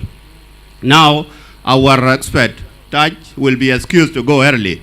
And before he go, there are 5 comments in 2 minutes each, and then you will respond, because Professor Taj has emphasized, he is really willing and happy to hear from there that it is not a one-way lecture kind of thing. is a two-way. It come from there and it also come from there. Unfortunately, time could not allow us. Now, starting with Madam Al-Akir, and you don't need to come forward. You will talk where you are. I'll give the mic to you, and the camera can be turned to you. Madam Al-Akir Malwalagwer, one of the civil society, and is also a leading figure in the women voice. Good afternoon. It's a pleasure and honor to be here with you today. I want to give my appreciation of giving me this chance. As a woman in my society, among my women leaders, at the same time an activist of a civil society, and I'm hailing from the areas of wetlands and where the Nile have a lot of issue to look into. First of all, I want also to give my thanks to my distinguished presenters, the well-equipped members from my society. Let me put it like this. If I start with a lady in front, Dr. Salwa, you have raised my hand and my head up. You have shown that a woman in the Republic of South Sudan, she is educated enough to do that. I'm happy to have you and to represent me there. Thank you. Attached, what can I say? You show me back the days of how I joined the movement and became a revolutionary. You show me how it is important to look into the issue of your national country and protect them and talk loudly. I felt how South Sudanese you are. You are welcome, my bigger brother. Thank you so much. My young and baby brother, I call you like that, Dr. Deng. I'm proud that we have children like you around. You have opened our eyes and you have taught us. Thank you so much. And all the other distinguished who have presented papers here. The first day when I came here, I was like, I want to die if I don't go there. And I can die if I don't know what is happening about the issue of the water, the canal, the wetland, the dragging, the cleaning, the clearance, and all of these issues. But today, it's like giving another baby, even though my time is less for that, but I felt like I gave another baby, a new life, a future for my children, a future for this country. I'm very happy for this initiative and the youngsters who stood in front of us in that day, who shown us, and I felt that we have brought up people. I'm not worried again that there is nobody will take this country ahead. I'm coming to say, my president, you have people behind you. They have back up to you. And thank you, million of thank you for freezing what had been just flowing somewhere, we don't know. Thank you so much for His Excellency. I'm not for the canal for any reason. Let us do the studies. Let us do the feasibilities. We are teaching our children. But what God created should remain the way it is created. Little cleaning here, little cleansing there. Our traditional methods are there. But if we are following the advanced system, I don't mind. My children are here. They are the one to do it. No other foreign hands in doing this. Give me the chance of my 35%. I know of 3 minutes, but one more. Thank you. I'll stick. The other part of this is, as I clear it, that we can clean, we can open the verses. The bishop have gave us some verses earlier, but also I think I know that when God created everybody being a believer and a faith-based person, that animals, birds, all the other creatures are more senior than we. They had been in this habitat before us, and we are just there to take care of them. We cannot change their system. We will never change their life, and we are ready to protect our country. Go ahead. I have picked some of the information about the laws and all of this. Victoria, if there is a way we will do ours with our new country, this name of South Sudan as a country was not a part. I know we are about to, but we also have another legal way to get our own and retreat all these law. And thank you. I'm proud to be a South Sudanese. Thank you so much. Thank you, Madam. I know there's a lot to be said. Unfortunately, time is not on our side, and the few speakers left, please stick to time. I have informed you earlier to formulate what you want to say in 2 minutes. The next one is one of our elders and one of our leaders. He has said with us in day one. He hasn't said anything, he hasn't heard anything. Again, in your 2 minutes, General Gadworth Rolnyang, you are welcome.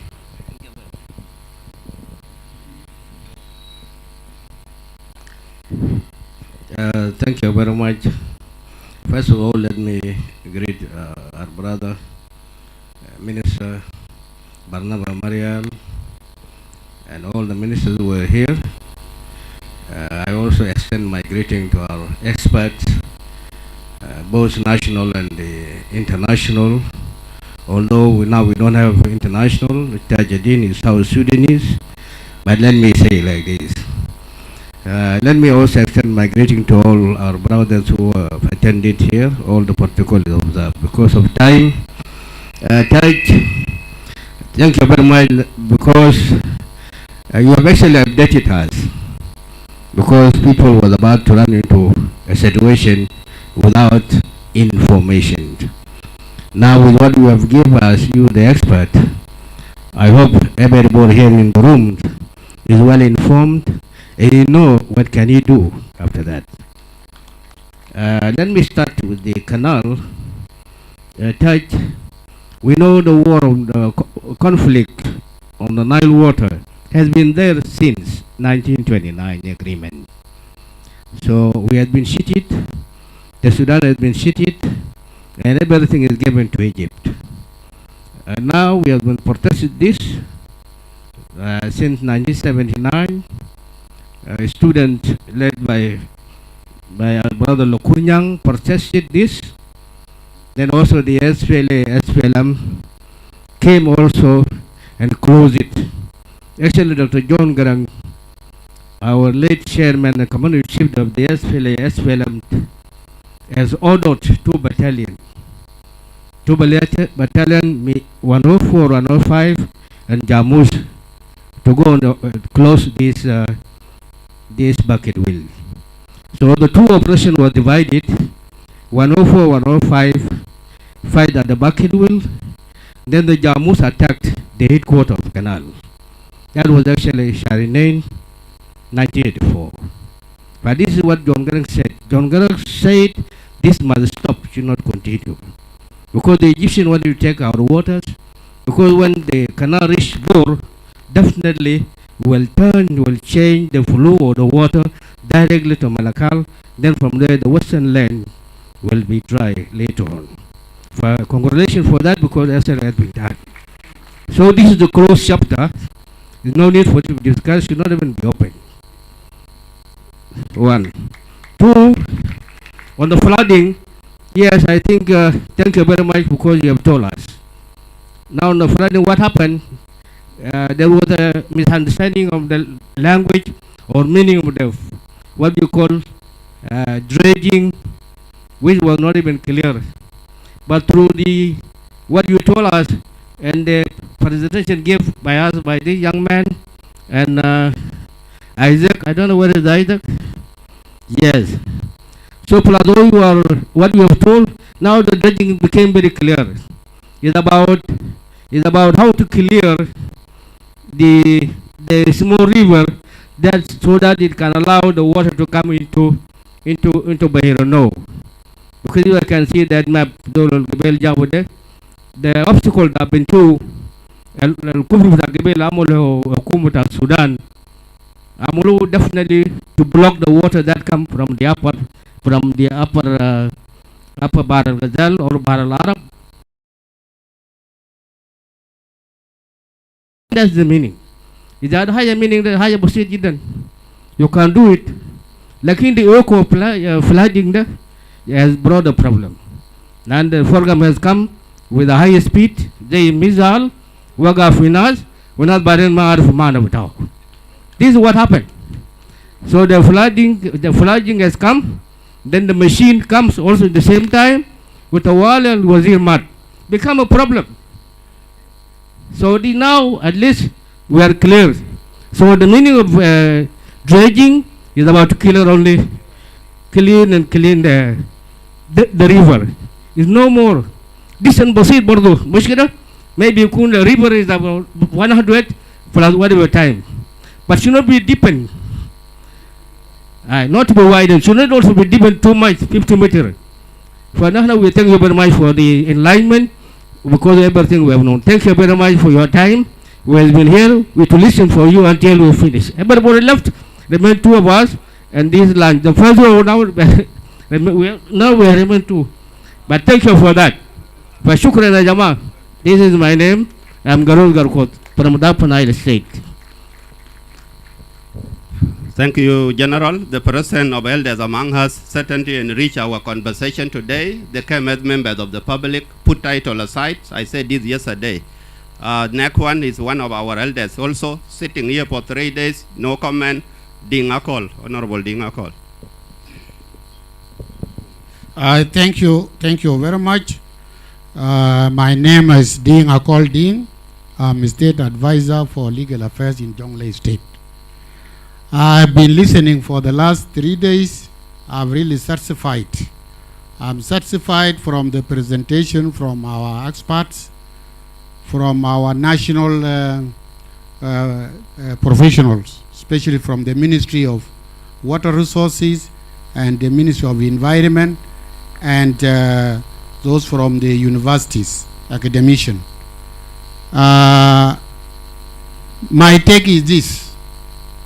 You know, I came on the 2nd, and Jonglei, Unity, Warab, and Lake State are the most affected by flood. We are the people affected. That's why we really appreciate our president for making that decision to repair the whole thing to us here. And I am happy that all of us are satisfied from the presentation that were done today. My concern is this. The terminologies has confused us. Now, our immediate issue in the 4th state is how do we mitigate the water that are there now. We want them to be removed by not the whole water of South Sudan. It is the water that has affected this 4th state. How can we remove them? Is it dredge? Is it cleaning? Is it clearing? Whatever that will move water. That's what we are looking for. And today we are told by the expert that it is clearing of the river, cleaning the river, which has been done all these years. Some of us have seen this crack in 1978, removing the debris and clearing the hyphen in the river. Now, it is an immediate issue for Jonglei State and Unity. If there is a blockage, how can we remove? Now, the word dredging is involved digging. But what we want is clearing. We want it? And what makes it more complicated is that the person who will do the dredging is not our South Sudanese, are machine from Egypt and personnel from Egypt. It becomes complicated. So my question is the Ministry of Water Resources, when are you going to do the clearing in the river? Can you do it quickly? That's my question to them. Because this is an exercise that was supposed to be done annually or every year. But we have been reluctant to do it, waiting for outside to come and make confusion to us, as they have done now. Why is it? Is it a crack? Can we not buy a crack to clear the river? And we know we have the river. So I think from this presentation here, Professor Taj, Dr. Deng, and Dr. Salwa, you have restored our confidence in our own people today. And I'm sure the pressure that has been on us, it has reduced. So we are saying in Jonglei State, we are already doing the dike. I wish I have an idea, I would show you the dike we are making. That is a mitigation. We have done a dike 22 kilometers around Bo Town. We are doing another one in Twigis and almost 35 or 40 kilometers. These are mitigation. But the water is not going. How can we live with water if there is no mitigation or intervention? We are looking for intervention quickly because this is an emergency. Now, when you tell us you will do feasibility studies, you do what? And the water is, we are singing in the water. Can we really wait for that one to happen? We know your bureaucracy. The bureaucracy, it will take, there is no money, there is no pen, there is no computer. It will take 2 years. We cannot wait. We will not wait for those ones. So our request is that we want the clearance or cleaning of the river as soon as possible. Thank you very much. Thank you very much, Honorable Ding. Now I'm going to the second last, and these are young people who know about time. Stick to 2 minutes, please. Paul Borgadwich. Thank you, Brother Deng Madol, for the chance. I will not take much. Yesterday I wanted to get chance to ask a question, especially to Dr. Salwa. I think I can do this now. Dr. Salwa, the question seems to be a bit legal, but it also has some political aspect. We know there are many agreements that were signed on regard to the Nile and how the countries along the Nile can use the water. There are 2 agreements that were done by the British, Sudan, and Egypt. And then there's the other agreement that was done by the other upstream countries, which is called CFA. By those time when these agreements were made, South Sudan was not there. I think CFA was done when South Sudan is coming up as a country. Now, according to you, South Sudan is still to navigate into this. The 1959 agreement put South Sudan as part of Sudan, but now South Sudan can say, no, I'm not part of Sudan anymore. I don't want to get into that. So, according to this, there's this agreement of CFA led by Ethiopia and the other one led by Egypt. Where do you think South Sudan would benefit to go? Which direction should South Sudan go? This is also a bit political, but it's okay. Let me put it to you. Now, my comment is this. I was very happy to attend this session. I even attended the one of Juba University. I'm a politician and also a scientist. But when this issue came, when the people of South Sudan saw the machines coming in, there was a lot of politics on this issue of dredging or canalization, and then our leadership coming up, some of them trying to support or not to support. But what I'm very happy with is the decision that is taken by our president, that instead of politics, we should put science ahead. And this is now what we are doing. So that's why we have our experts here trying to lecture to us, and we have benefited a lot. And I think when we go by science way, we will be served and everything will be done to our benefit. But if we give politics that much time, it will divide us. So the president have rescued our country by giving our expert time to lecture to us, and we have to thank him very much. Thank you very much. Thank you very much. Now is the last person. I have to say this. Our expert have got all your questions seen yesterday and the previous day. They will answer them now after this person. Comrade Agal Ring Machar, 2 minutes, please. Thank you very much. Give me a chance to speak while seated. Our experts, led by Dr. Taj Al-Kazin, Dr. Deng Majok, and the rest, the dignitaries that are here, thank you. I will go straight into this. My first point is the constitutionalism of the decision of the government of the Republic of South Sudan to go ahead with their resolution from the Council of Ministers on the 13th of May and many other Council of Ministers to go ahead and have these MOUs with the Egyptian about dredging our rivers. I wanted to ask Dr. Salwa, particularly as an expert in law, PhD in law, from what I've heard from you, am I right to say that the government of South Sudan acted without any constitutional framework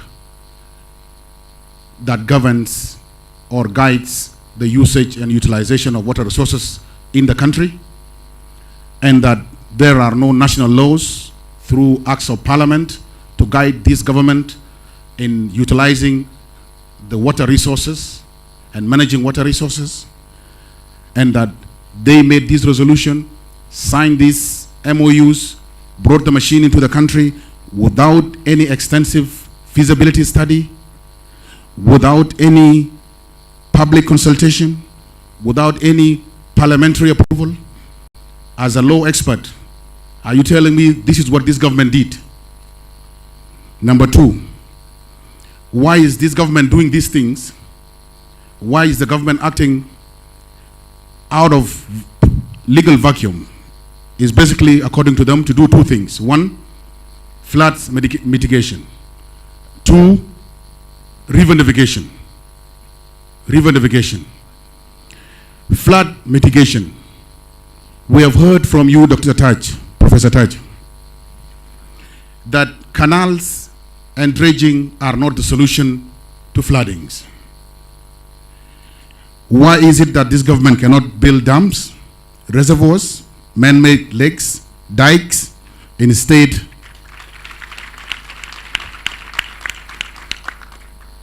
why can they embark on agricultural schemes like a will rice scheme that can mitigate floods, if flood is the driving force of signing all these MOUs with the Egyptian? And if it is river navigation, who told them that the people of South Sudan are not satisfied with roads, railroads, and airways?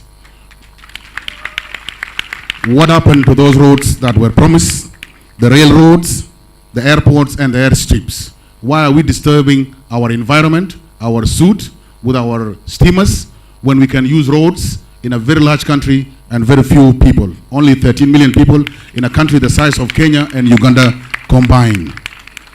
Okay, if they say dredging solves the flooding, what if the dredging happens this year and next year the water comes a lot from the Lake Victoria, the Ginger dams is open, and Sudan decides to close Jebel Aulia to stop the flooding to go into Khartoum? Where will this water go to? All this water that will dredge into the White Nile, where will it go to? It will come back and still flood us. Okay, instead of us concentrating on internal solution, I want you in your answers to try and clarify for us as concerned citizens in such a manner, and why they have not considered science before politics.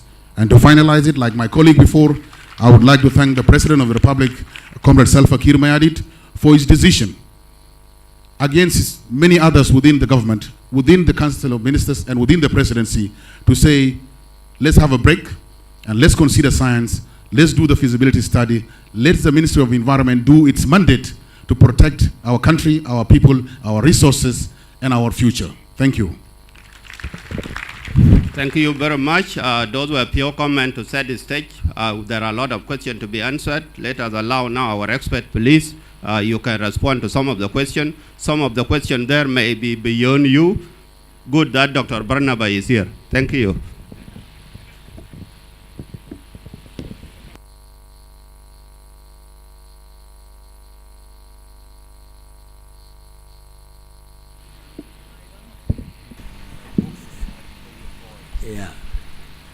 You asked a lot of strategic questions.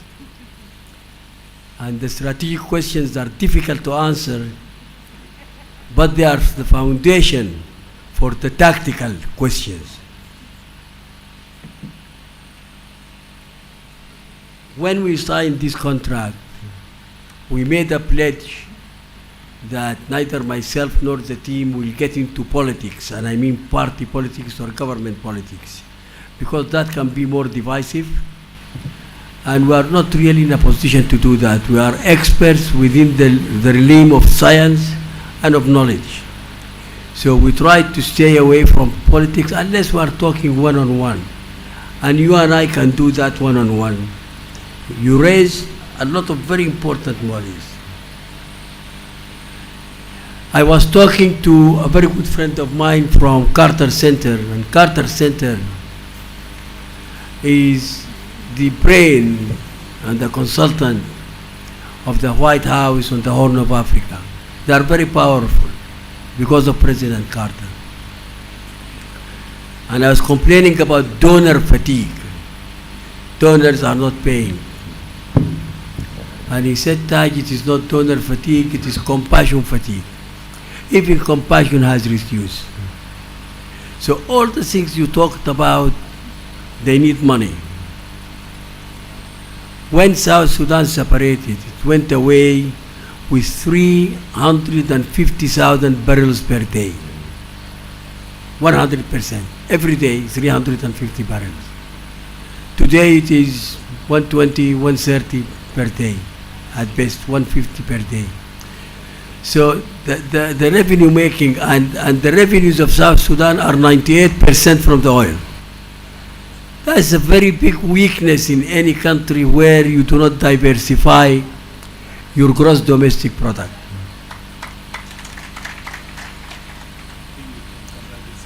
Yeah.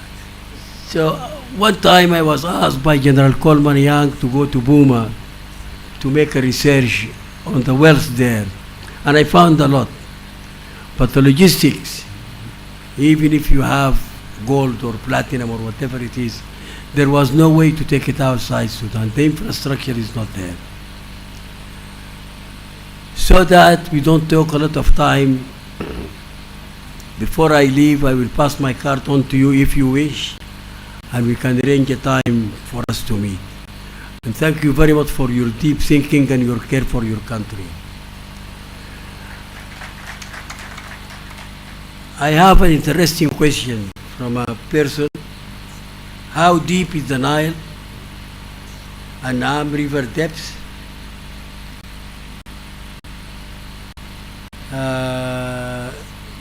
How deep it is now? How was it in 1953? How is it now? And the standard of the depths. So this is about the depths. This is not something that can be answered verbally.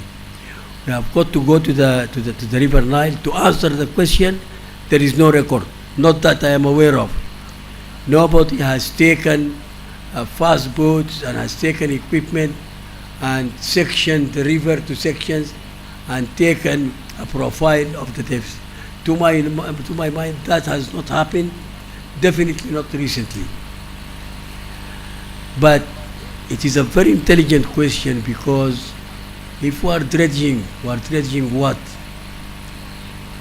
And I will go into that.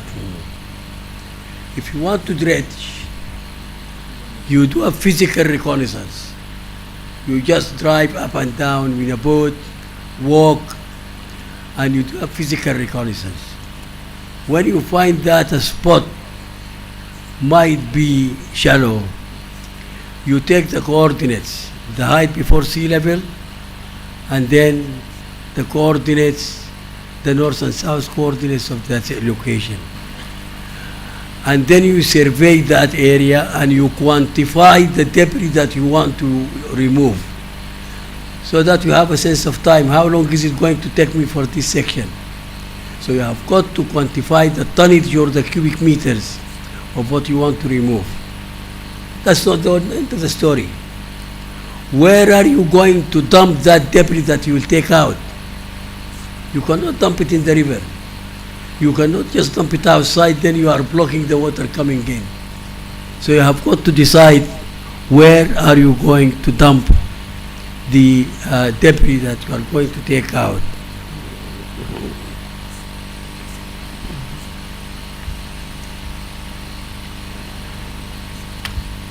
And then you need to factor that, yes, the people have suffered, but look at what UNMIS has done and look at what the IOM have done. Go into the website of the Embassy of the Netherlands. You will find quite a bit of information there. They went there with equipment and they saved the people, especially UNMIS. The camp that houses 200,000 citizens was built by the IOM and by UNMIS. They saved their life. So this takes us to mitigation rather than banging our head against the wall and wanting to dredge and dredge. And let us look for what is feasible. If you want to dredge Bahar Naam for argument's sake, and you have all the equipment, they have got only 2 drag lines. Only 2, that's not much. And they have got only 4 barges. That's not much. The equipment has got 94 items. I have got the way bill of the equipment. I managed to get it from somewhere. The dredgers that they have are 50 tons each. So they are quite heavy dredgers. You do not get this type of dredger for clearing. When you clear, you need to take the debris, you need to transport it, and you need to dump it out. That's a very long process. From a national security point of view, no person in his right mind will allow a foreign power to come and do that.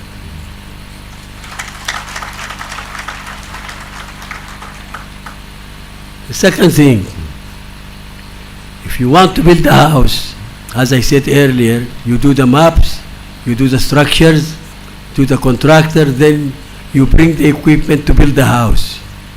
You don't bring in the equipment before you know what you are going to do with the equipment. Simple 101 engineering. Go to the University of Juba first year and anybody will tell you that it is very stupid, or there is an ulterior motive when you bring the equipment before you do the design.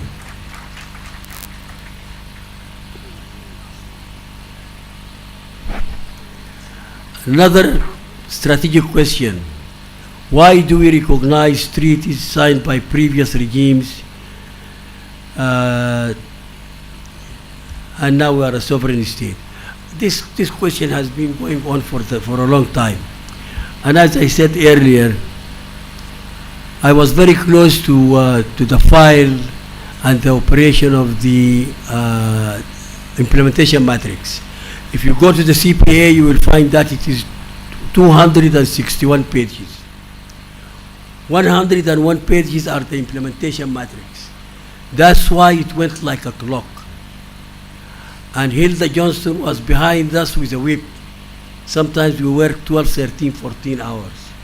We did not leave a single brick that we did not turn on how do we implement the agreement. But when we came to the Nile waters, the wisdom of the leader and patriot of South Sudan saw that that was not the time, it was not an urgent issue, it was controversial, it will delay the overall signature of the agreement, so the agreement was signed without any reference to the Nile waters, be it shared or otherwise. To answer the question, if you want to negate your role in the 1959 agreement, you have got to study it. You have got to be ready for it. And you have got to see what is your standing according to international law and regional law. Can you really do that? What are the conditions? What are the preconditions? What are the consequences? That in itself requires a study. But to give a personal view, I see no reason whatsoever why South Sudan should engage itself in that agreement, especially from the 18.5 billion cubic meters that were the share of Sudan. South Sudan never got 1 cubic meter of water. So they are depriving you of your rights from the share of Sudan. Now South Sudan separated. Goodbye.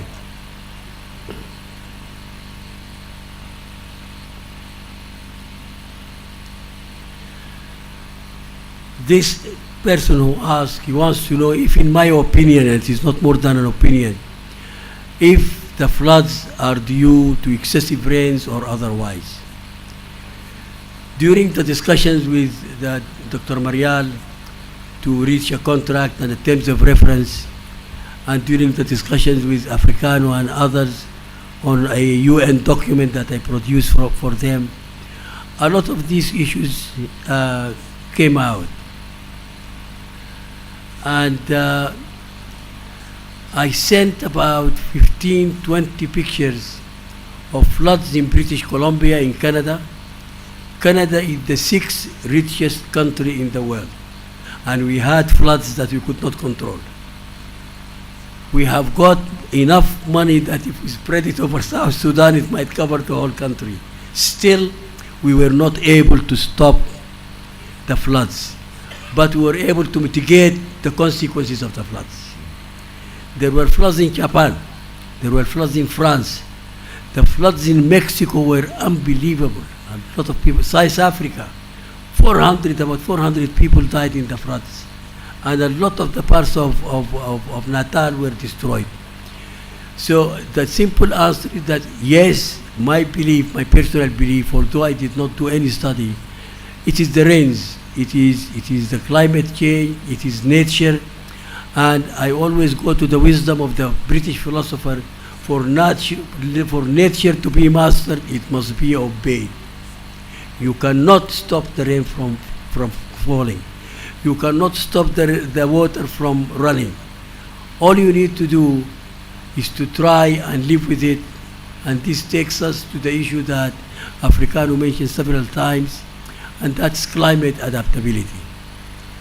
And the last question I will address, apart from dredging, what are the other practical solutions to flooding which are environmentally friendly? Great question. Dikes, but dikes constructed properly, as Brother Isaac Liabwell explained yesterday.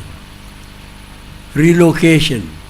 Relocation is problematic, especially when we are in a tribal community and land is part of the soul of the people. It is not easy, but it is a solution. But there is a third thing that is transpiring now, is causing or partly responsible for the floods in Bantillo. And that is the bridge that was built by the oil companies, and it actually blocked the water. I lived a similar experience in Bor. I was there, sent by the World Bank to advise Coleman Young and the late Manawa Peter Jatkot, who was Minister of Infrastructure. I was there for about a year.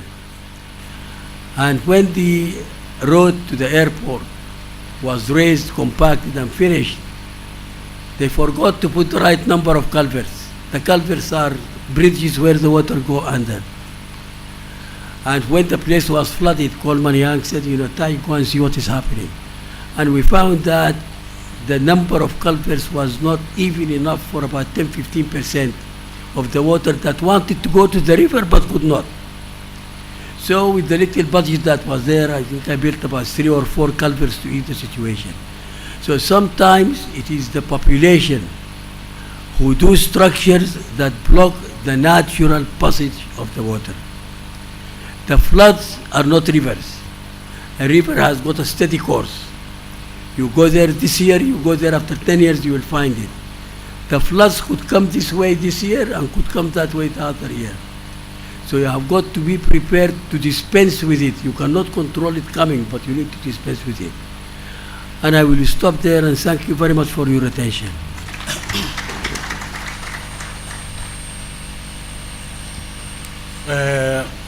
Good afternoon, everyone. Honorable Dr. Mariala Benjamin, thank you so much for being with us throughout these 3 days. I appreciate you, Professor Al-Kazim, for the time you have taken. As all of you may have realized, he's a little bit under the weather. Another way to say he's not feeling well. And he's losing his voice. I did lose my voice and gain it back. But his voice is getting thin. So at one point we are going to excuse him so that you can take a break. I also want to recognize the presentation done this morning by my colleagues, starting with Dr. Salwa, Brother Young Kwai, also the rest of the national experts.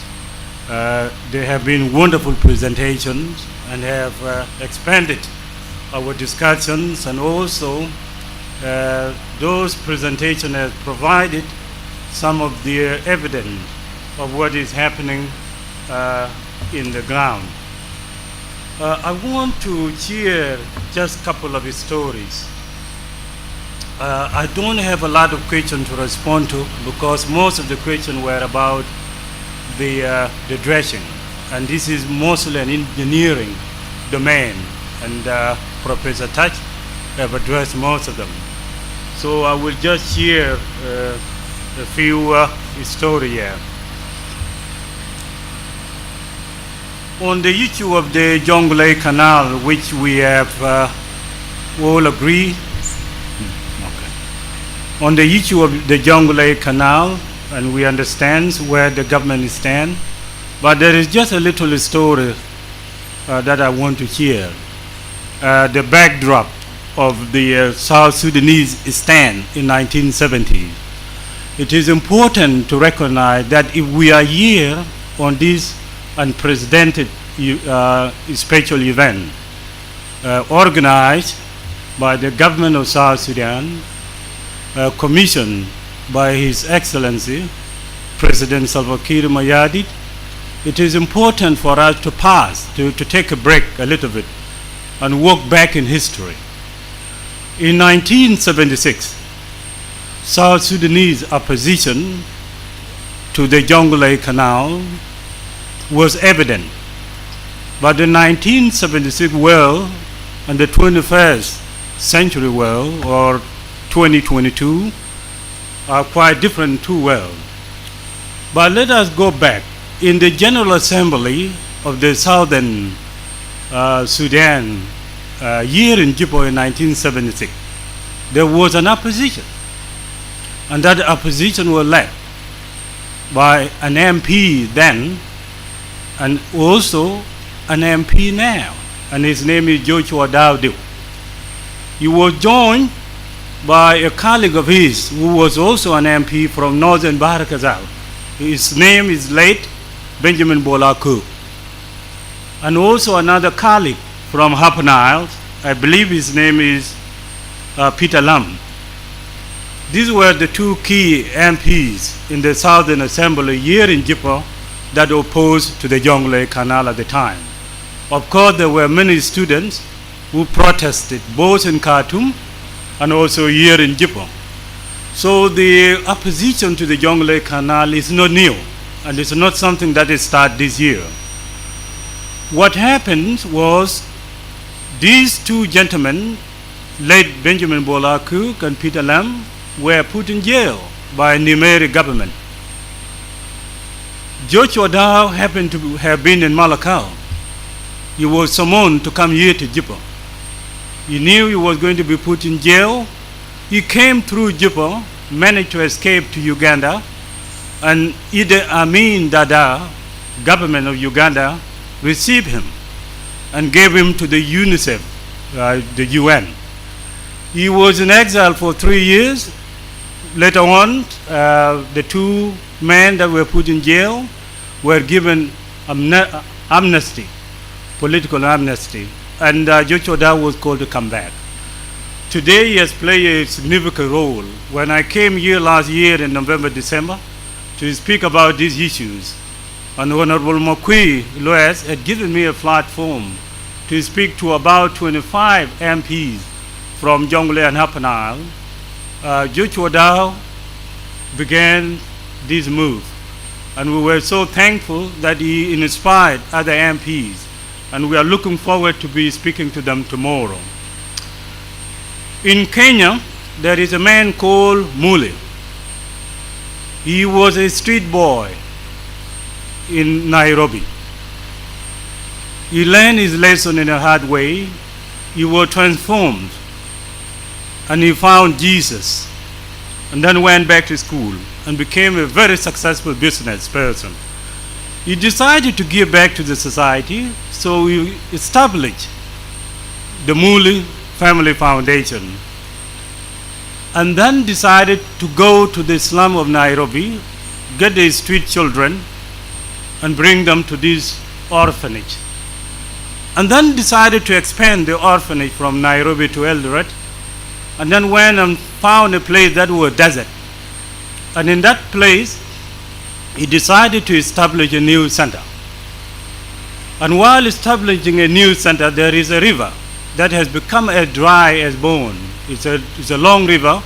No water has been in that river for more than 50 or 60 years. You look at that, and he decided that a bridge need to be built over that river. The communities around the area were mocking him. They were laughing at him and wondering whether he had gone crazy. No one has seen water in that river for more than 60 years. But being a man of God, and he had faith, no signs. And anyway, I'm not advocating either way, but this is a true story, So he insisted that a bridge be built, and a bridge was built over the river. 5 years later, that river had water, and the bridge was used. These are stories of the climate change and variability that we are talking about. These are some of the unintended consequences that we have been highlighting.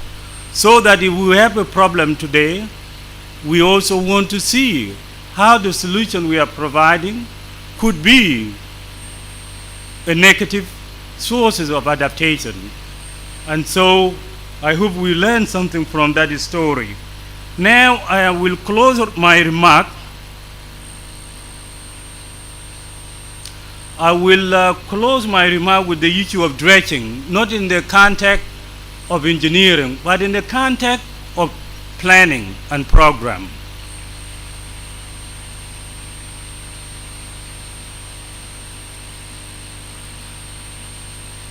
When both Professor Touch and I first learned of the machine coming to the country, we were both alarmed by it. And he has already shown, he has already demonstrated where we were very confused. But there is a word called monopoly. I think most of us, I know we are struggling with terminology, but I think most of us would define what monopoly is. Monopoly, I am reading it here, is the exclusive possession or control of the supply of or trade in a commodity or services. In other words, if you are in a game and you have the exclusive control of the process, the rules of the game, from the beginning to the end, you are said to have a monopoly.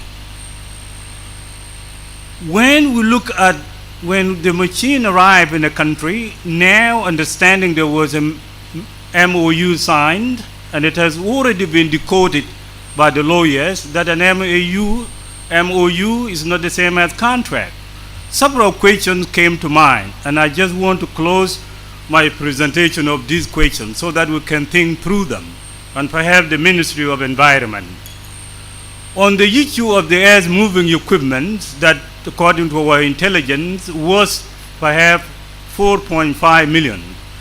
On the project initiation implication, these equipment were brought in without feasibility study by South Sudanese. On the project planning, you are left to wonder How long has the project been planned? Relative to the project time spent, how long is the project? What is that equipment, for example, by factual lease, and who ordered them? And for what purposes, for example? And what is their value? And are these equipment brand new or are they used? These also raise issues of safety and the issues of liability. And then you move on to look at, okay, we don't have the contract, it is an MOU, but if there was a contract, one is asked to explore the roles, the rights, liabilities of the parties involved, if South Sudan was part of that. For example, who paid for the equipment, and under what agreement, and the purchase processes, and was the price in line with the international market cost, or has it been paid on a certain commodities? And who own the equipment now, and who will own those equipment at the end of the end game? The equipment may be passing through where? We have borders, maybe through Sudan, possibly. And that implicates Sudan. In that way, what is the role of Sudan when these equipment were passing? Is Sudan charging perhaps transit fees on these equipment? These need to be explored. On the project execution or operationalization, some of the questions also need to be explored. And again, in the definition of monopoly, South Sudan is stuck, either in the Ministry of Environment, Water Resource and Irrigation.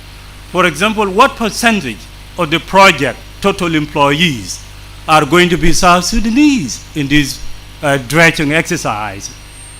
And also, have they been trained so that they have the capacity to operate this machine? What about the project life, the project life, how long it will take? How long is this contract? And does the contract of dredging end when the contract expires, or it is a blanket? It is a broad blanket that could end forever? These are concern questions that come to mind when the machines were exported. But I would like to conclude by saying that it has been great hearing voices of many stakeholders, and I really appreciate Honorable Dr. Mariala Benjamin for exercising leadership and also dedicated his time to be with us throughout this. His presence and his leadership has guided this discussion in a way that is so mature, professional, and forward-looking. I also want to recognize the student of University of Juba, Upper Nile, Northern Bahr-el-Ghazal, for their present year, and this is certainly an exciting time for all of you who are in school. Sat Basin, the Bahr-el-Ghazal Basin, the Sobat Basin are tremendous resources for our country, and they are sources of our livelihood, our jobs, and young people, ladies and gentlemen, are certainly the asset, the human capital of this country. And this is your country, and your time is coming. Our time is coming. It's time to step up and specialize in any of these aspects of our water resources so that we can have much more knowledge base in the next 5, 10, 15 years. Thank you very much. Thank you very much. I just want to say I need to retire. I'm a little bit tired. But before I go, along the years, I have compiled the list of the founders of South Sudan. And in that list, I have got 130 personalities that I consider founders of South Sudan. Most of them were friends, most of them are no longer with us. So in that, I would like to offer a scholarship for any university student who would research the founders of South Sudan and write a paper about them. And I will discuss that with Brother Marial at a later stage. The other scholarship that I would like to offer, and that will be in US dollars, and I will discuss it with Marial, is for a student or a group of students to do their dissertations or their theses on the issue of flood mitigation. We need to give them a chance. We need to coach them. Brother Marial, if you could take this and help me with it, I will appreciate it very much. Thank you very much. Take care. Wow. Thank you so much, Prof. I think we'll give him the opportunity to retire as we commence to the next session. I know there were some questions that were directed to Dr. Salwa, but I do have another idea. We have a plenary. We have a panel that we put together, a list of people that you've seen here since day one, people that you can direct your questions to. So I'd like to request Dr. Salwa to keep those questions for the panel discussion. So at the moment while we're arranging the panel, I would like to invite Duop, if he's around. So an interlude for 5 minutes while we get ourselves settled. Thank you.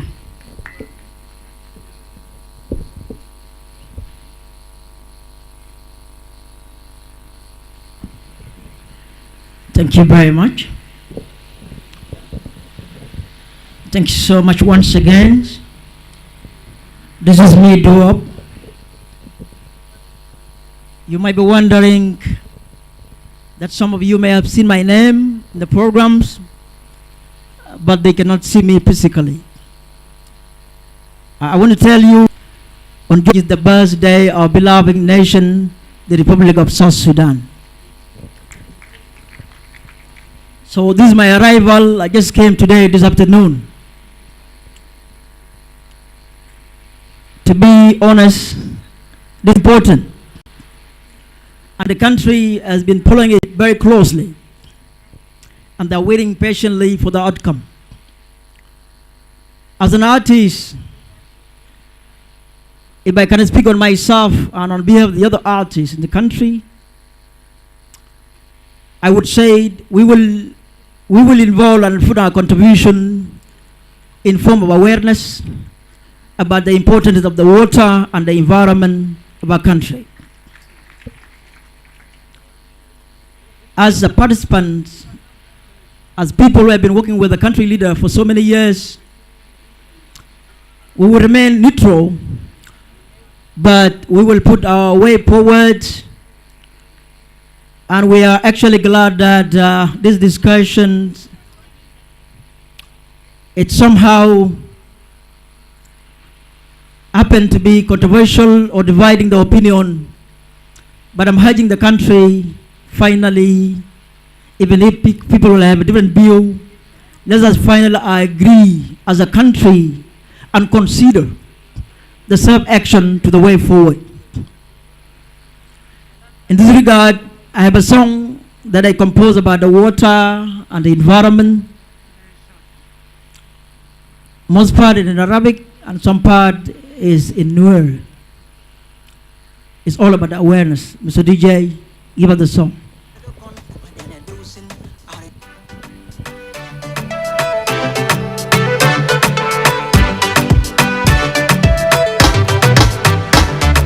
Environment, Puerto Rico con, Puerto Largo con, Mulado con, Madena Dusin. Our environment, Puerto Rico con, Puerto Largo con, Mulado con, Madena Dusin. Our environment, Puerto Largo con, Puerto Rico con, Mulado con, Madena Dusin. Moye nil agana, moye bitana, moye nam agana, moye bitana, moye ni agana, moye bitana, moye nam agana, moye bitana. Our environment is beautiful, our environment. Bala go melo yere katedan. Juli ni da, and the algo take moye ni. Namaran kale go koken ye. And y'all go take moye ni. Jujan ni ye. And y'all go take moye ni. Namale kadit go koken ye. And y'all go take moye ni. Jujan ni ye. And y'all go take moye ni. Namaran kale go koket ye Kandial ko gote kamoy ni Durini ye kabrini ye Kandial ko gote kamoy ni Namaran kale go koket ye Arin baraman Goro rigo kon Goro largo kon Mulado kon Umadene dusin Arin baraman Goro rigo kon Goro largo kon Mulado kon Umadene dusin Arin baraman Goro largo kon Goro rigo kon Mulado kon Umadene dusin Moye nil Agana Moye bitana Moye nam Agana Moye bitana Moye nil Agana Moye bitana Moye nam Agana Moye bitana We pugare ikani piyer Bagonong kabeti go Forma paiben Waya jenga piu We pugare ikani piyer Bagonong kabeti go Forma paiben Waya jenga piu We pugare ikani piyer Bagonong beti go Forma paiben Waya belga piu Arin baraman Goro rigo kon Goro largo kon Mulado kon Umadene dusin Arin baraman Goro rigo kon Goro largo kon Mulado kon Umadene dusin Arin baraman Goro largo kon Goro rigo kon Mulado kon Umadene dusin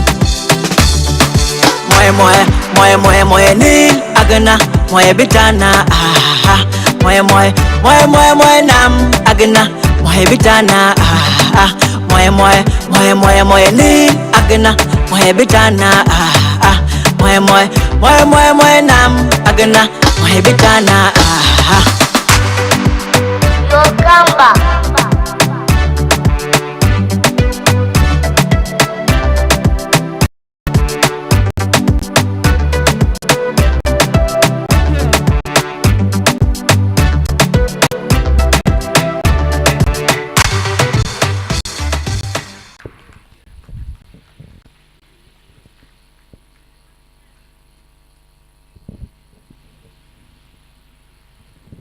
Thank you so much, Dorp, for a wonderful song.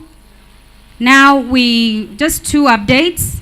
We have over 2,000 South Sudanese or otherwise that are watching us online. They've been following since day one. So we want to appreciate them.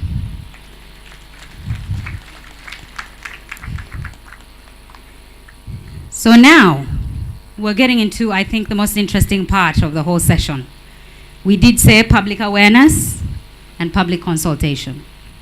We've been hearing some questions, but we've been time bound. So this is the time now for the public to be able to ask questions. So the plenary, the panel itself will introduce themselves and their relevance to the topic in question. And then, of course, the way it will work, it won't be me asking them questions. It will be you, the public, that ask them questions and comment. But if you are going to do that, we have to be very mindful of time. So I expect, you've seen how academia works. I expect people to put their comment and question in 1 minute. Do we all agree? So you put all your comments and question in a minute, please. That will allow ample time for others to also contribute. With that being said, I think I will hand over to our panelists. We will start from this corner. They will introduce themselves until the last. Thank you.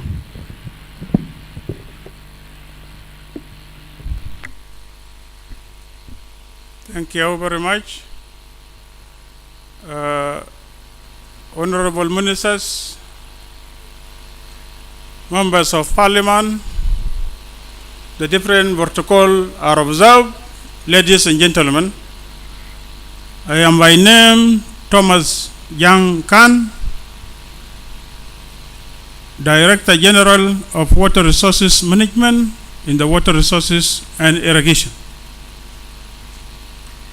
If you allow me to continue, just some 1.5 minutes. Sorry, Honorable, can we do just introductions first? Okay. Honorable Minister of the Presidential Affairs, the other ministers, all the protocol observed. My name is Nyama Chotmai. I'm an environmentalist. I hold a certificate in environmental impact and audit, from NEMA, National Environment Authority in Kenya, and I have Master's in Environmental Studies. Thank you. You're representing the civil society organization. Good afternoon, Honorable Dr. Marial Benjamin. Protocol observed for the rest of the dignitaries. My name is Dr. Martin Majer. I'm a medical doctor by training, but the relevance for my being here is that I was the mayor of Bor during the floods, and after the government was dissolved and gone back to 10 states, I continued to work on floods, and we initiated a small organization called Flood Management Initiative, and since 2020, this is what we have been doing. Thank you. Yes, my name is Deng Majuk Chol. I am doing a research on the South Sudan lungs, sustaining the SAT and climate and socio-economic changes. I will keep it brief since I have been talking with you in the last 3 days. Thank you very much. Good afternoon, everybody. And I think I'm a familiar face now. My name is Joseph Africano Batel. I'm the Secretary for Environment in the National Ministry of Environment and Forestry. Ready to answer your questions and comment on your comments. All the protocol observed. Again, I'm Isaac Liabwell, former Undersecretary of the Ministry of Water Resources and Irrigation. My strength is in hydraulics, and I became now a real expert in water resources development and management. Thank you. My name is Selwa Gabriel Berberi. I am CEO of the Berberis Academy for Training and Learning. It is an institution specialized in capacity building and skills development. But I am a lawyer, and at that international lawyer, and concerned with all issues, legal issues pertaining to natural resources management and development. Thank you. Thank you, ladies and gentlemen. My name is Victor Urdalatombe. I'm an environmentalist by profession and a consultant, an academician. I am a specialist in resource conservation and management.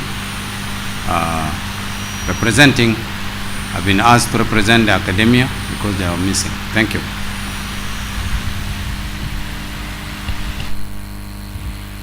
Thank you so much. As you can see, we have a range of expertise, experience, people that have a wealth of knowledge in the areas of the SUD. And so I think we'll have a very interesting conversation. So the way we'll do this is, I think we'll give an opportunity for 5 questions on each side, and then we'll give the plenary an opportunity to respond. And I'd like to ask you to direct your questions. If it's generic, that's okay. But if you can direct your question to each expert, I would really appreciate that. So if you have any questions, okay. The other side is ready.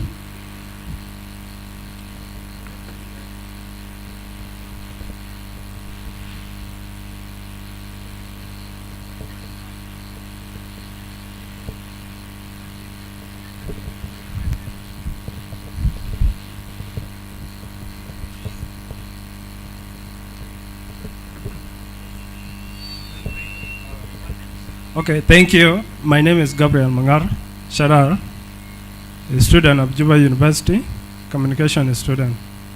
My question is direct to Isaac Liawel. Where do you think the dredges will take water to? First question. Second question, what will then happen after the dredges it are built? Third, who own the project of dredges? South Sudanese or Egyptian? Thank you.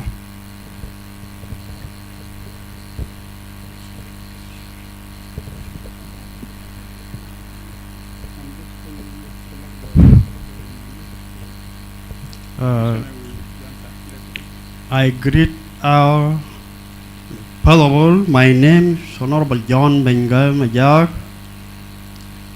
Environmental Subcommittee Chairperson, National Legislative Assembly. It is a very good opportunity. Even I was supposed to get a chance for some question and comment.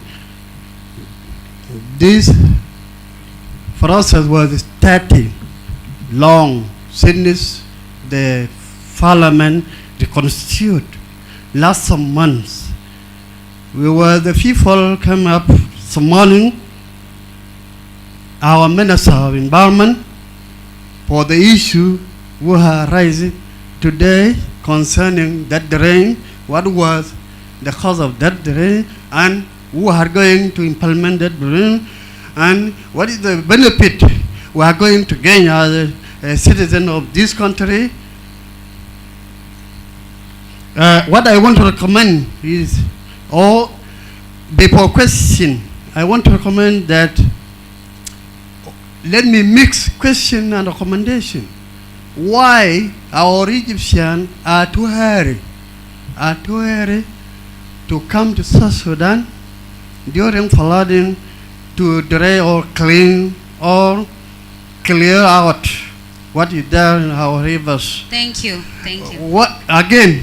Well, if we want to rescue our country or our children, that would be important to build more dams and create artificial lakes Thank you. where there is no water. Thank you. Let's limit it to 1 Rather minute, than please. The next we person. consist on And thank you. questions, please.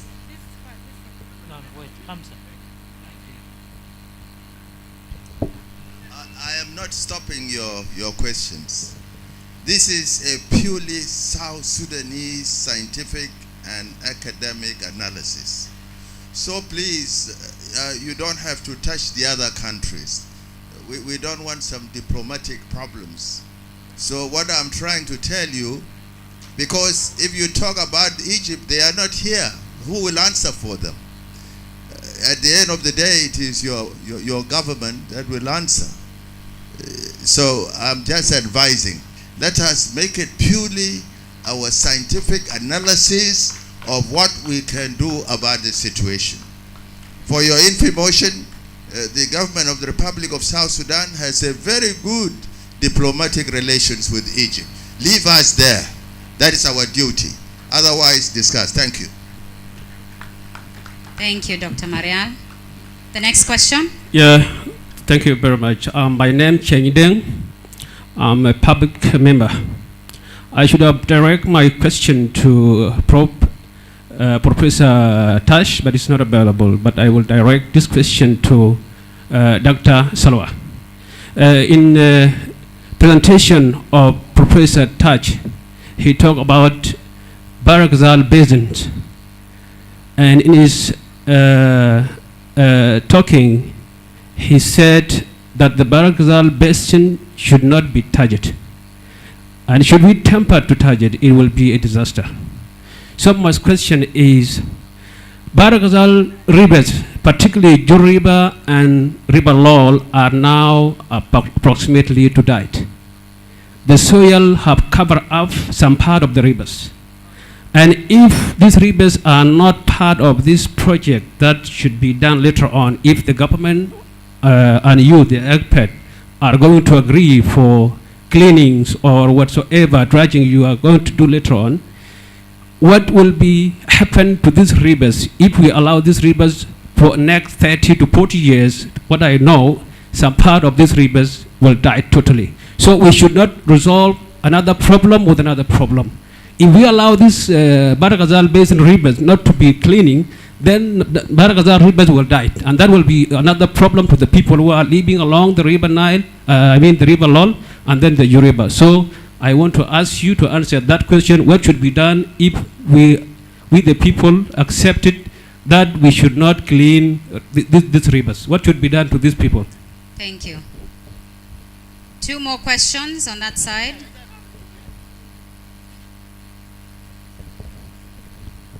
Thank you so much for the mic. I am Alaboj Mayuk, a student at the University of Juba, studying in the School of Education, majoring English language and literature. Yes, my questions will be direct to the expert, and the concluded question will later go to the sitting minister as the presidential minister. Well, as we are too much concerned about the dredging, and others are not supporting it, and others are supporting it, I want to know whether the government will always be concerned to consult the citizen in things relating to public interest. Then the question number 2, is the government for the alternative if the dredging is not on progress as the citizen want, because the citizens are not planning for the dredging and they are not supporting it. And indeed, we know how the citizen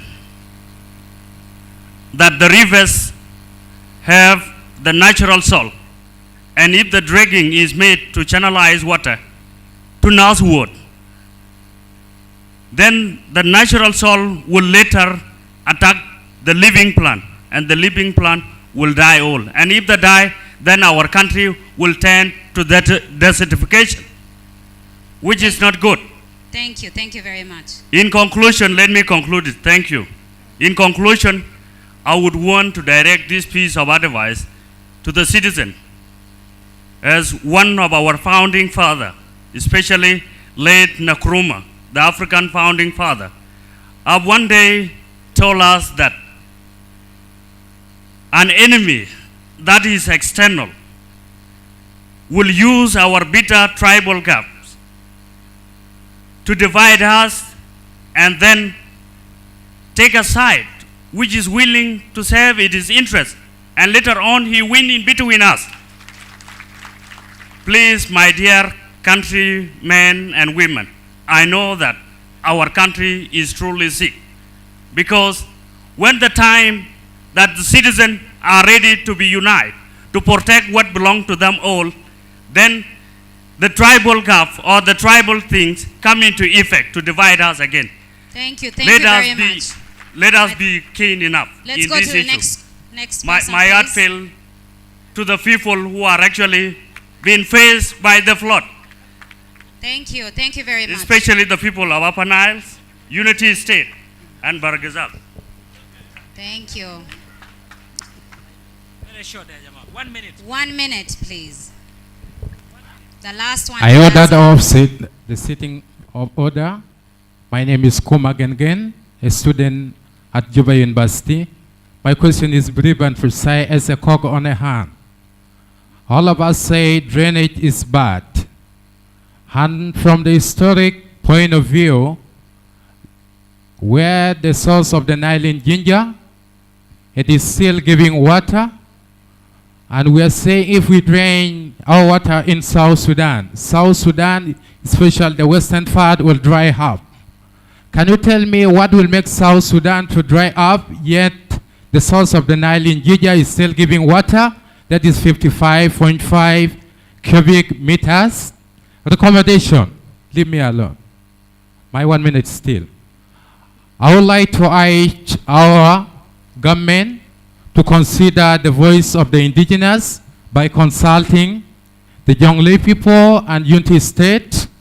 And if they say yes to the cleaning, immediately you have to start it. Thank you so much. Thank you, thank you. I think let's pause for a minute there. We'll come to this side after the experts answer the questions, please. So if this side can be patient with us. And I'd like to request that the questions and the recommendations are constructive and respectful. This is an academic symposium. This is a scientific forum. So please construct your questions in a respectful manner. I think I'll hand over to the experts. There's a few questions. There's some questions directed to Dr. Salwa earlier. So we'll give Dr. Salwa a chance. And then followed by Engineer Isaac Liebuel. And then, of course, we'll probably have someone from the Ministry of Water and Irrigation respond to some of the questions that have been asked. Thank you.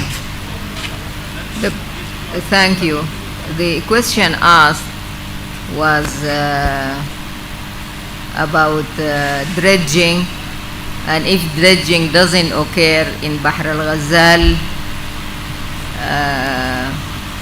tributaries like Lul, Suwe, and the rest of them, what happens to the silt and sedimentation that has been occurring all these years?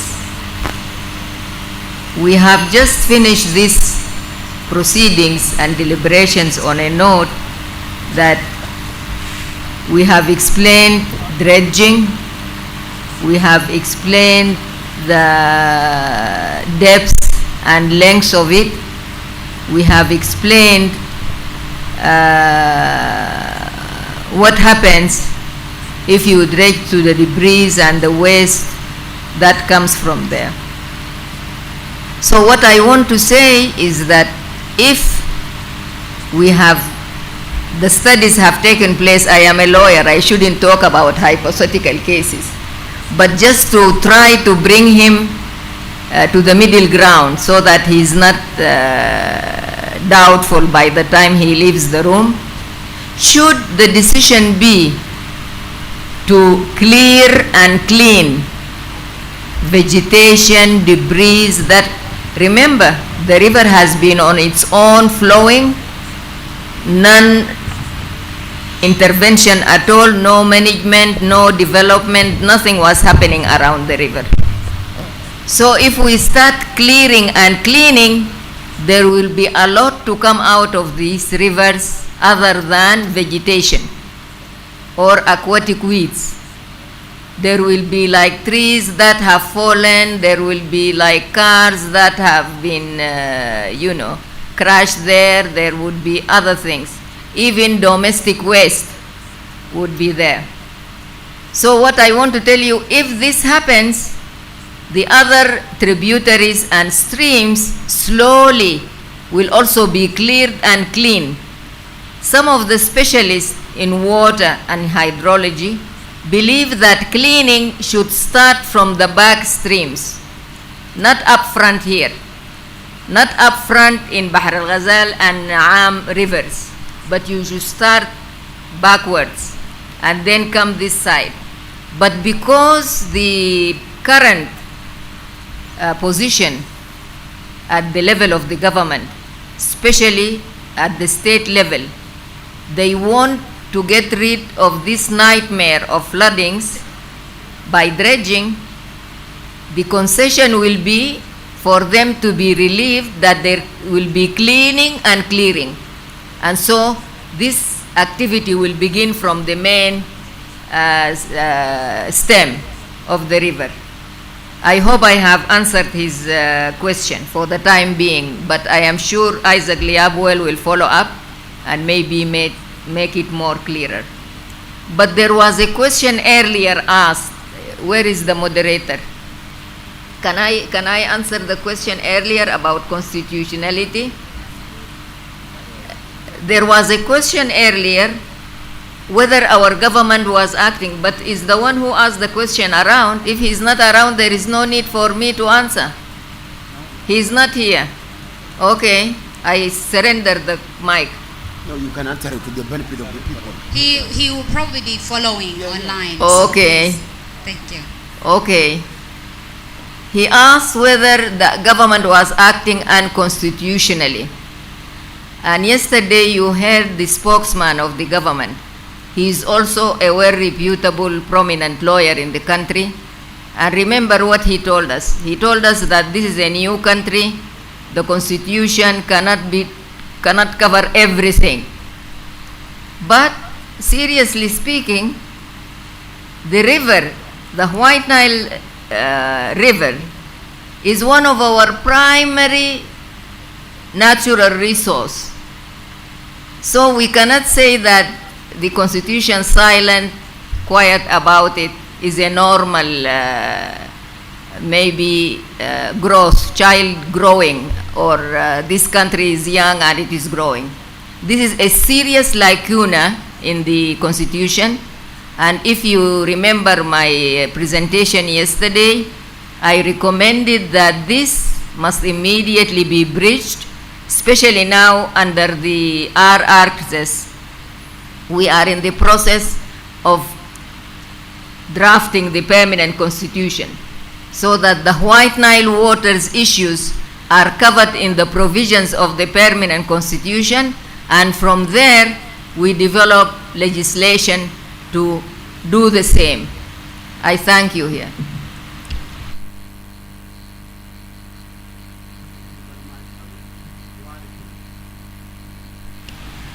I will try to be much straight to the point. I would rather start, I will come to Mangar, where will dredging take water to, and the gentleman will talk about the deaths of rivers.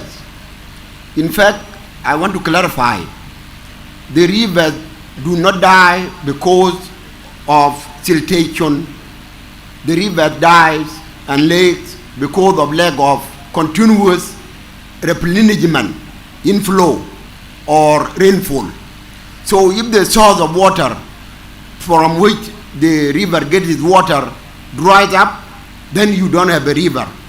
So as long as the catchment in the water divide with the Central African Republic, with the Congo, coming from Uganda and everywhere, plus our own rainfall is continuing, then our rivers are not dying.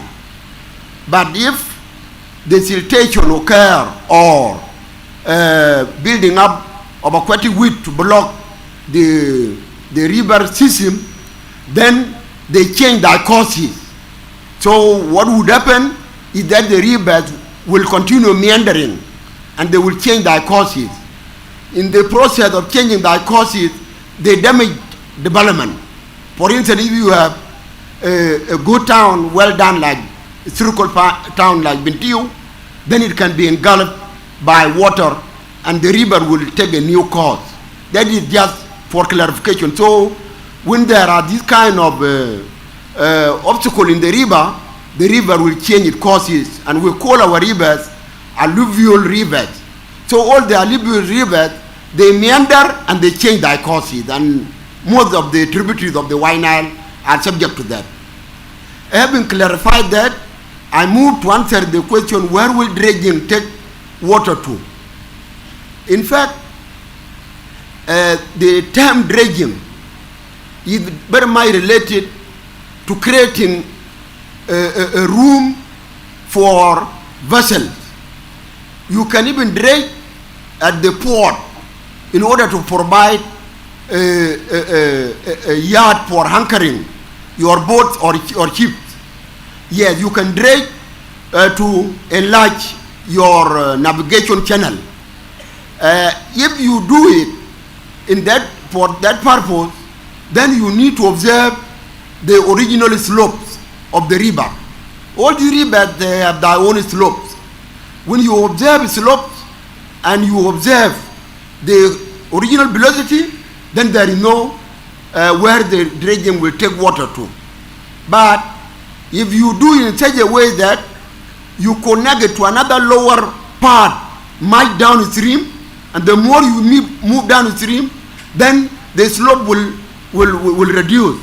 So if you link it to a much lower slope for instance, link it to mean sea level in Alexandria or in Indian Ocean, then the water will follow and be pulled to that point. So you have to be careful not to change the slope of the river. Therefore, if you do dredging or clearing of aquatic widths without necessarily changing the slope of the river, then your water remain. So, and I want to take this opportunity to continue really separating the two terms. Cleaning and clearance of aquatic widths is completely different from the term dredging. The term dredging is linked to deposition, and deposition is happening long time ago. So the sand you see in our rivers is the part of meandering. Because we are lucky that the Barkazal system, the catchments are based in a forested area. So in most cases, the water are clear. The only river which is problematic for us is the upper part of the river Barjebel, which we have torrents through Aso and the rest. It has got silt, but this silt is dumped by the wetland of the south. Yesterday, somebody said, where is silt coming from? The wet silt is from aquatic vegetation we use to close the channel. The Arab were thinking that it has blocked the river and it has created a dam. So silt in Arabic is dam in English. So I am among people who used to call it silt, but I will join the people who call it suit and embrace the word suit instead of changing the word, because it became our treasury. We have a lot of culture tied to suit. So today I am part of the suit. Like Peter, we call it Peter sometime, and like John, you call Yona and the rest. So let us not throw away the name suit. Let's continue with it, and we'll develop that so that it does not continue to be said in Arabic. So I have joined those who pronounce it suit. So Mangar, the water will not go because we will start with the clearing of and cleaning of aquatic vegetation, so that we restore the river velocity. So when you have aquatic vegetation, you have slow down the water. And when you slow down the water, if the river is carrying a lot of silt, you will really change the course of the river. So that is my submission to those who are talking about the deaths of rivers and then the water that is being taken elsewhere. Thank you. Thank you so much. There's another supplementary question to the DG. It's just come to me from the audience. The question reads, the machines in Unity State donated by Egypt, is it for dredging? Is it for dredging to control floods or to ease navigation? Because the government of Unity State stated that it's for flood control, but the Ministry of Water seems to say it's for navigation. So just to supplement your other questions prior. Thank you very much. Let me just supplement a little bit from Isaac. When you dredge the river, you open the water course. Now the water is flowing. We are saying we had something here. Water will not flow alone. We will make a regulation to the water. We will put a lock. If the reason is for navigation, there will be a navigation lock. During the dry season, water will be less. When the water are less or is less, now you want to control water somewhere with a lock. When you open it, it's bringing you the level of water up now to allow the ship to flow. So the lock will be there for the purposes of controlling water, for the navigation and for irrigation. Because in the dry season we will not have rain. We will have only the course of the river. If we have money, we should dredge all the rivers and tributaries so that we have a water flow through and we use them for the development. Come to my question. I have two questions.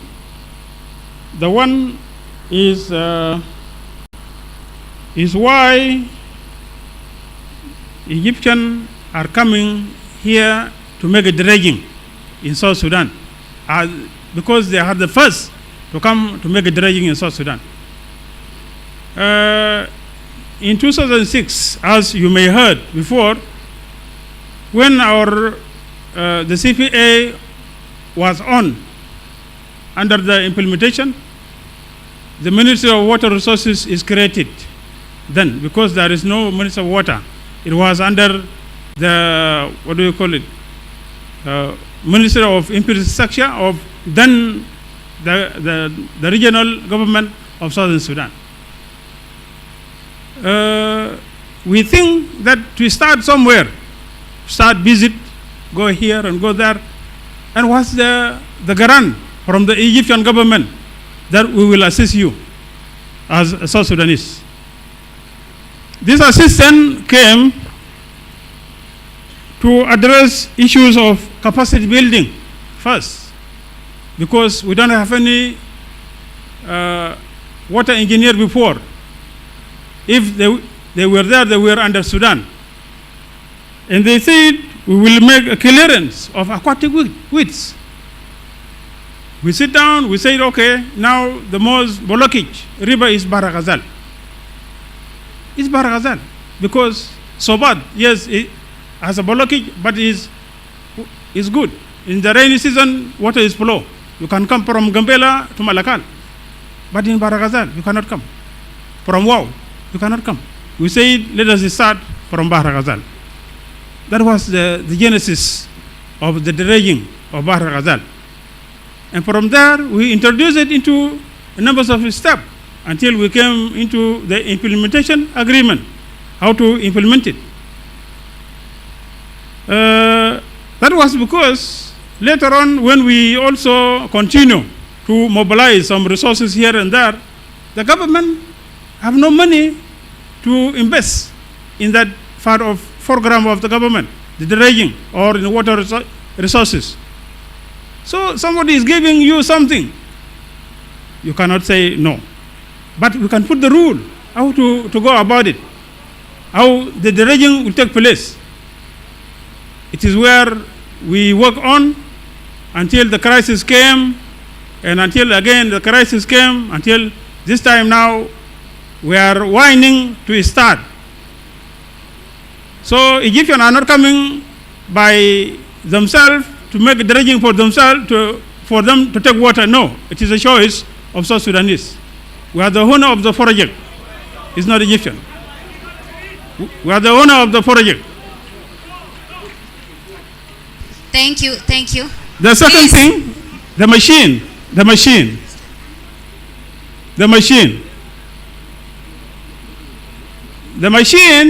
because the project of Bahr al-Ghazal dredging took a long time. I'd like to ask the audience, please. We said constructive and respectful. So you, please, everyone has a right to their opinion. You're a public member. He's also a member of the public.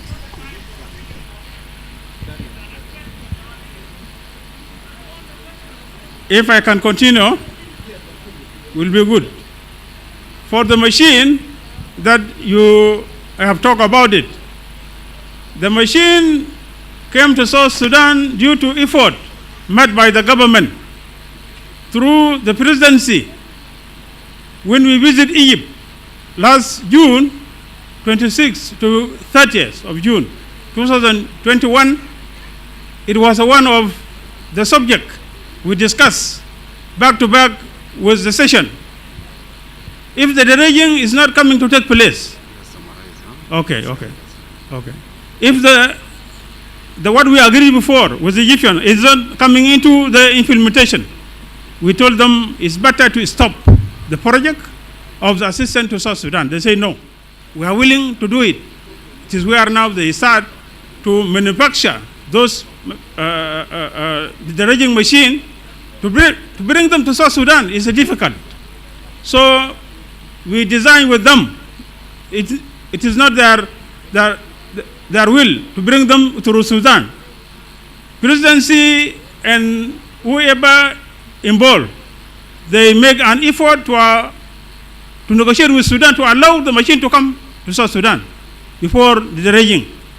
Now the assembling of the equipment is still on. May continue up to December. The dredging is not going to start. And what we put, the possibility is that it has to be there in place. So we just make the thing to come. We own them. It is belong to the Minister of Water Resources and Irrigation under that implementation agreement. Thank is what you, I can DG. say. Yeah. Just because of time, I think we'll Sorry. continue. If I can answer the two last questions. Yes, please. The two last questions, the number 4 question is, I don't remember the name of the person who asked, but he was talking of if we don't dredge, then the natural salt is going to kill our vegetation. As you call it natural salt, it's natural, then the nature has its own way of regulating itself. And if it is natural salts, that's mean the aquatic, the vegetations that is within that area has mechanism of adaptation to that environment. Whether too much salt or too little salt, they will never die. They will still have mechanism to adapt to that. Okay? So that's the question number 4. Question number 5 from Kuma. He said, people say dredging is bad. And what will make South Sudan, because dredging is bad because people say it will dry up South Sudan. We are not saying in South Sudan that is going to dry. We already have some dry parts, but we are talking of the Sud wetland. And how is this going to happen? If you have been here for the last 2 days, you may have heard a lot from the presenters. The Sud wetland is a wetland that is generated from, the overflow from the river and from our rain. So the river is a source of recharge also for Sud wetland. And this Sud is not a river, it's a wetland with permanent or seasonal water. The biggest part of it is actually permanent swamp. And this swamp is actually, if you may go back to your science, we have the water cycle, which is driven by the sunlight, So water cycle starts actually with evaporation or evapotranspiration from plants. When we have that enough surface water covering large area, that means we are also having a lot of evaporation and evapotranspiration from the vegetation that is within the Sud wetland. When this water evaporates, it actually goes as a water vapor on the air. Then as it goes higher, because this air is warmer, then it's easier to raise up. That is in physics. And then when it goes up, condensation takes place. So when it's condensed, that's what you see as clouds. And these clouds are the one that comes back as precipitation or rain. So if our rivers are dredged, not really dredged, not the other tributaries, but actually the main goal of this issue of dredging for Egyptian, if I may perceive, is for them to get more water from our river, So as more water goes to Egypt, then this water will not have time to percolate, to seep into our grounds, to the wetland, and it will just go direct. So as it goes direct, we're going to lose some of the Sud wetland, which actually is going to reduce the rate of evaporation and evapotranspiration. And when we don't have that, that means we are reducing our rain. When the rain reduced, even the green belt is actually going to affect it. The green belt starts from central, we go to western Equatoria. That is one of the agroecological zone. As all of us know, when evaporation takes place, it condenses, and then the wind blows from north to south. That's why you see wind comes from that side of Sud wetlands, and it goes back to this green belt. And this rain, the water that evaporated from there, come and precipitate in this side of equatorial region.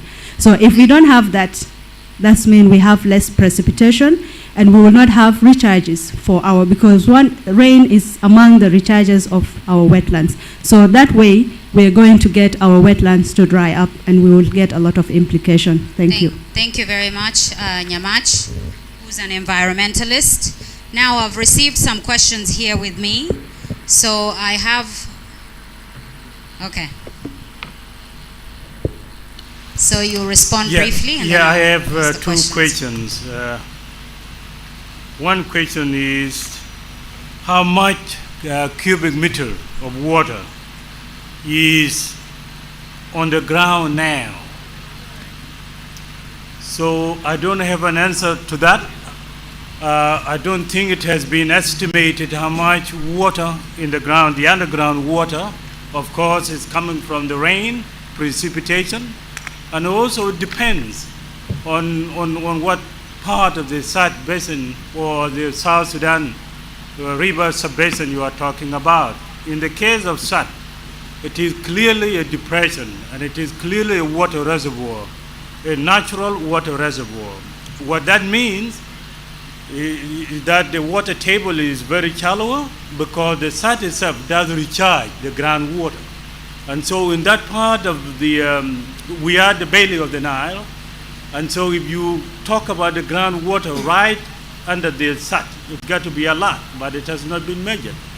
If you extend that to the Bahar Kazal, to the western Equatoria, the western Bahar Kazal, it's probably a different estimation. And also you go to the eastern side of the Nile, the Sobat, it's probably going to be a different estimation. We will hear from Lihabwil if we may have an idea on that, but I doubt if that has been estimated. Now, there is question about dredging, and I think that has been addressed many times. It is a question of whether dredging increases the flow of water downstreams. So I'm sure there has been clarity on these three terminology: clearing, cleaning, and dredging. And so all of these, of course, they increase the flow of water. What is being debated here is to what extent each of these does increase the velocity of water, and that extent has to be evaluated as part of the feasibility study as to how much water it will flow and how much impact that will have. This is part of what we were talking about here. Isaac Lihabwil may add additional answer to that. The other question is about the artificial lake. I will be brief because I did talk about it before. Yes, we have an opportunity as a country perhaps to begin to do a study on the artificial lake. One location, as I indicated earlier, is between the triangular area of the Jonglei state, the Upper Nile state, and the Pidbor administrative area. And this will be a water reservoir getting water from the catchment and especially from the rain. And if that study indicates that that is the right location, because you have to do the soil study, take it to the lab, you have to also look at the depression, the capacity of the lake, the catchment, and also the runoff. When all of that is met and the study is concluded, then you begin to explore the operationalization of such artificial lake. And that is, you have the right to do it as a country because it is water from the rain and from the runoff around the local terrains. And if that is successful, you could also replicate it on the Bahar Kazal river sub-basin, where all of these rivers, Jur, Lol, and also the Pango river converge before they get to the Bahar Kazal wetland. There again, you have the right, as Professor Taj demonstrated clearly, that all the waters from the Bahar Kazal river system originated within South Sudan, and you can have an artificial lake there. Again, pending on the study, and a lot of studies need to go there, including the soil study. Thank you very much. It is getting tough and tougher. Thank you. Yes, some questions. I think I will supplement some questions, and then we would like Dr. Match and the Honorable Undersecretary to respond to these before we proceed. So I have some interesting questions here, and I think I'll flag this to Dr. Mach, seeing that you've had experience in the front line. Floods are a natural disaster and can be equally a man-made if the environment is mismanaged. What are the plans or packages being put forward by line ministries, or what have been the previous packages that have been put forward? Line ministries, Ministry of Water, Humanitarian Affairs, and other relevant ministries. This is a question by Engineer Awed Benjamin Maker. And then, secondly, I think this will be generic, whoever is going to answer it. What is the criteria, what criteria must a country meet to be considered part of the Nile Basin members? What rights do they have if indeed they become members? And then there was a question about what are the potential environmental impacts if indeed the clearing or the dredging of the Nile of the Sud was undertaken. So I'll give Dr. Mach an opportunity, followed by Honorable Joseph, and then supplemented by Engineer Isaac Lewell. Thank you. Good afternoon once again. I would like to welcome back Mama Angelina, the Minister of Defense. I greeted earlier Honorable Dr. Benjamin, and thank you for all the attendees for coming all these 3 days. You have been braving rains, a bit of the first 2 days you didn't have much to eat, but you have been here from morning to evening.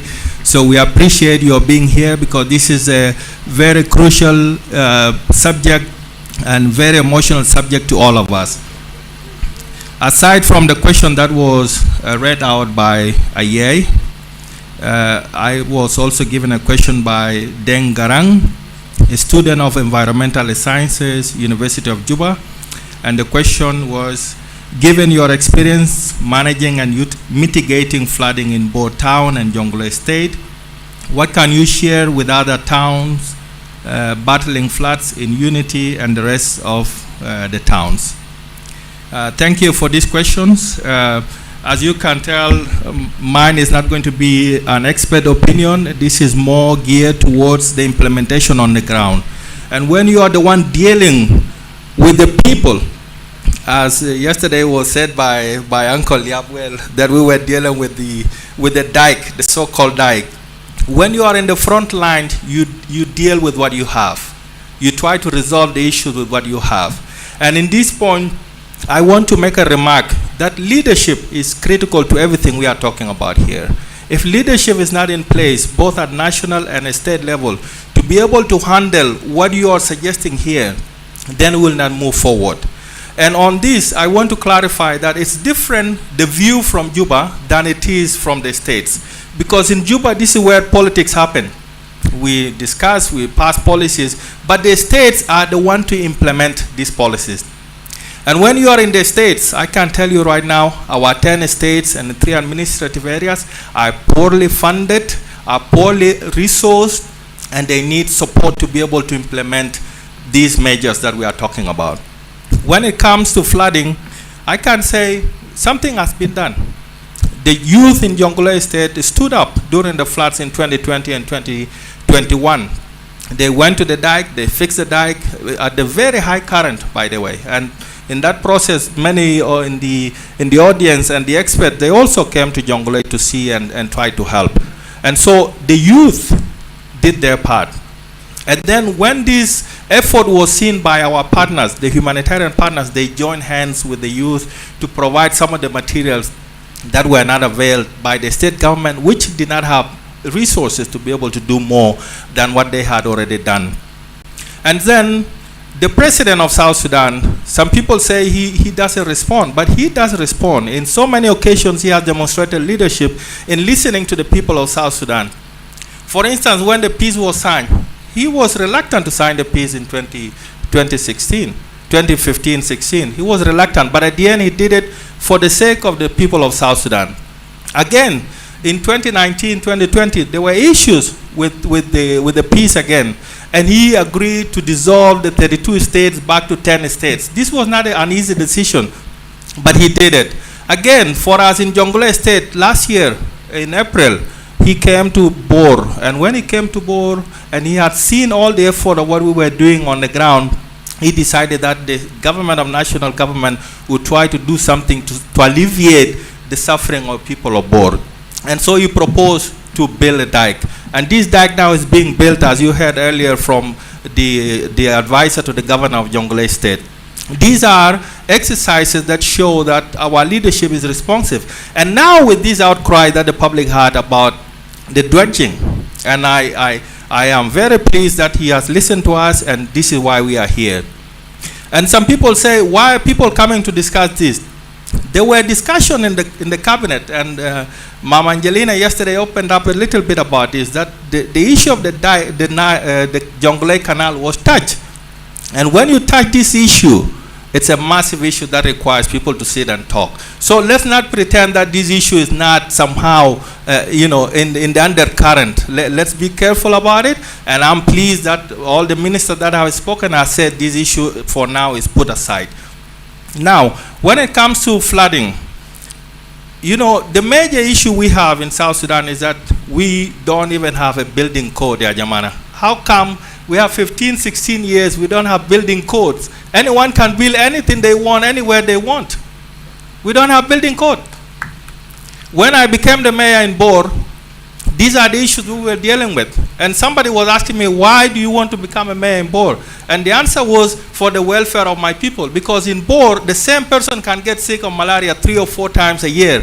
And you would wonder why the malaria incident is so high. The reason it's high is because of the high population of mosquitoes. Why do we have mosquitoes in Bor in such a large number? Because of stagnant water. Why do we have stagnant water? Because of floods and poor urban planning. And so who is the responsible person to deal with these issues? The mayor. So I became the mayor to deal with these issues so that the welfare of the people of Bor is improved. And in this point, I bring back the question of leadership, the motives.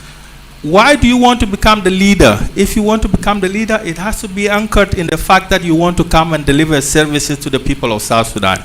And the services can be delivered only if the top leadership is supervising the works. And I have seen there are gaps in this area. We need to improve in supervising the works. So for us to deal with floods anywhere we are, we need to deal also with the land issues. Somebody mentioned it yesterday. We don't have a land act that we are acting on. So we don't have laws to regulate the usage of our land. This goes to the parliament. We need these laws passed quickly so that we can deal with this issue. Because once you have that, then you can go into urban and rural planning where you do zoning. And yesterday it was mentioned here. If you don't do zoning, which is what determines where people can do what, if you don't have that clearly outlined, then your development is going to be like what's happening in Juba. I see in Juba everywhere. Same thing happened in some areas in Bor and other towns. People, where it's supposed to be commercial, where you are not supposed to build because it's a floodplain, people are building in. And the question is, how did they get that land? It's us, the leadership, giving them those lands. The leadership in these towns, the leadership in these states. So everything falls and rises on leadership, and that's why I bring it back. The other issue we need to deal with, I mentioned urban planning, urban or rural planning in this case, including the zoning. We need to do modeling. These are studies that have been mentioned here. And this is one of the things we are doing with the Dutch for Bor. One of the projects that we have with them is to do proper modeling of Bor town so that we can make decisions on where to channel the water. Because in 2020, we have an impossible position. We had the floods from the Nile, so we had to fix the dike. So now water from the Nile could not come. But this dike also prevented water from direct rainfall from going to the Nile. So now we had Bor divided into two. And there was a day we had to work for 18 hours to save the hospital. So when you have these questions, you need to focus on how you do these studies so that it's informed planning. That's what you do for urban planning. Relocation of people is necessary. I know people, for the case of Bor, that truly need to be relocated from where they are settled. And you ask them why you settled here. Oh, this is the land I was given. Who gave it to you? The government. So it comes back to leadership again. the government of the state has to be cognizant of these issues and focus on doing it. When an structure is built, for the case of Bor, for instance, there was a dike built by the South Koreans, and they tried their best, because at that point in 2014-15, they envisioned a certain level of flooding. But what we got in late 2019 and 2020 is once in 50 years now, or 60 years. Because 1964 was that high, 62 to 64, and then again now it happened in 2020, 2021, that the waters went very high to almost the rim of that dike. And so, if you don't include maintenance of these structures into the planning from the start, what equipment should you leave behind for the local or state government to fix these structures when they break? You have a problem. When you don't provide passage for our animals to go to the other side of the dike, you have a problem. And all these have to be included in the design. And to include this in the design, you need to then do the studies. And so to answer your question, you really need to do these feasibility studies before we undertake any major development. Thank you. Thank you so much, Dr. Mach. I think that follows through to the right person. So the talk about feasibility studies, and of course you've heard some of the concerns. And I would also like you to elaborate on the fact that His Excellency has put out a statement that he, stop the process, because there's a lot of questions around where and when the process will start. So I'll hand over to you, Honorable Joseph. Thank you once again. First of all, I would like to appeal to our audience. We need to be calm. Let's not be so emotional, because we are here to use our brains and to reason and to use logic. So be calm, and this is our opportunity.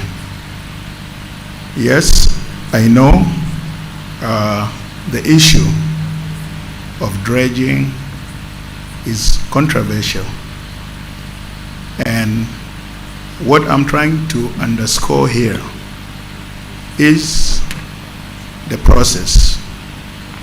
Yes, an MOU was signed. Egypt gave a grant, and an implementation agreement was concluded. But now the question that arises is, you don't implement something before conducting the feasibility studies, the environmental and social impact assessment studies, that will at least give us some assurance. So what the DG has said, that the equipment are there and we are going to go ahead and all that, I think that's why the President has put a freeze for us to revisit what we would like to do. And that's, the studies have to be conducted, and from there, informed position will be done. Why do we look like we are contradicting ourselves? Prior to the revitalized agreement, we used to have ministerial clusters. And in those clusters, we had the technical cluster for undersecretaries. So we do our thing. If there is a project, for example, from water resources, it comes to our cluster. We'll sit down, we'll look into the project, then we'll give it back to them if we have some concerns.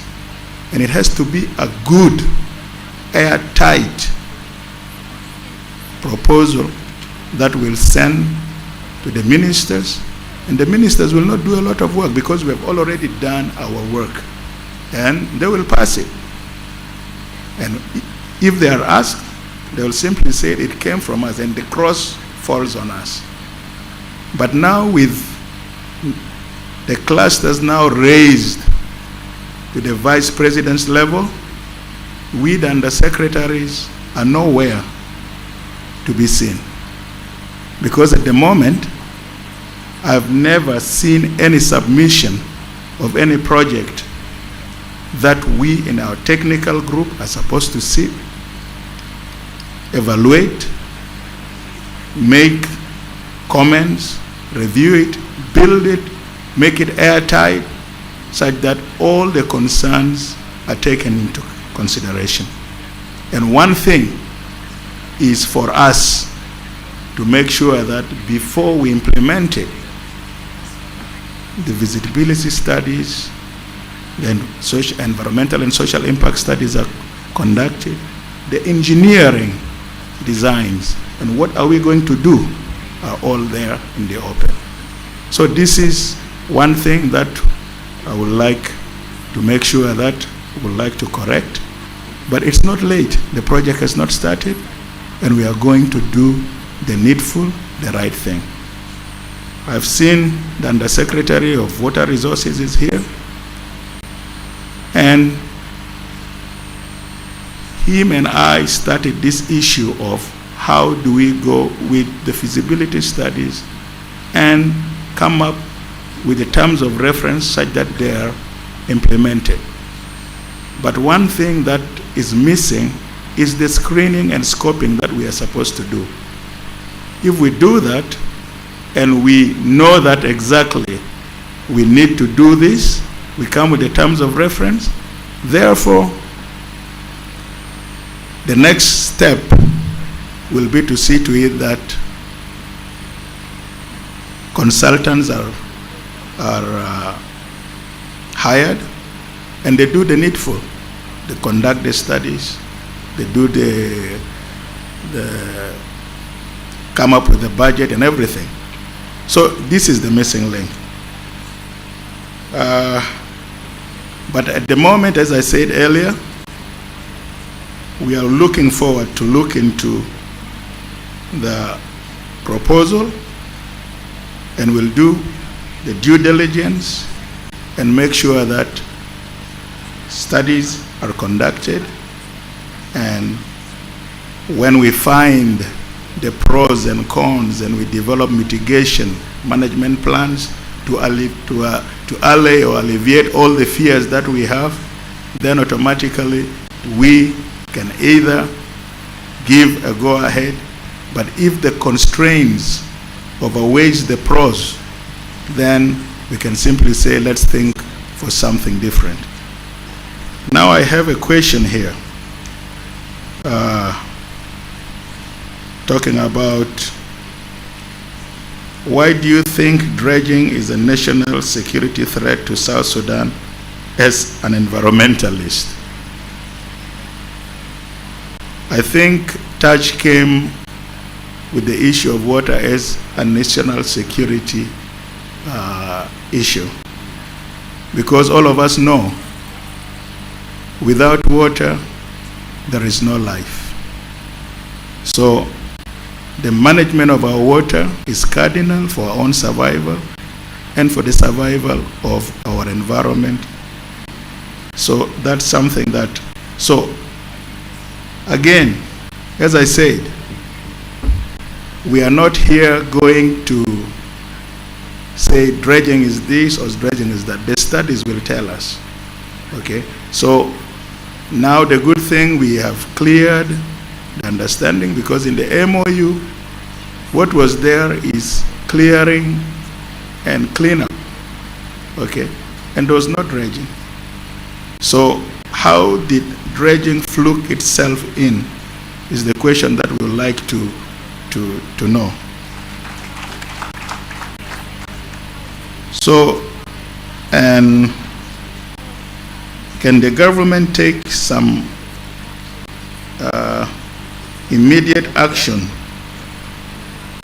to resolve the affected, to rescue the affected communities in the states before the feasibility studies.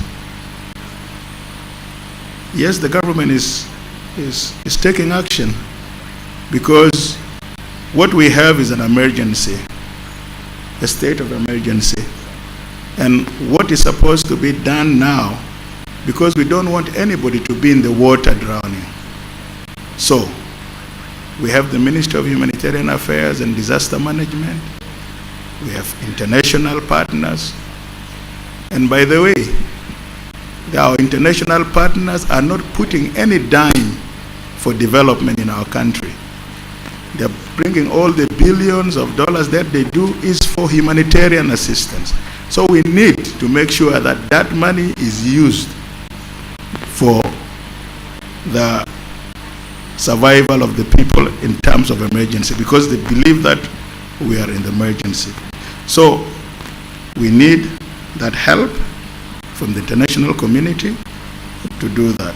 So while the feasibility studies are going to be conducted, I think our people have to be resettled, our people have to be given the necessities of life until these other projects that we would like to do, because most of them are going to be short-term, long-term, and we would like to get some mitigation actions that will make sure that we are climate change proof and we are flooding proof in some of our areas. Thank you.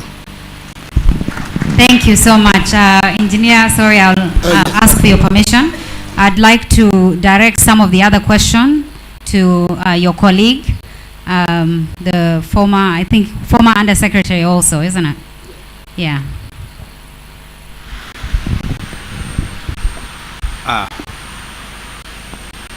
See,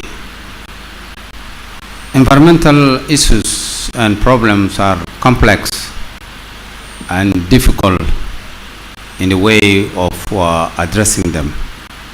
If you see our sitting here, there are many other impacts that we have in the Sud or in relation to the digging of the Jungle Canal. But it seems the issues of environment have overridden. For example, if you take the economic and the political issues, impacts of this, we have not been discussing it.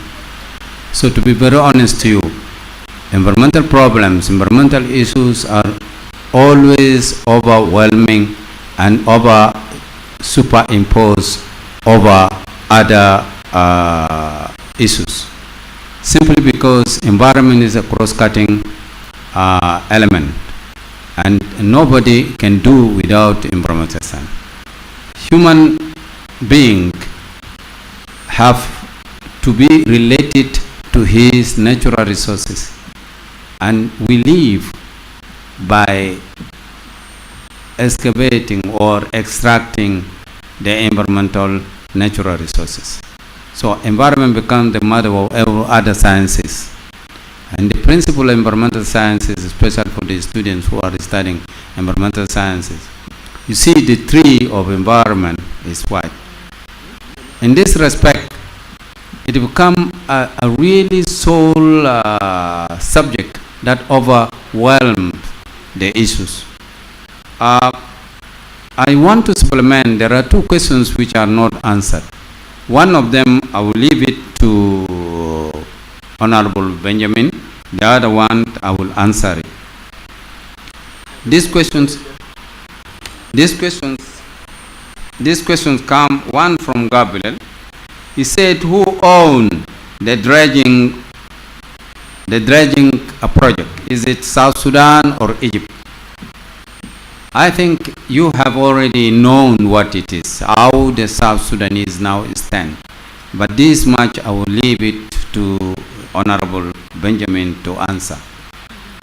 The second question is the government concerned about the issues relating to public interest? Definitely the answer is yes. If the government is not acting now, like if you see in this forum, it is the first forum that the government has considered the national expert to deliberate on these issues. It is just the same like Honorable Manaba asked, how many times have the academicians invited them and lecture about issues pertaining to our welfare. The government is concerned about the welfare and the interests of the public. The only thing is that they are overrun sometimes by political issues, economic issues, and that's why sometimes they don't look at what I think the interests of the few and minimal interests of the public is. So I want to say the government is concerned about the interests of the people, irrespective of other things that happen. But the political aspect and the economic aspects always overtake their thinking about the other minor issues. They are sued as a result of this meeting. Frankly speaking, I have no objection for the dragging or cleaning, provided it is done with terms of reference and a specification of the land area to be dragged or to be cleaned. And we must be specific on that, and we here have the responsibility of giving concrete and specific scientific resolutions for the government, to guide the government in making their decisions.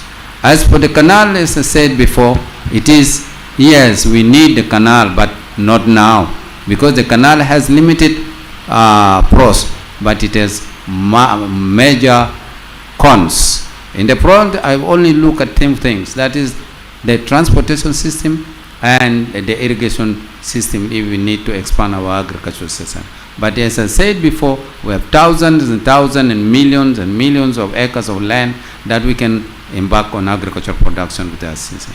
With this, I think I will not want to take any long time, but on academic side, I want our students to seriously take into consideration the very pragmatic research programs that are visible, that are feasible, and that are touchable and tangible, and all this kind of thing. So, what is, as an academician, I want you to seriously implement your research program in many of these fields that have been said here. Thank you.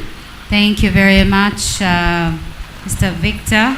Now, I think before we go back to the response from Engineer Isaac Liebwell, we have the Undersecretary for the Ministry of Water and Irrigation who has just arrived. He was dealing with an emergency but traveled from Uganda today, and he has arrived. So we really appreciate his attendance. And I'm sure he's been following the conversation online. There are a lot of questions that were directed to him, but because he's just arrived, he'll probably make a few remarks. Honorable Emmanuel Ladu Lopai, you're welcome.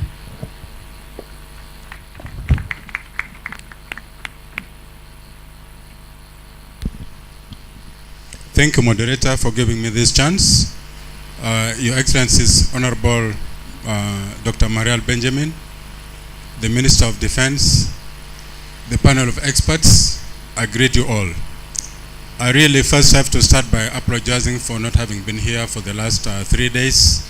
As the moderator said, I had to step out because I had an emergency which was affecting me personally. But based on the discussions which are taking place and the importance of this national exercise, I had to cut my stay short and return back into the country so that I'll be able to catch up in the discussions which are pertinent and which affect all of us. And I think here, I'm grateful that I've been able to make it here. I've put my nation before my family. So thank you very much for giving me this opportunity. I had wanted to speak at length because really I wanted all of us to understand the genesis of everything. Because when I say ABC, it will not do me a proper service.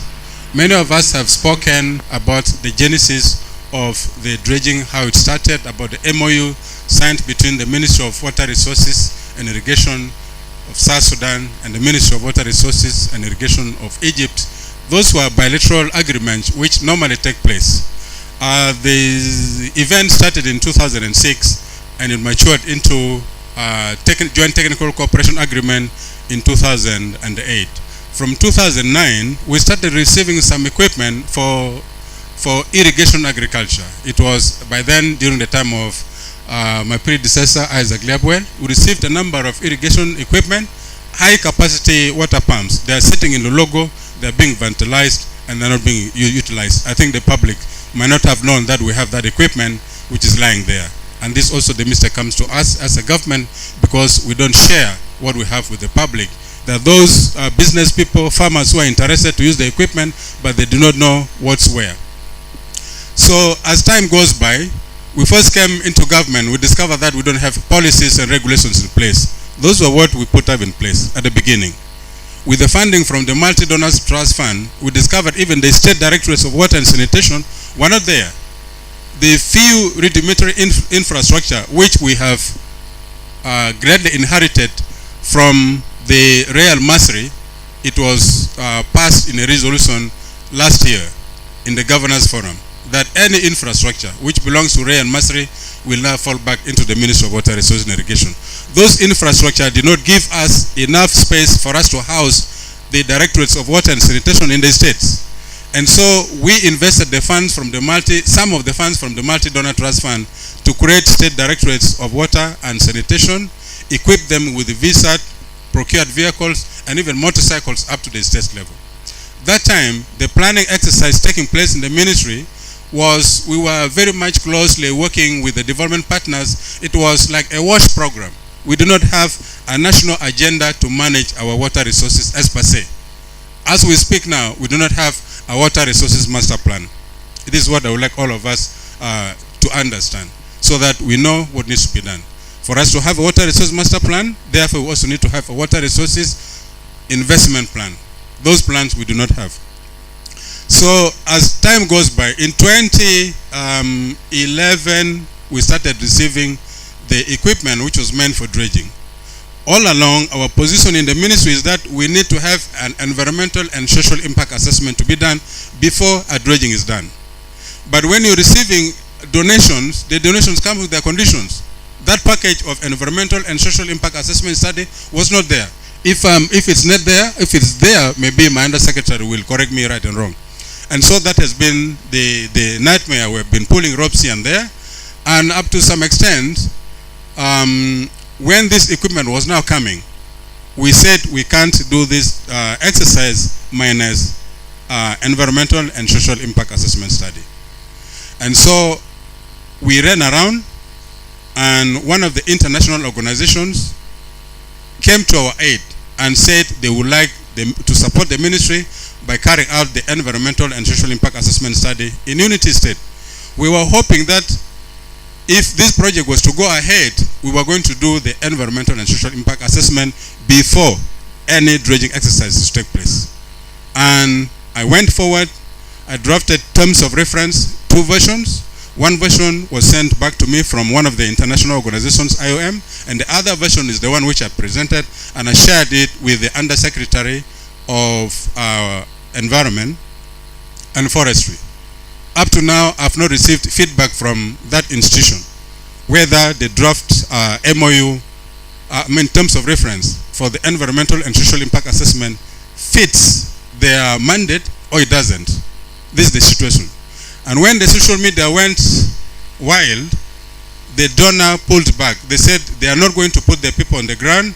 If anything happens, the international organizations, the cost of paying those individuals, if anybody, Allahu Ya'lam, whatever happens to that individual is going to be too expensive for them. And so they fell back. This is the situation. And I'm very glad that the Minister of Environment have been working hard and fighting with others. They've been given the mandate to carry out the environmental and social impact assessment study.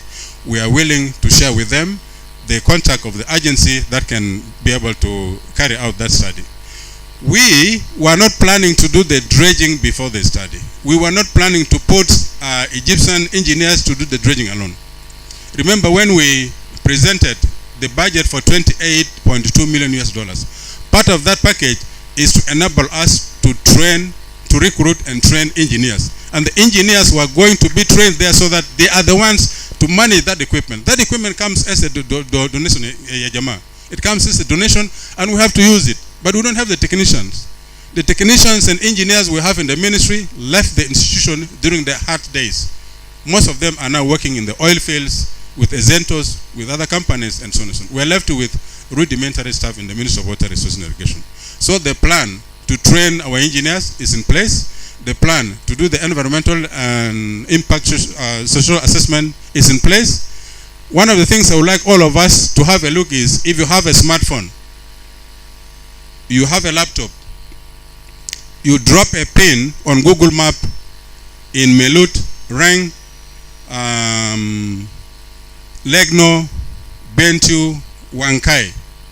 If you drop pins there, you will notice that the elevation above mean sea level is the same, 396 meters above sea level. If we were allowed to do the dredging, no water is going to leave South Sudan. Let me tell you this. No water is going to leave South Sudan because the terrain is flat. The elevation is flat. There's no slope. Just one thing. The other thing is that when we talk about the Jonglei Canal, we as a ministry did not propose to develop the Jonglei Canal.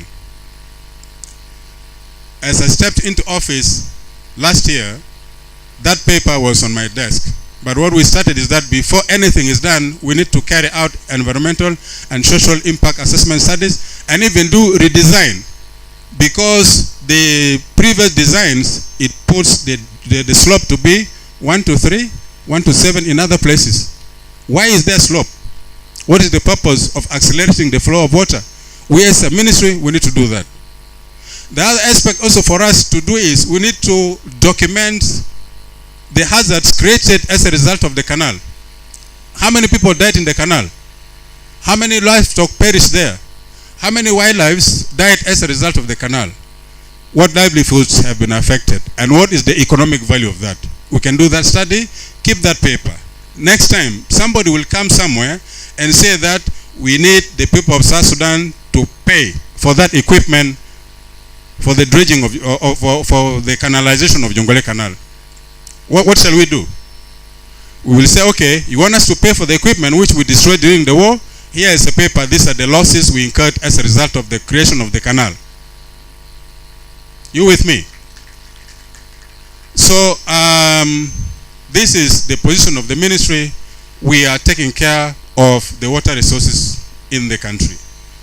Based on the Irrigation Development Master Plan, we are told that the study says 28.2 billion cubic meters leaves South Sudan in Malakal.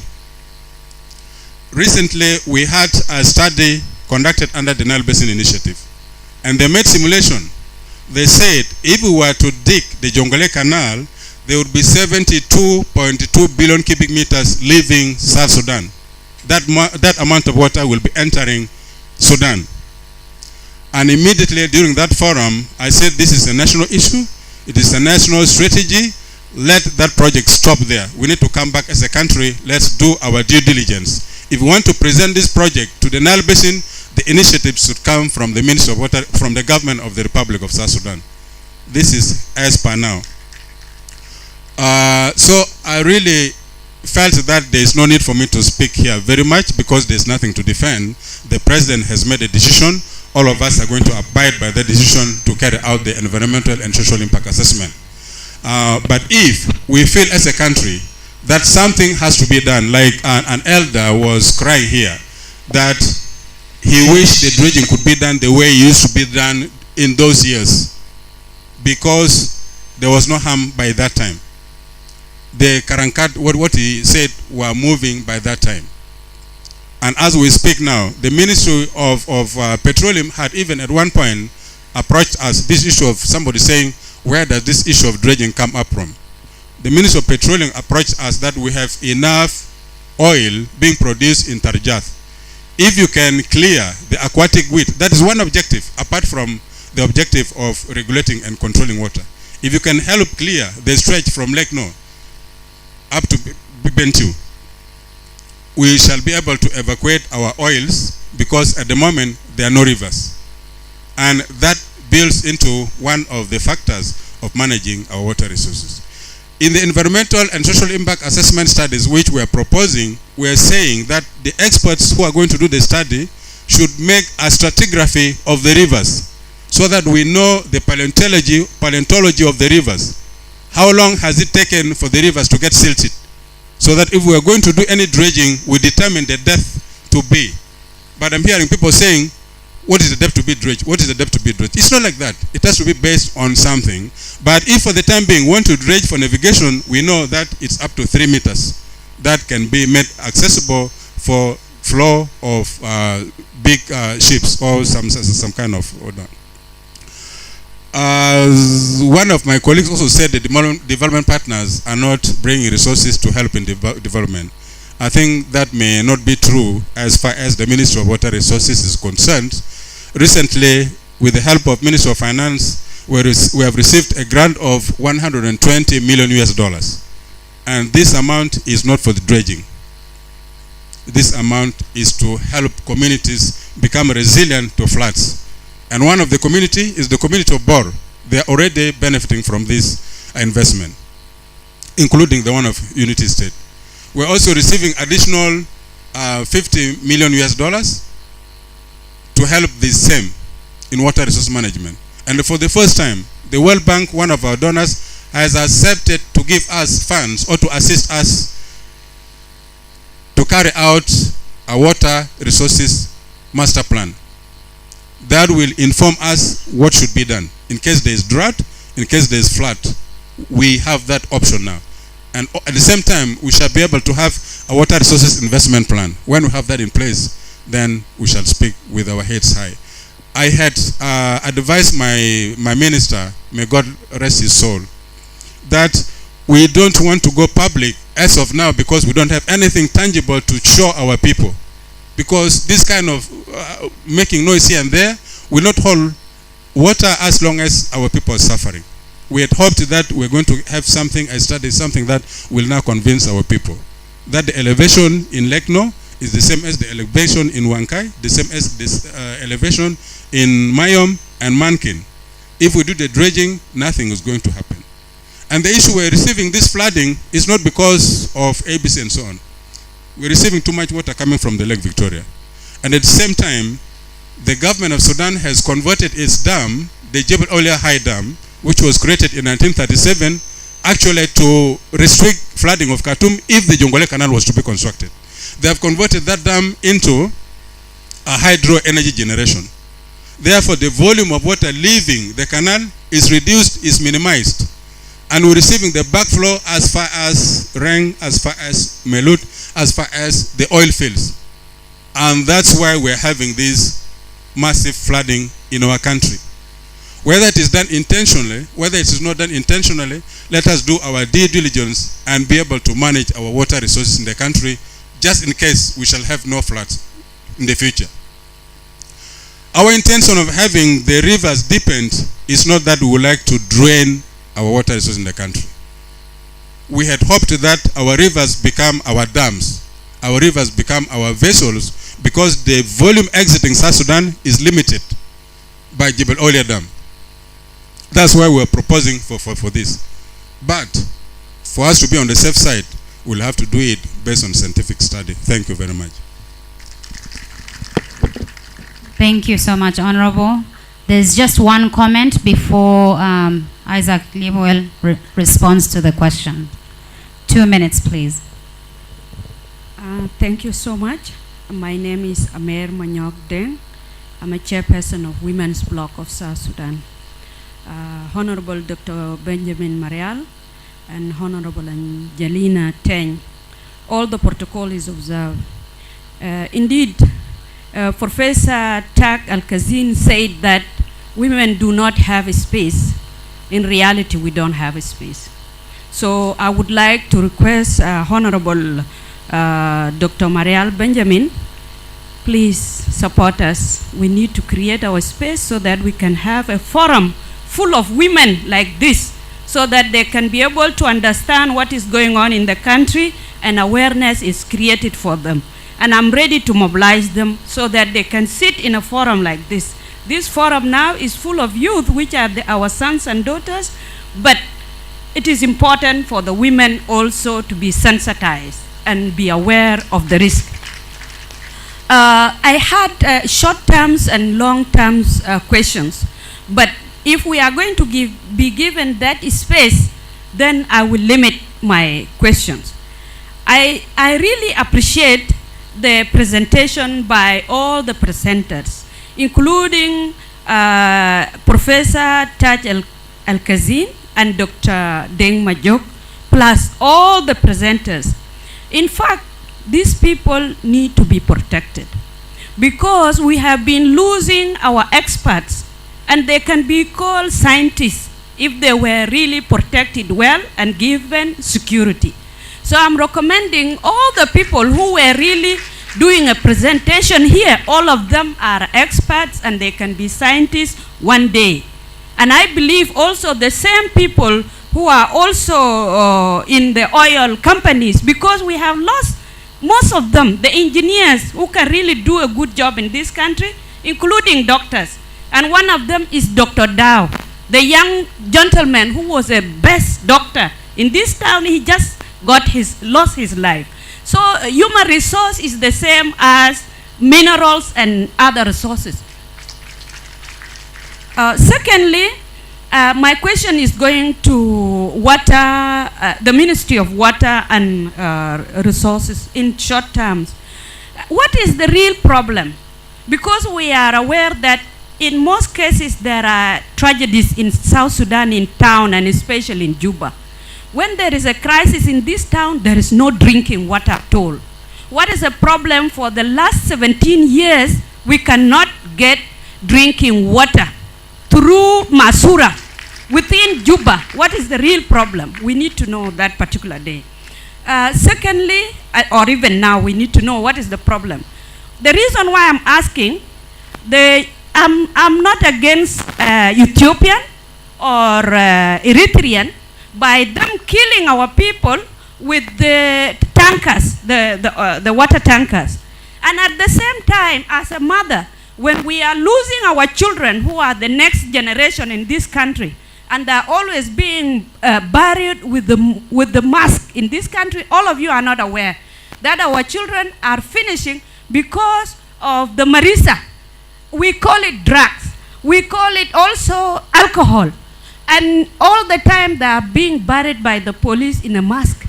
Which generation are we talking about, and the generation which is finishing? Thirdly, I'm proud because it is a week of the Independence Day, and congratulations, happy 11th anniversary. Because our flag was raised, the most highest flag, I witnessed it in this country with remote control. Why is our heads are very low? Because we move traveling around the world, not respected. And the people that you are talking about, so that we can actually team up with them and we are together in the Nile Basin, these people, we really don't pay them their fee or their due. What is the problem? Because they will not respect us. And they're also crouching to our land. They're crouching to our land. So you need to think deeply. Is it because of this water? That is where they will team us with us? Are we paying them? I call them, we pay them because we are actually not a big number in their committees, because they are majority there. Lastly, I would like to request the Minister, Dr. Marial Benjamin, for the Ministry of Petroleum. That Ministry of Petroleum, we also need them here so that they can come and clear for us what is the problem of pollution of our river. The people have been suffering in the oil field for years, since 2005 up to now, and they are not doing anything. And we have had a lot of money coming from the oil industry. What is the problem that they cannot tackle that issue? We have witnessed this in Kuwait. I think some of us have seen what happened in Kuwait and what had happened in other, like in USA. The pollution of the oil can really destroy us completely since we have nothing to do. Thank you so much. He said I should stop. But I have to tell this to youth. Youth, you have 20% presentation. Yours is not only the Minister of Youth. You have 20% in this government. Like women, the women has 35%. The contracts can be awarded to youth, 20%, and the women also can be awarded the contracts of 35%. And we are ready to clean this Nile. There is no need for machineries. Our people do it voluntarily with their hands. We can do it. Lastly, okay, the minister will call for us another forum. Thank you so much. Thank you so much. I think you can see how passionate we are about this nation and about the Sud wetlands. I just wanted to send a message out to the students and whoever has submitted their questions. I have your questions. Don't be afraid. We will continue this conversation. This is not the last forum. Interact with us on our Facebook page. We will submit them to all the experts when they respond, and I'll share some of their contacts with some of you. But be rest assured, I have the questions here, and you can write some more if you want.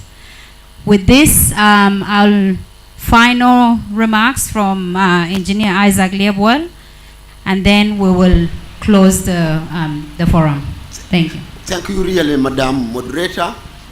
I will be very brief, and perhaps this question have addressed the whole problem of the discussion. This is great to have this question. Maybe we don't follow a bit, and also Emmanuel did justice a bit in his word.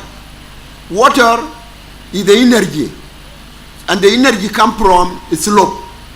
So if the slope of a river is changed, then the amount of water we use to move normally will be changed. That is why in our first interaction with Egypt, we agree only to remove anything that is floating, anything that is restricting the channel, not anything that is changing the slope of the channel. So please take it from us that water is moved with the slope. And therefore, when they are doing environmental and social impact assessment, one of the main things they will look into is the slope. The amount of water which goes down is a function of the depth and its slope. So that one is clear.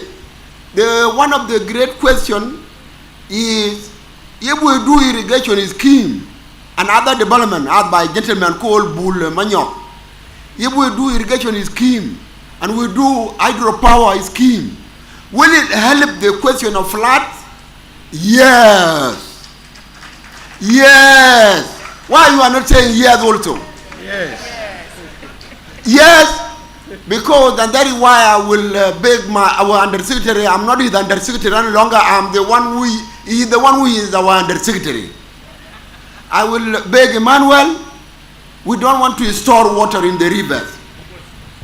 We need to store water behind reservoir, behind dams.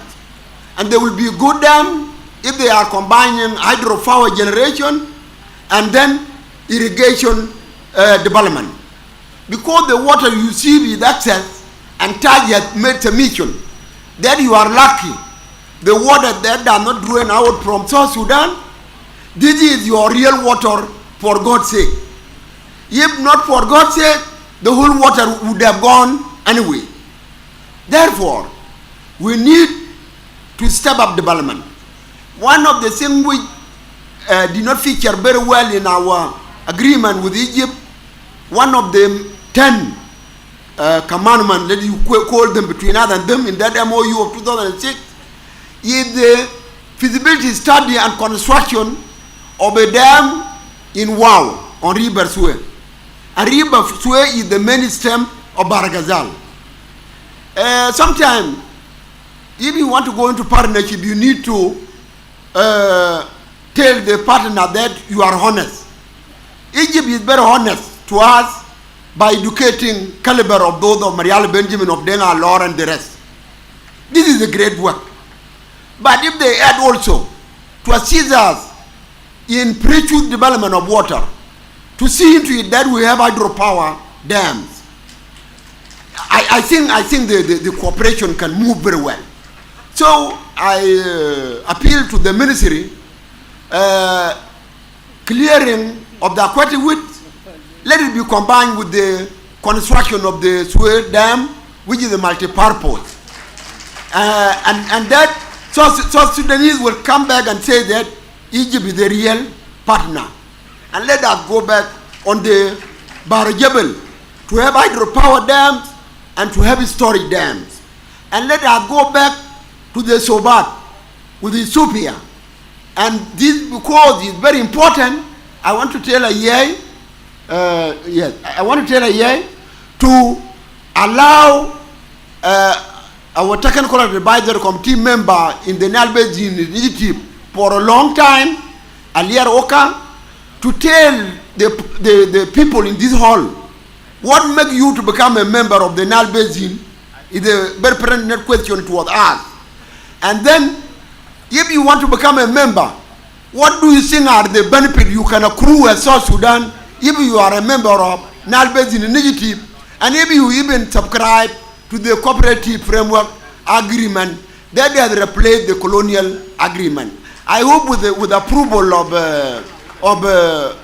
a yay, can Alia run quickly to the podium and answer this question?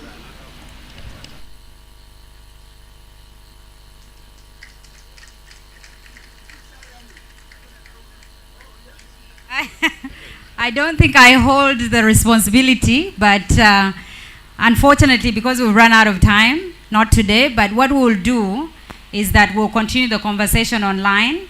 We will do an online session with the former Undersecretary, and it will be available for the public. But we'll close up. My apologies. Thank you, Ayay. I repeat that apology. Ladies and gentlemen, we have been discussing, and I think we can stand for the next 1 month or 2 months. Time will never be enough. So at this point, first of all, I would like to reiterate the forms, evaluation form were earlier distributed to our students and the rest. Please fill in your feedbacks, give it to us, and we will incorporate all your ideas. At this point, I take this opportunity to welcome Honorable Madam Minister Angelina Teng to give her quick remark on the last day, and then will be followed by Dr. Barnaba.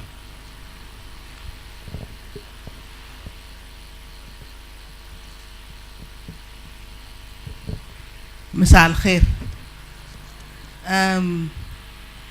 let me recognize the distinguished panel and everybody here. There's nothing much to say other than to say it has been a very educative 3 days.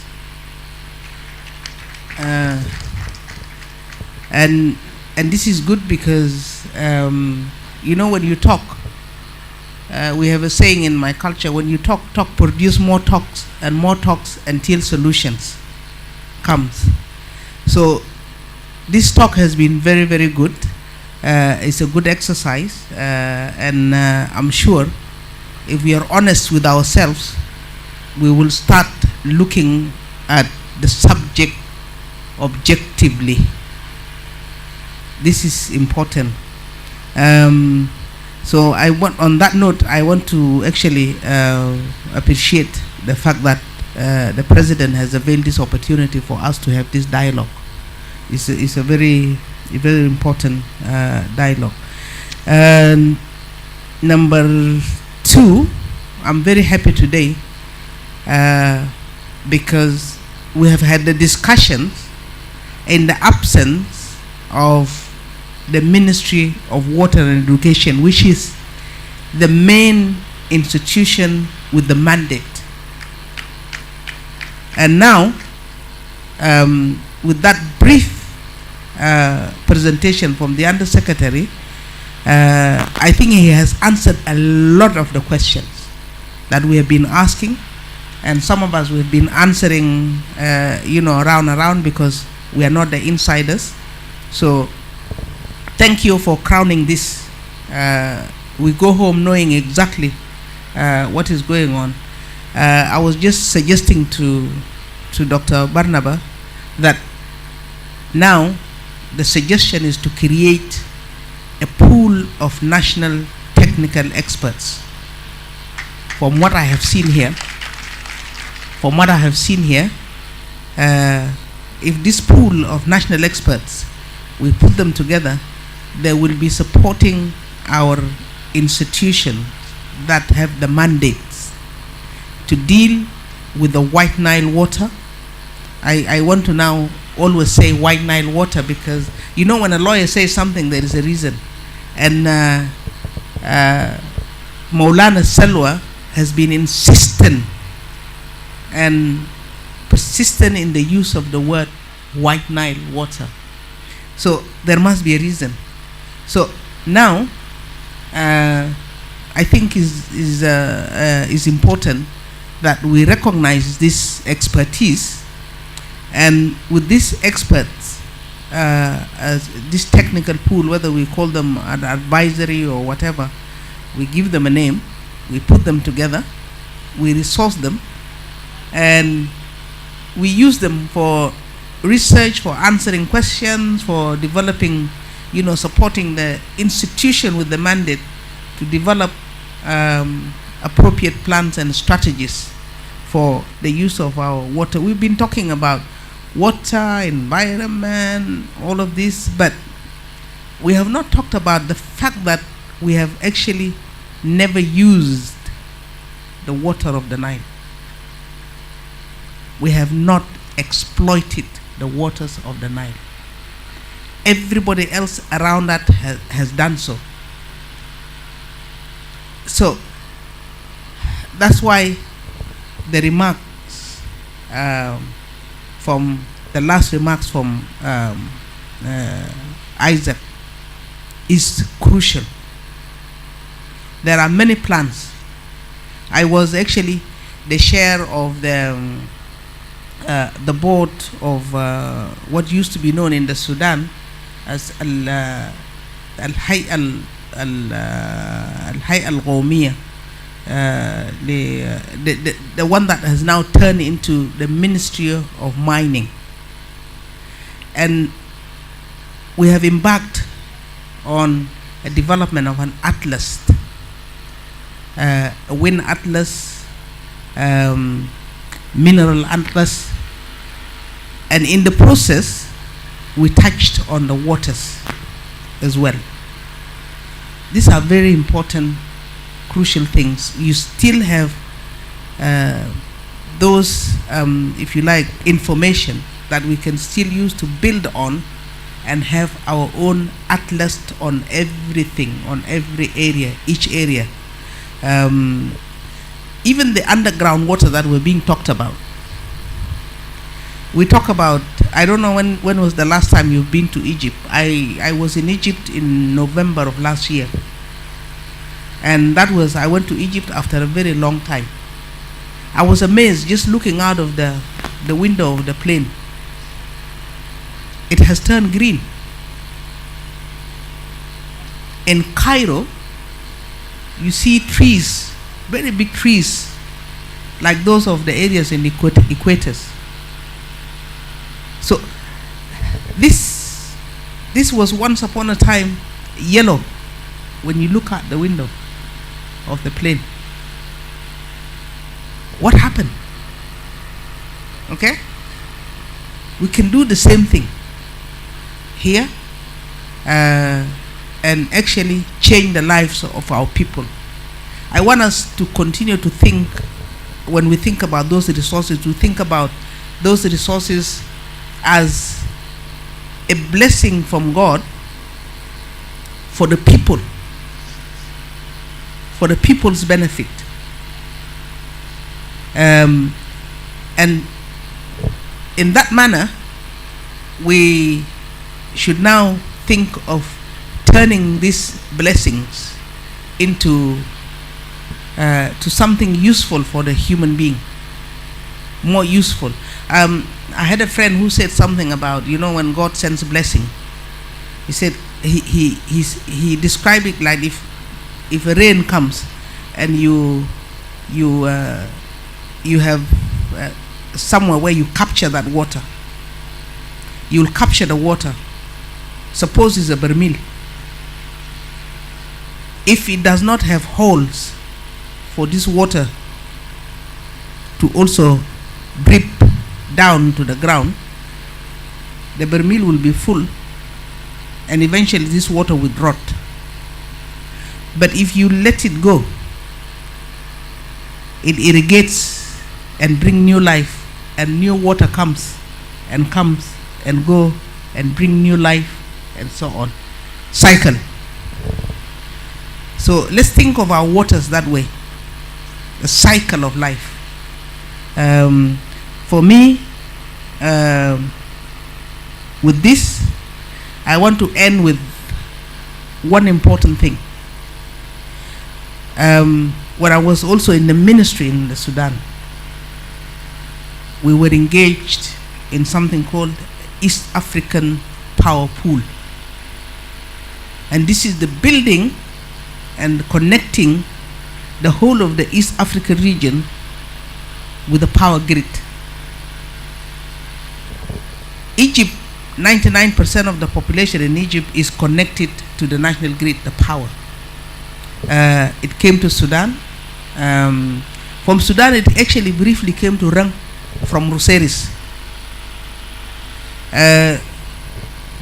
Now that project, when it came to South Sudan, it didn't go further or beyond Rang,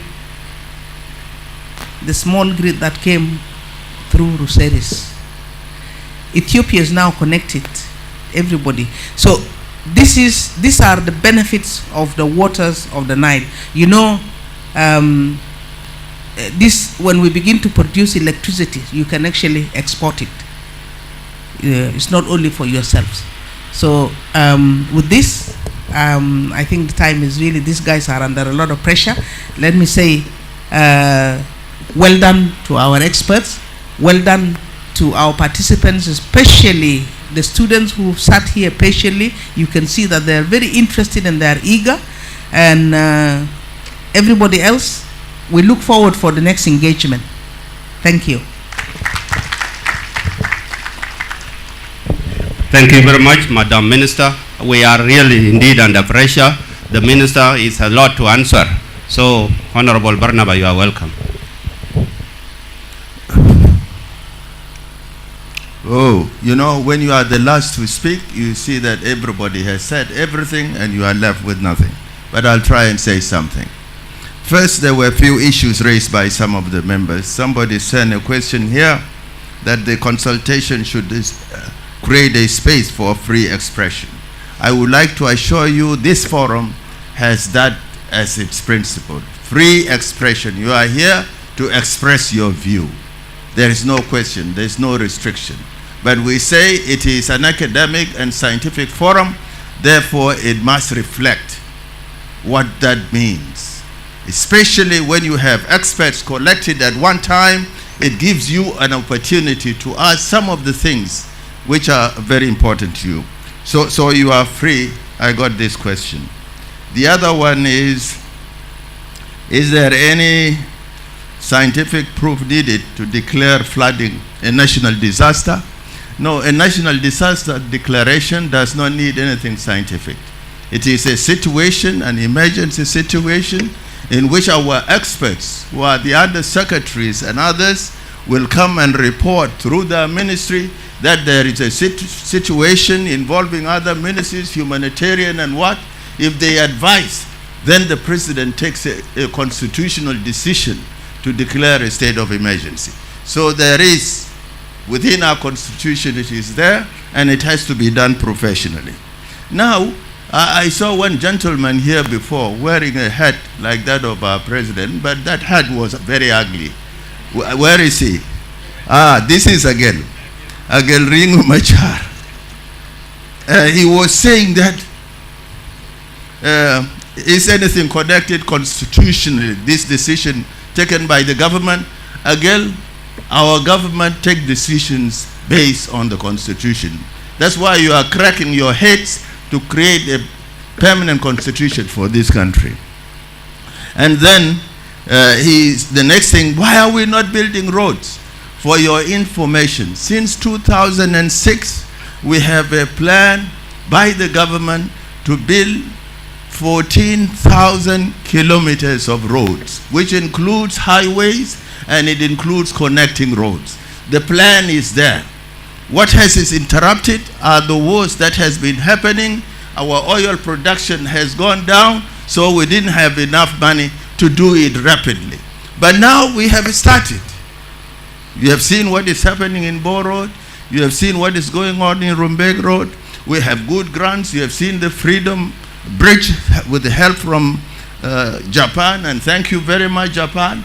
We have seen in Wow now, we have another, what we call the Clement Omboro Bridge being built.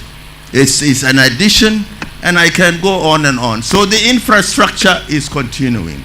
And I think before some of you graduate as engineers, I hope you will contribute to that.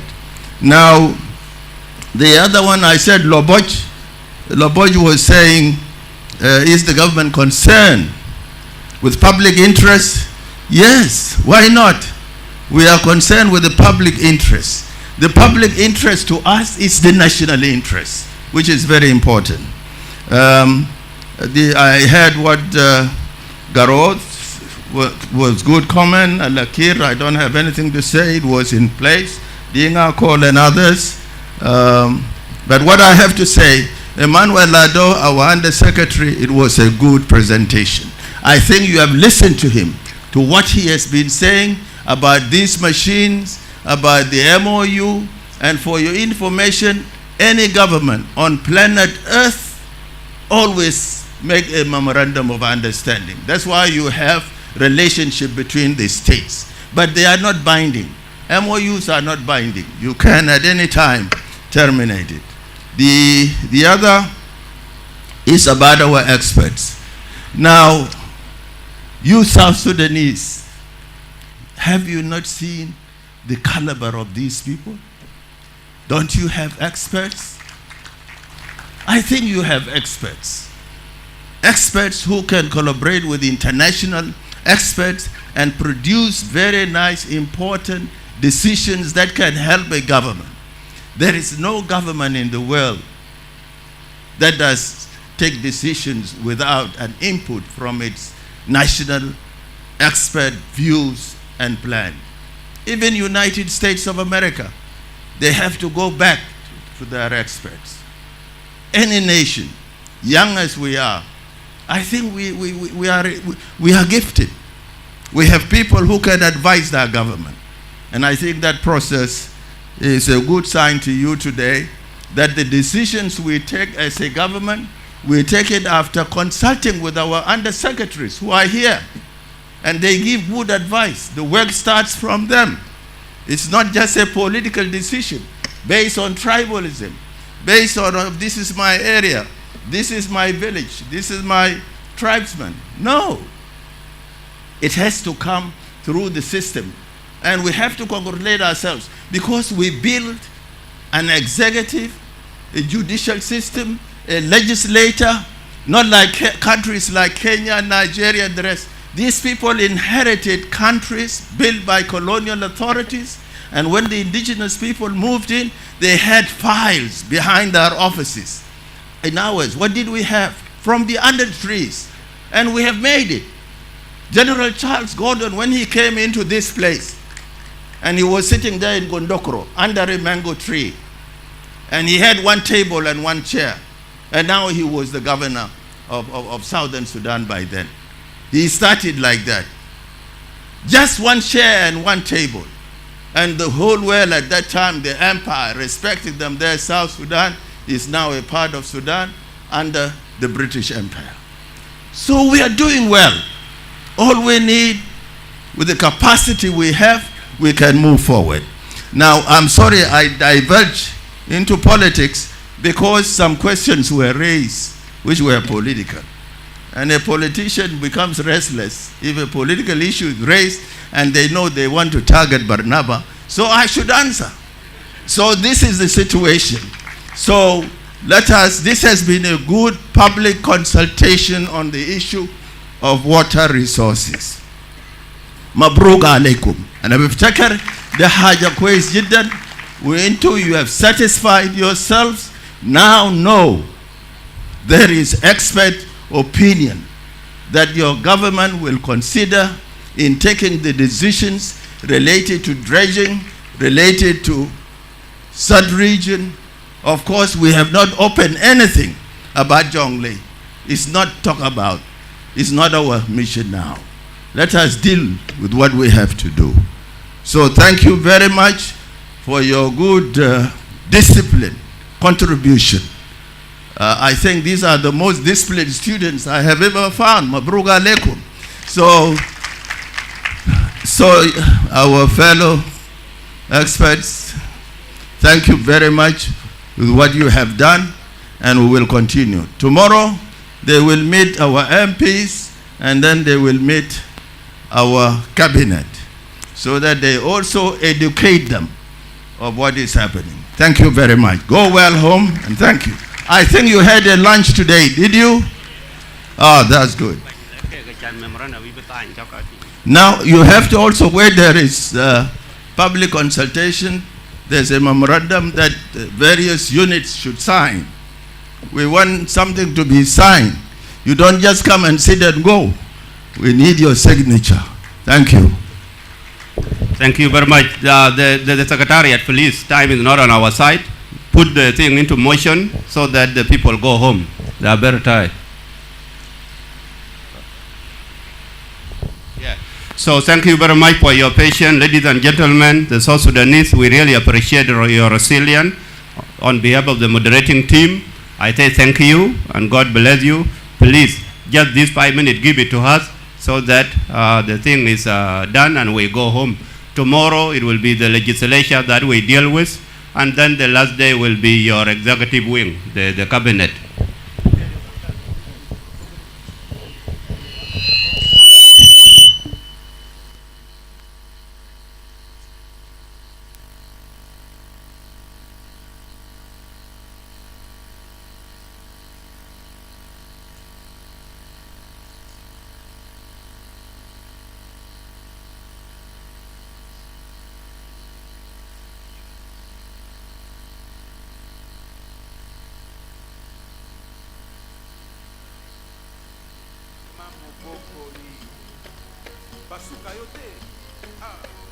Lelo makambo lobi makambo na lembi lelo bitumba lobi kosona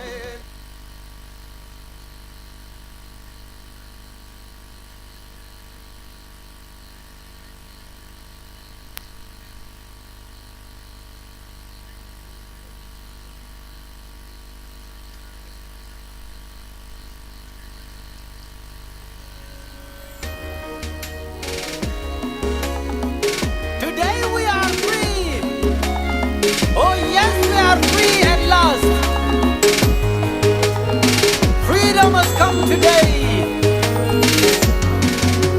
We had a dream, burning like a fire. Yeah, we must come true today. We are believers, believing in the struggle. Yeah, we must come true today. Thank you, DJ. Thank you for being patient. The team is coming. They will put this one to be signed. The minister will come back again to declare now closed officially, and we are going. He has given his speech, but just the formalization, he will give a speech. In the meantime, I'll call the chair of the committee to give a vote of thanks to all of you while they are preparing to sign this one. Then the minister come and close. Please.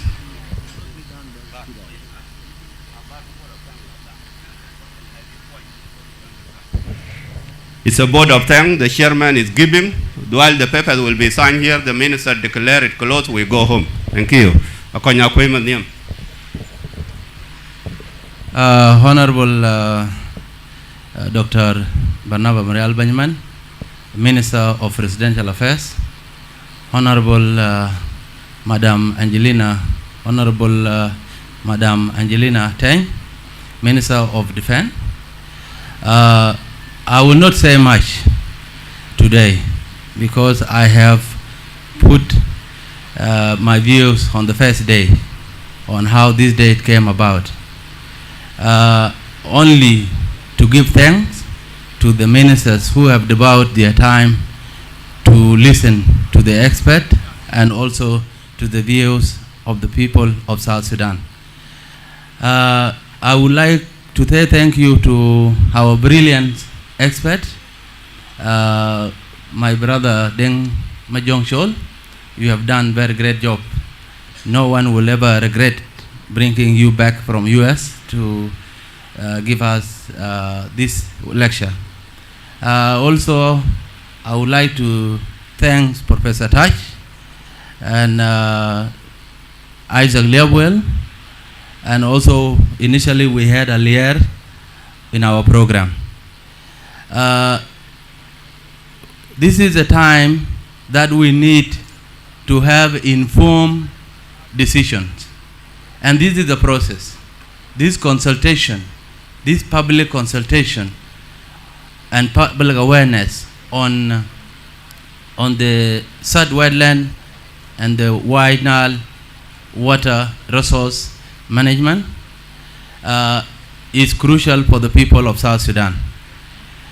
It is the first time in the history that the people of South Sudan sit down and discuss the issues of their resources. I thank the Undersecretary of Environment for canceling his trip to US and devote his time to be here for the last 3 days. And also thank you, Undersecretary, the Ministry of Water, for really catching up with us. The question that's supposed to go to the Ministry of Water, for the last few days, nobody answered it. And today, you have answered some of the concern and the feeling that the people of South Sudan had. I will not say much, because this event was officially opened by Honorable Marial Benjamin, the Minister of Presidential Affairs. He is the one to come and officially close it. But before he closes it, we go for the signing of the communique. The deliberation for the last 3 days, people have generated the ideas, the concerns, their opinions, their views, and these views are documented. And for us to conclude today, we have to come out and sign those recommendations with all the participation of a faith-based group, civil society, the government, and the research institute, also in the universities and the student, the youth group. So all this will be reflected in the signing of the communique. Ladies and gentlemen, it is a time that we discuss our issues than having a conflict. We have to have a country that is coming out from war. This time is a time for us to unite our ideas, we challenge ourselves, and move forward as a country. You have seen it in the social media. The thousands of South Sudanese in diaspora took their time to listen and follow us online. In the next consultation, may not be done by us, as we have heard it in the President's statement. The Ministry of Environment will take over and continue to look forward in making sure the assessment is done. The dredging as a coach, it was my opinion last time that if the people start to dredge in the Republic of South Sudan, there has to be a study. We have come to conclusion that the people of South Sudan have called to study their resources before they make decision and the action. So ladies and gentlemen, I would like to call Deng Mador to bring forward the team that are coming to sign and get the minister to officially close our event. Thank you. Thank you very much, Chairman. Put your clap to him.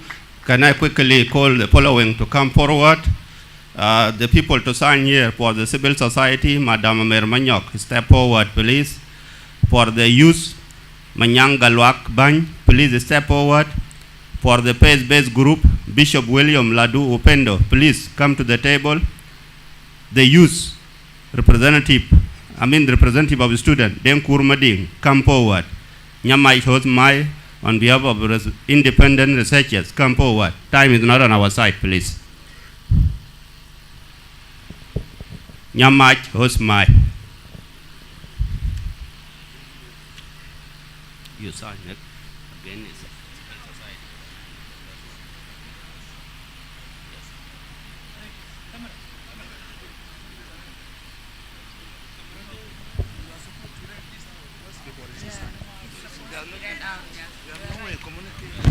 all right, just quickly, I think it has been to the Bureau. I'm sorry, the Honorable Minister. Let me quickly just read it out so that people know what is being signed. It says here, having been appropriately briefed on the concepts of dredging, cleaning, and other water control, development, and management practices from the 10th to the 12th of July 2022, during the public consultation awareness on the South Wetlands and the White Nile Water Resource Development as well as Management Initiative at the Freedom Hall in Juba under the leadership of Mtarakoja Akwe Maniam, and inspired by the objectives of the public consultation awareness aimed at promoting consciousness among the people of South Sudan and the protection of their constitutional right to natural resources by the government.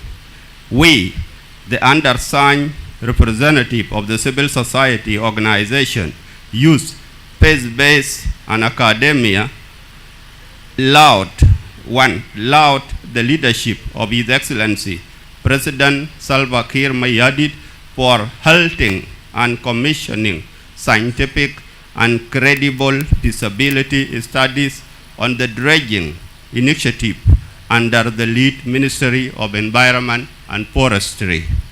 Number 2, grateful to President of the Republic for initiating the public consultation and awareness on the South Wetland and the White Nile waters.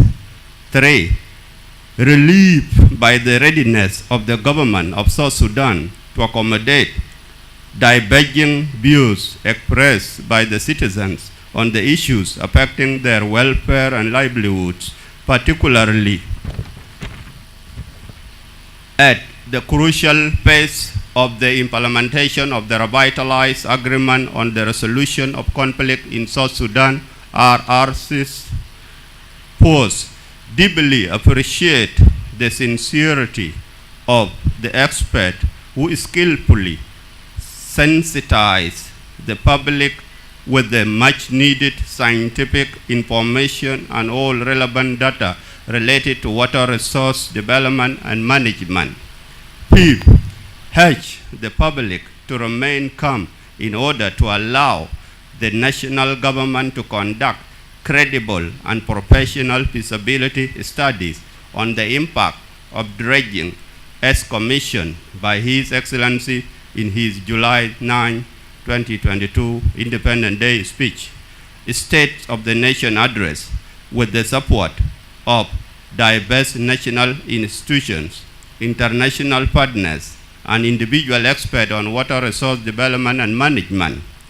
6, look forward to a new round of public hearing on the findings of the Commission's feasibility studies on the proposed dredging activities in the South region and Nile basins. 7, fully endorse the recommendation by experts during the 3-day public awareness and awareness and consultation. 8, remain safe of the matter. Now, our representatives of the group represented during the consultation will sign the document, and those are the forms being signed. Thank you. It's okay.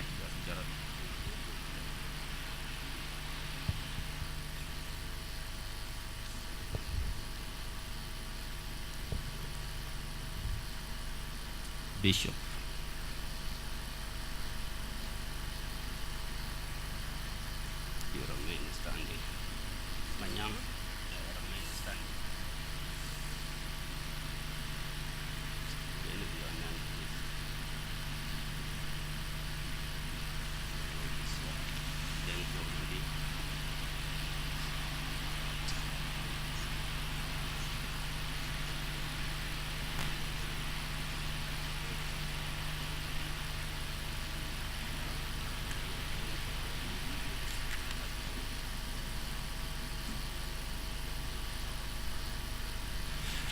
Honorable Ministers, as you have seen, and the ladies and gentlemen, those who have just signed, on behalf of civil society, Madam Amer Manyok Deng, on behalf of the youth, Manyang Galwak Bany, on behalf of the faith-based group, Bishop William Ladu Opendo, on behalf of representative of the student, Deng Kurmading, on behalf of the independent researchers, Nyamach Hos Mai.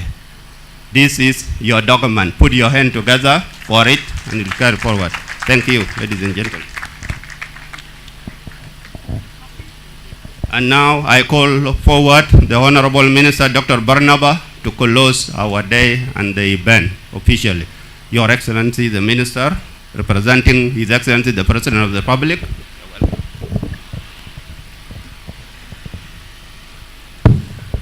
On behalf of His Excellency, President Salva Kiir Mayardit, the President of the Republic of South Sudan, I would like to thank you all for these 3 wonderful days of continuous dialogue, discussion, very vibrant, very vigorous, and beneficial to the people of South Sudan. I also, on his behalf, would like to thank our national experts and international experts for the input they have done to inform all of you about the issues related to the wetlands and the White Nile, and also other rivers in the Republic of South Sudan. This is a wonderful forum where the people have sat to discuss the pros and the cons of this project, which is the heart of the resource value of the Republic of South Sudan. On my own behalf, I would like also to thank you for the cooperation you have shown and the contributions you have made, which have enriched this program to the level to say that there is consciousness among the citizens of the Republic of this country, especially our student population, for their contribution and concern on the issues that relate to their country. I wish you go well home.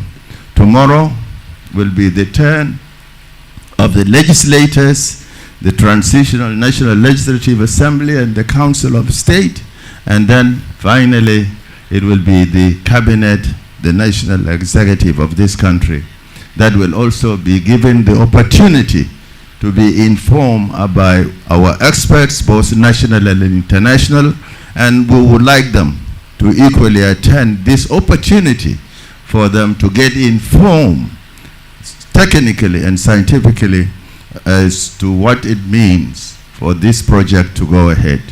Thank you very much.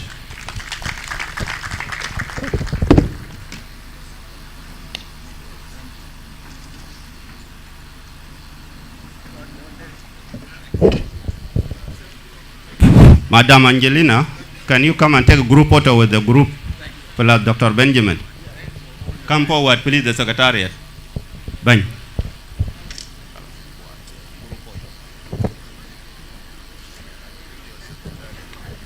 Please hurry up the Secretariat, the organizing committee, to take photo with the Honorable Ministers.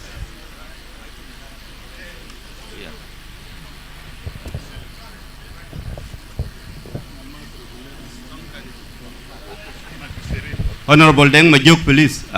Dr. Deng Majuk Chol, come forward for the group photo.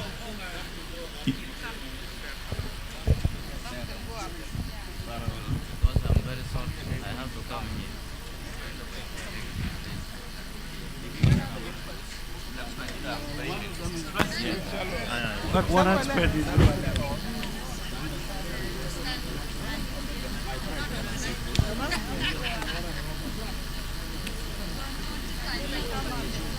so many of us. Some people can go down.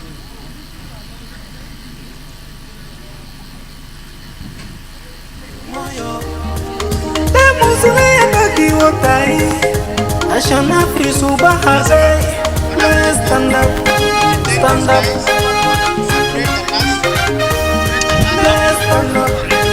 Stand up, عشان حافظوا بلدي وطنين سلاطين كله hafizu bahari naskeniza sababu tanina na hafizu bahari bahar tanina mohim sedi na hafizu kuna sawa bahar tanina mohim sedi na hafizu kuna sawa River Nile na hafizu kuna sawa River Nile na hafizu kuna sawa Kader gorilla intum junubin Questa baharte Bahari bisaidu besamaga Akipe moyo shara Bisaidu betalim Bisaidu bekaraba Bisaidu beajaketi Bahar tanina mohim sedi na hafizu kuna sawa Bahar tanina mohim sedi na hafizu kuna sawa River Nile na hafizu kuna sawa The signatories, please go to the desk of the Secretariat. Those who have just signed the declaration, I mean the communique. Go there to the desk of the Secretariat and talk to Professor Lejuina. The signatories.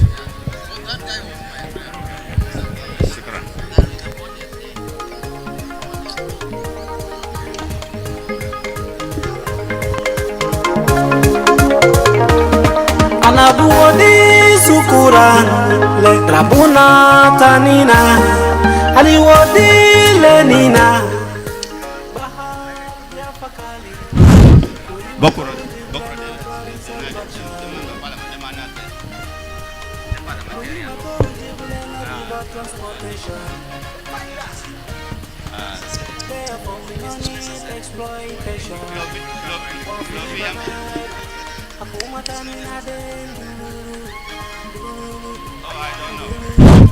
Please, if there are legislators here, if there are members of parliament here, tell your colleague tomorrow 9 sharp.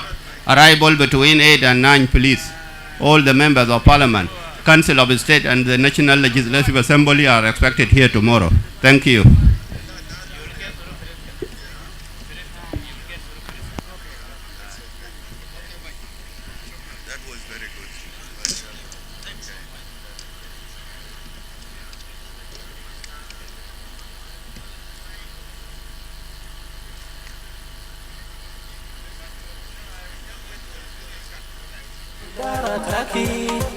Honorable Barnaba Marial Benjamin Sukuran Idara Taki General Akol Kurkuch Sukuran Idara Taki Bahar tanina mohim sedi na hafizu kuna sawa Bahar tanina mohim sedi na hafizu kuna sawa River Nile na hafizu kuna sawa River Nile na hafizu kuna sawa